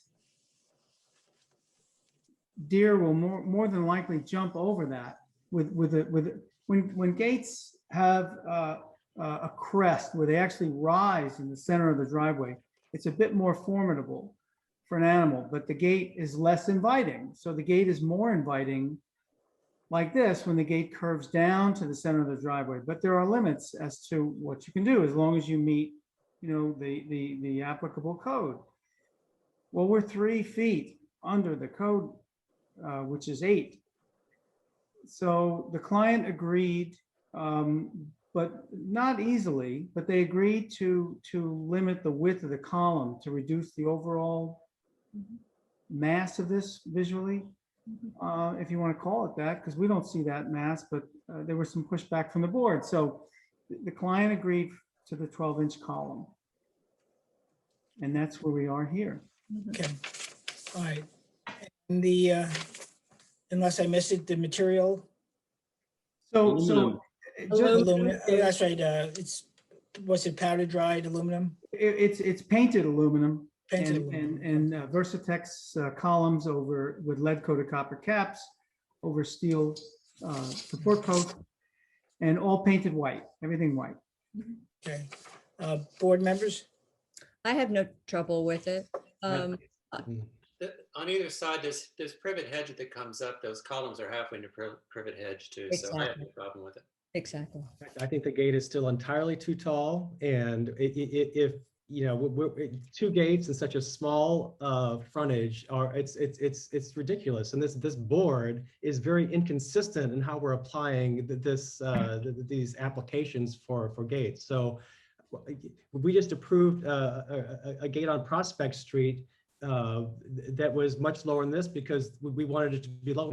Now we're saying, oh, it's okay, make it as high as you want it to be. And from my perspective, I don't care what the use of the gate is. That's inconsequential as far as this decision making is concerned. I don't care if they have a baby elephant on the other side of this fence. That has nothing to do with the decision making here. Yeah. Well, John, you know what? I agree with you. I mean, I've been a maven for gates since I got on this board, and it frustrates me that we're forced to have them where they don't exist. So they can at least be the height of a fourth of the front. On these small lots, they should be no more than the 4-foot height limit on a front yard fence. That's my belief. Right. So I would vote against it. And I know it's late and we want to get through it, but Right. No, I actually. I had it with this, we don't have standards and we're too chicken to go to the trustees. And all these little lots are going to have these monumental mansion-like gates on them. Right. And it's a shamba. Yeah. If I may, Jeff. Yeah. Oh, I'm sorry. Go ahead. No. Let the board finish and then. All right. Very well. Right. So I am in agreement with John and Peter. We do have the ability and to address issues of scale and mass and siting with gates as well as any structure.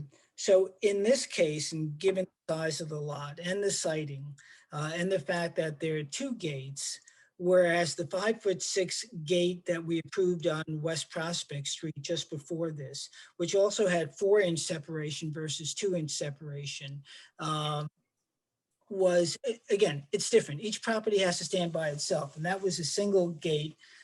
This is 2 gates on this property. And yes, this is a neighborhood that doesn't have very many. And the folks who wrote in support have a gate that's, 100 feet to the rear. So, and I appreciate the client's concern for wanting to have a 5'6" gate, and I recognize that there's also a gate there that I don't know whether it was approved or not, but would not be approved today. So I'm in the court with John and Peter that the height still remains an issue.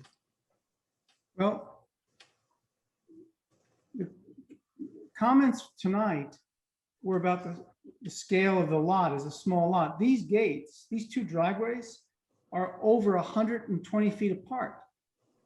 This isn't a small lot by any stretch.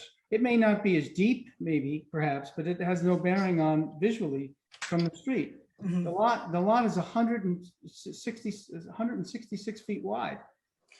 These driveways are 120 feet apart.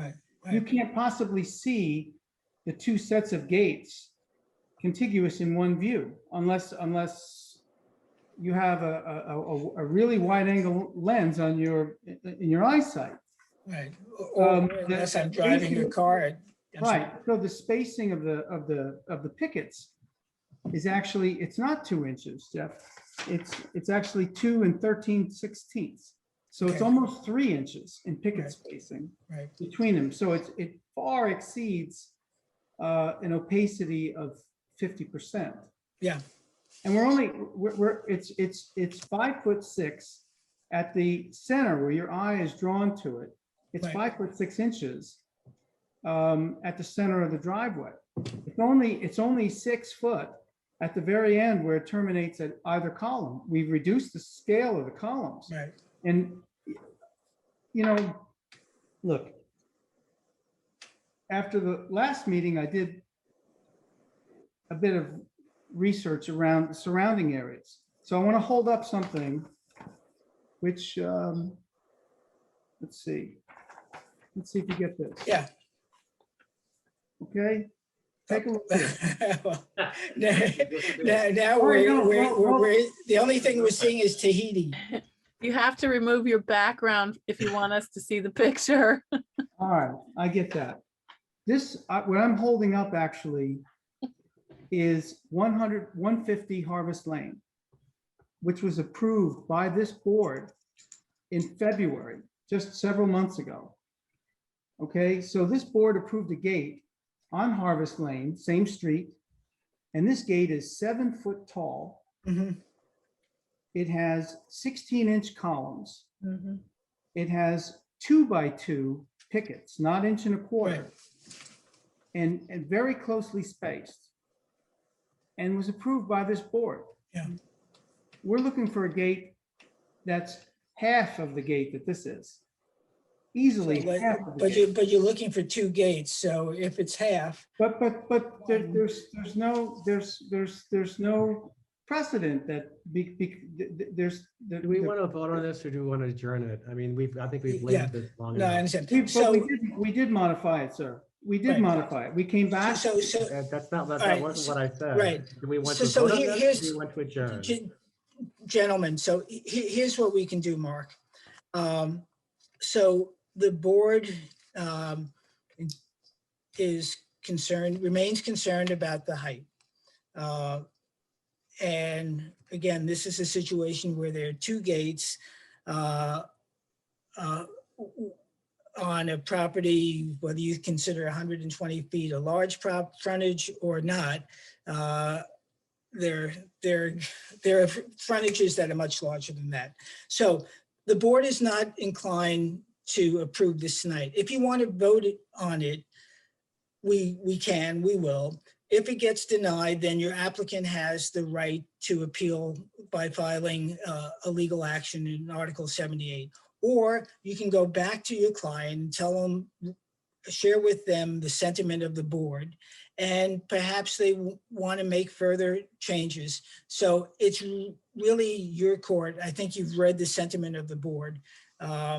I have to say the sentiment of some of the board. Of some of the board, I'm ready to. Because I have to tell Yeah, you. I'm sorry. I have to Okay. tell you, these gate, here's what exists now. Yep. Yeah. You can see that. Yeah. And what they're asking for is actually lower and more transparent than what exists right now. Correct. Existing gates, if that's the case. I do want to correct I think the 150 Harvest Lane was quite a bit lower. I think they went to 4'7". That's the one we approved that I'm looking at. No, sir. I have the stamp by the building department right here Oh, in my okay. hand. Maybe it's a different gate on Harvest Lane. I apologize. It's 150 Harvest Lane, and it's 7 feet to the top of the picket. Let me see.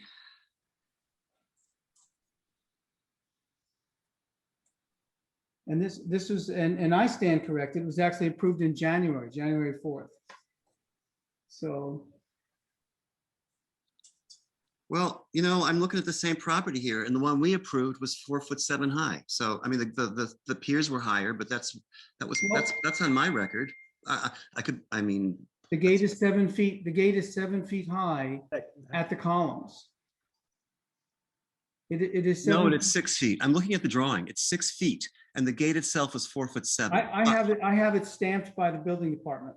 I have the elevation. Let's stop this pissing match, please. Right. It's not, sir. This is what was approved by. All right. And we're talking about something that's totally different. You know what? You have to verify what I'm talking about. I have to verify what you're talking about. We're not going to solve it tonight. Okay. Right. I'm sorry. Right.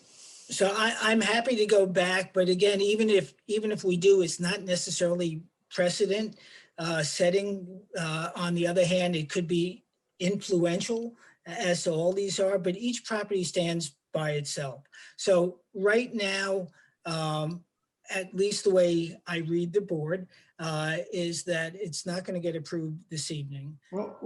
I'm happy to go back and to check some of the things that was said this evening, and we can verify that. And I'm happy to relook at the neighborhood and the other properties in general, and we'll revisit it in a couple of weeks. In the meantime, Mark, maybe you can share the concerns with the property owner, and which I have, and they can determine what sword or hill they want to die on, fight on, or we want it.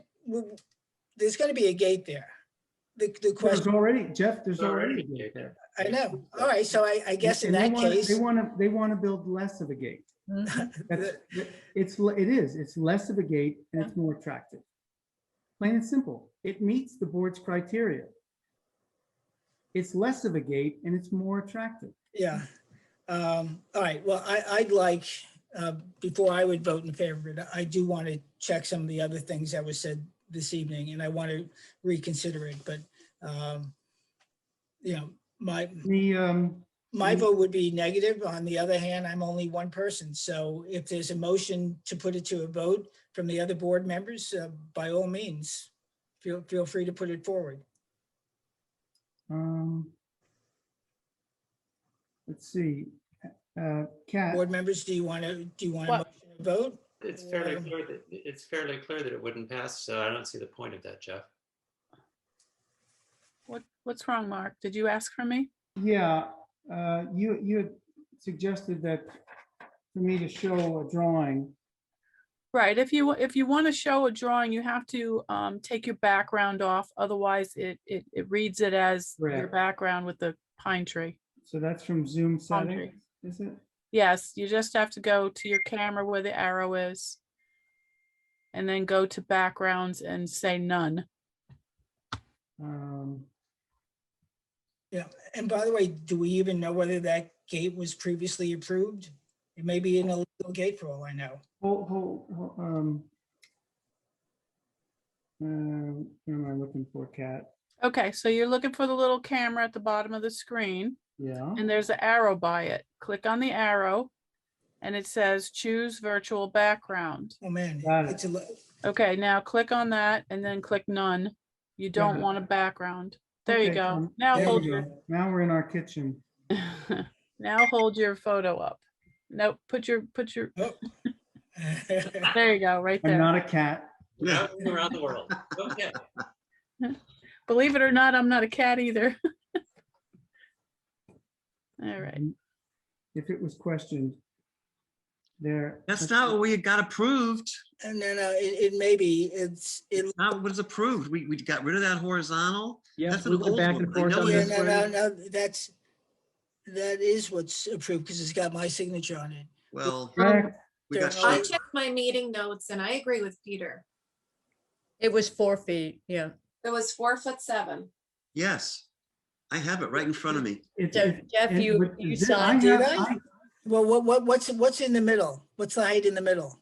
It's lower. It's like a foot lower, 3'6". It's quite low in the middle. It's 4 foot in the center and it's 7 right. All right. feet So on it each is side. right. It's what Peter said. Mark, you chose to reference the columns, and No, sir. It's the top of the gate here at the highest point is 7 feet, 7-0. And the We're Right. low, talking What about was 1 foot approved? less, What's 6 the foot. lowest point? the The lowest, lower- So the lowest point in the gate that I'm proposing is 5 The foot. gate? All right, we gotta stop. You're cherry picking numbers. So if Really? you want, that gate at the middle is what height? It's like 4 feet, right? 4 foot something. It is. Four- Okay, 4 great. foot 5 And your inches. gate is at 5'6", so we're a foot off. So everybody's right. The right thing was approved. And so now, so you reference a gate that's more diminutive than yours overall. So I think, Mark, I think you need to go back, review this with your client, and, you know, get your story straight. And let's see in a Oh, what story has to What be story? straightened? What story? You just told me a second ago, and really, it's very late. It's 11:30. I understand that. It's late for all of us. Mark, you said at one point that the gate at 150 Is is, 7 feet high. yes. When you when picked the out- building, when the That's inspector goes out representation to, of the final gate that was approved. All of this is at this point, this is immaterial. We should probably just vote to adjourn this. I agree. We gotta get our numbers right. get our numbers right? Yeah. Yeah, both of all of us. Numbers for our proposed gate is 6 foot high to 5 Okay, foot. so here's what we can do, Mark. I'm going to give you a choice. We vote on it tonight, or you can ask us to adjourn.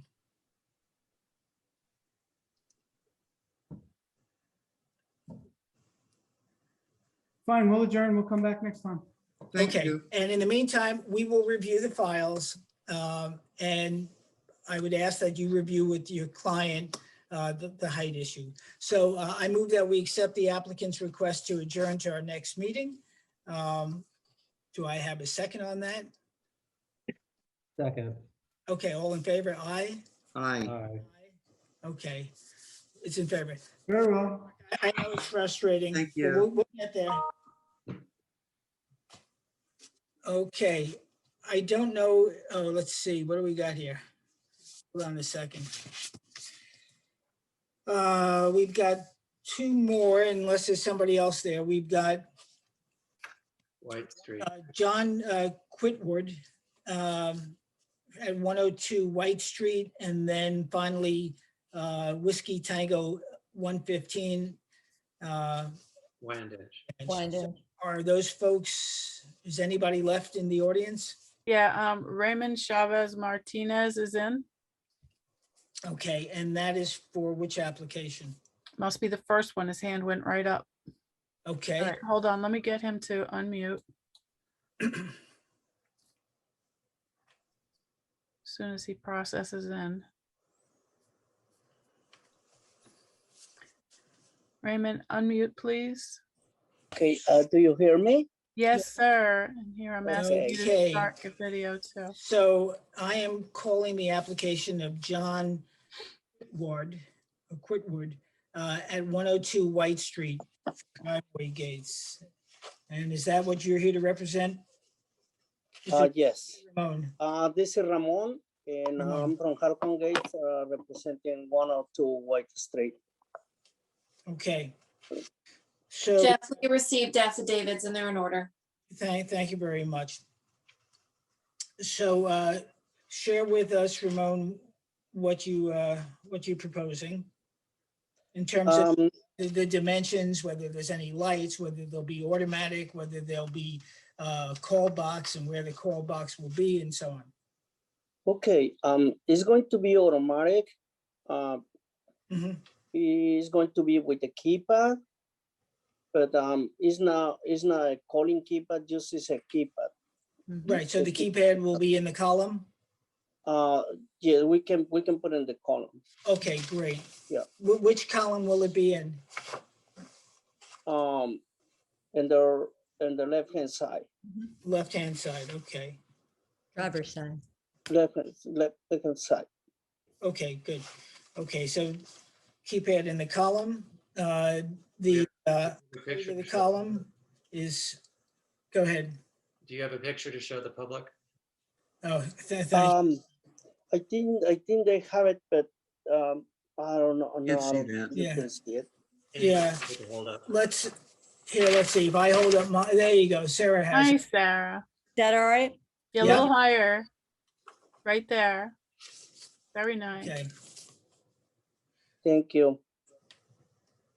So Ramona, let me make it a little bit easier since I have it in front of me. So the columns are 7 feet high, 16 inches wide. Why, yes. The overall length is 15 feet 2 inches, and it looks like, what's in the middle, Ramon? What's the height of the gate? 7. I'm trying to make Oh, okay, this. so it's going to be equal to the top of the column. Yes. So I think to save some time here and folks to tell me if I'm wrong, but to have some consistency here, and this is also on a street which has few gates, that the height is problematic. In the center or Both the columns and the center. So we would like, and I'm speaking for the board only because it's a late hour. And if I say something incorrect, tell me, or if you guys want to put it in different words. But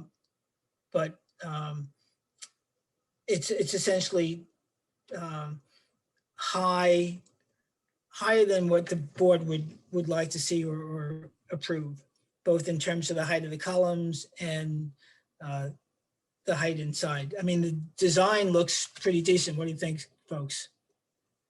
Yeah, the design is fine. I find it a little high, you know. Yeah, exactly. I agree. Okay. Can I have a suggestion? Sure. Sure. Oh, were you going to make it? Wants us to suggest a height, 6, 5, what do you No, looking? I believe 6.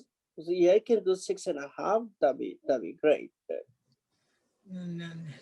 Let- You know, Let's be just- consistent with our previous conversations this evening, Jeff. Yeah. Okay.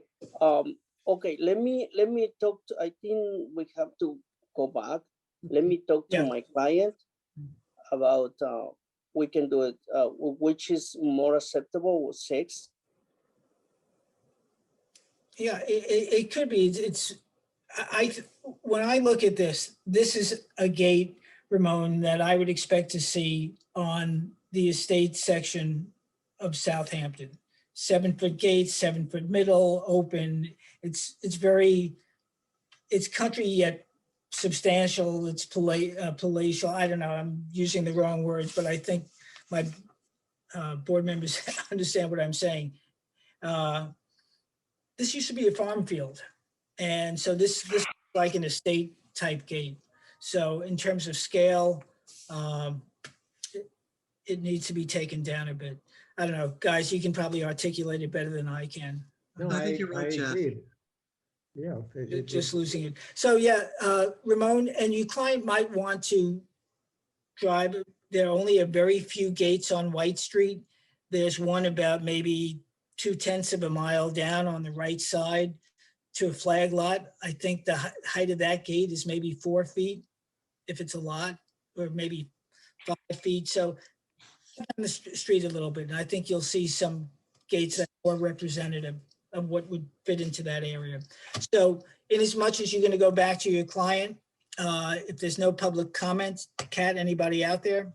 Nope, not a single soul. Okay, Ramon, I very much appreciate you waiting. I have a question for everybody. Let's say I would like to put it on 6, the highest 0.6. Do you think is acceptable? You know, after our last conversation, I would say no, because I think it's still going to be more gate in that area than is harmonious to the area. So again, take a trip down the street and see what some of the other gates look like. There again, only like 1 or 2 there, and I know they're not even 6 feet.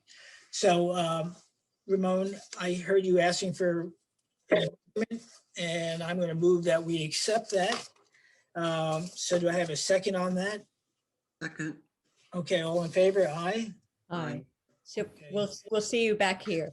Thank See you in a you. couple of weeks, Ramon, okay? Thanks, Thank you. Ramon. Thank you. And hopefully it won't be as long, but I can't guarantee it. So much for sticking around. Okay.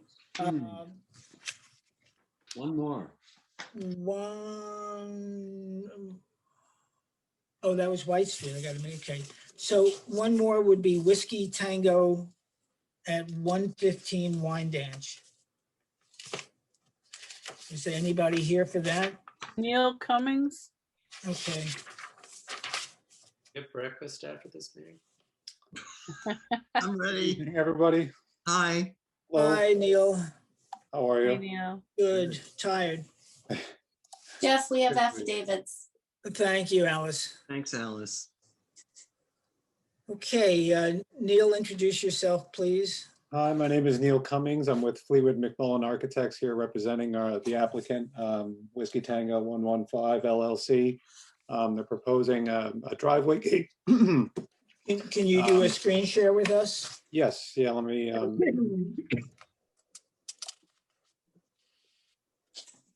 Thank you, Neil. Ooh, nice. That's not. That's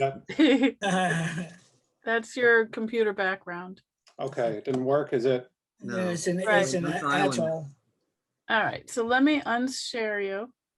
And what you do is you pick your photo first, Okay, and then you click the screen share button and choose which screen you want and click share again. okay. No. Nope, You have to open the drawing first. I did correct. have it open. Okay. All right. Let me unshare you again. One more try. 3 times a All right. charm, I hope. All right. So you pick your photo. Like open it in. Yes, it's open on your screen. Yes, Okay, now you find the big bright green button that says share screen, yeah, and it asks you what background on your computer you want to share. You have to pick the photo okay. and then click, and it's not coming up. Nope. Yeah, yeah, okay. Let's top Does two. anyone have a picture of it? I do. Yeah, All right. okay, there you go. Okay. Really sorry. Down a little bit. Can we Right just start- there. Very It- nice. It's very self-evident. And can we just start without the presentation? First of all, no? Yeah, well, yeah, I think we have to give the applicant a chance to at least Okay. give us the dimensions, the material, whether there are going to be any lights on it.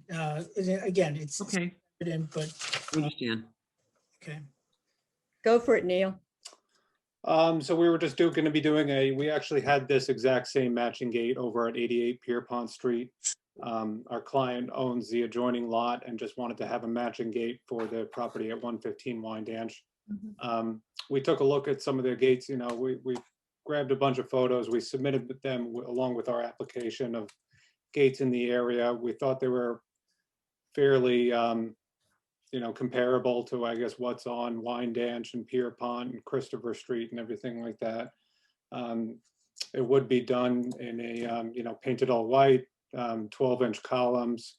It is 6 foot tall to the middle of the gate, which after listening in for the past few rounds, we understand is a little bit contentious, but we feel it's still kind of, I guess, modest for the scale of the area. There's some very tall gates, it seems, on that street. Is that Context is is that everything. the height? Because when I measure up, unless they're overlapping measurements, I measure 7'3" at the top. Of the pickets? Mm-hmm. Okay, I have 5'9" of a height, the overall height of the gate, and then a 6-inch picket on top, and then maybe a 3-inch gap on the bottom. If I add, if I'm looking at this diagram, 5 inches, run with me here, 5 inches plus 18 inches plus 4 inches plus 3'2", that's 38 inches, plus another 4 inches plus 6 inches, that's 75 inches. That's 7'3". So what am I? 6'3". 6'3". 6'3". 6'3", thank you. Okay, well, that helps. Don't tell my business school professors. Okay. Well, I can say that Wyandanch is an estate area and it has tall gates and it always has had tall gates, and there's something wrong with the tall gate on Wyandanch as opposed to White or West Prospect. Right. And no one seems to grasp that in the entire village. Thank you very So much. that's, so yes, your gate, in my point of view, the height of your gate is fine.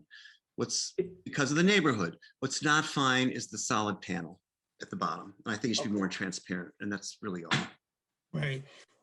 And then I was going to add to that the lanterns. Okay, sure. Can you tell us how far back the gate will be placed from the street?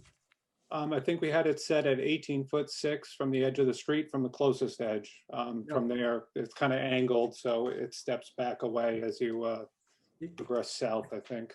For me, if it were set back another 10 feet, the height wouldn't be even such an issue. as it Right. stands. Or the paneling, would that solve the paneling issue too, or? I don't think so. I think we're really trying to be consistent Yeah, about we this need to be consistent on that. transparency. And I mean, we really want to achieve, we want to get close to 50%. That might not be possible, but that's the goal. But this is an area of the village that where a more substantial gate is, it makes sense. It's contextually relevant with the adjoining properties and the You're correct. neighborhood. For me, if they moved it back 10 feet, I'd be fine. In this area, because it is actually similar to gates in the area. Okay. All right, so we've got a concern about placement. And then the panels. And although I think I'm hearing some different voices on the panels, or I think we should try to be consistent with our transparency. I think agree. we're opening a can of worms. Would the 50% kind of be taken in the context of the whole gate assembly, or would it be like 50% of air compared to 50% of solid material? Interesting you should ask. I actually think if you define the gate area as the part that swings, the part that moves, and only that, that 40% transparency is plenty. Now, there might be disagreement on this board, but I found in my studies that 50% of that area, which is just the part that moves, would prohibit a lot of very good looking gates in the village. Interesting. So I would encourage you, using that basis, 40% of what moves should be open. Okay. So the solid But panels. that's not a law, so, don't put me to jail. all right. So Neil, you've got For that anyway, right. you've gotten some good thoughts from a very tired group. And you get the medal for being, I think, the last one. And thank you so much. Thank you. Thank you. So is there any public comment? I'll give you, Neil, a chance to respond. There's no public comment. Okay. With the Neil, are you clear on what you heard from the board? I think so. Concerns Okay. about the lanterns, which is, we can remove those, those were just going to be determined anyway, so we can eliminate them. We can talk to the clients about setting the gate back farther and increasing the transparency, and then I guess adjourn to 2 weeks. Okay, sounds Amen. That sound Thank all right? you. And yeah, get it in the Thursday before. So I move that we accept the applicant's request to adjourn. Okay. Second. Thank you very Second much. on that by Peter. Thank you, Neil. All in favor, aye. I Kat, is there anybody still? There are two people in the room, and one is Mark Cirillo. He was on earlier, so he's probably just watching. And Okay. Michael Moran, I don't recall if he was in or not. He was. Okay, so they're just watching. Thank you. thank you very much. Okay, unless they're not involved in the other applications, correct? Nope, I we're don't done. think so. Night, Gracie. Good morning, Gracie. All right. Yeah, we're done. So in which case, do I have a motion from one of you semi-awake? Everybody is widely awake, which is very good. Do I have a motion to close the meeting? I make that motion. All right. Do I have a second on Peter's motion? Okay. Okay, all in favor?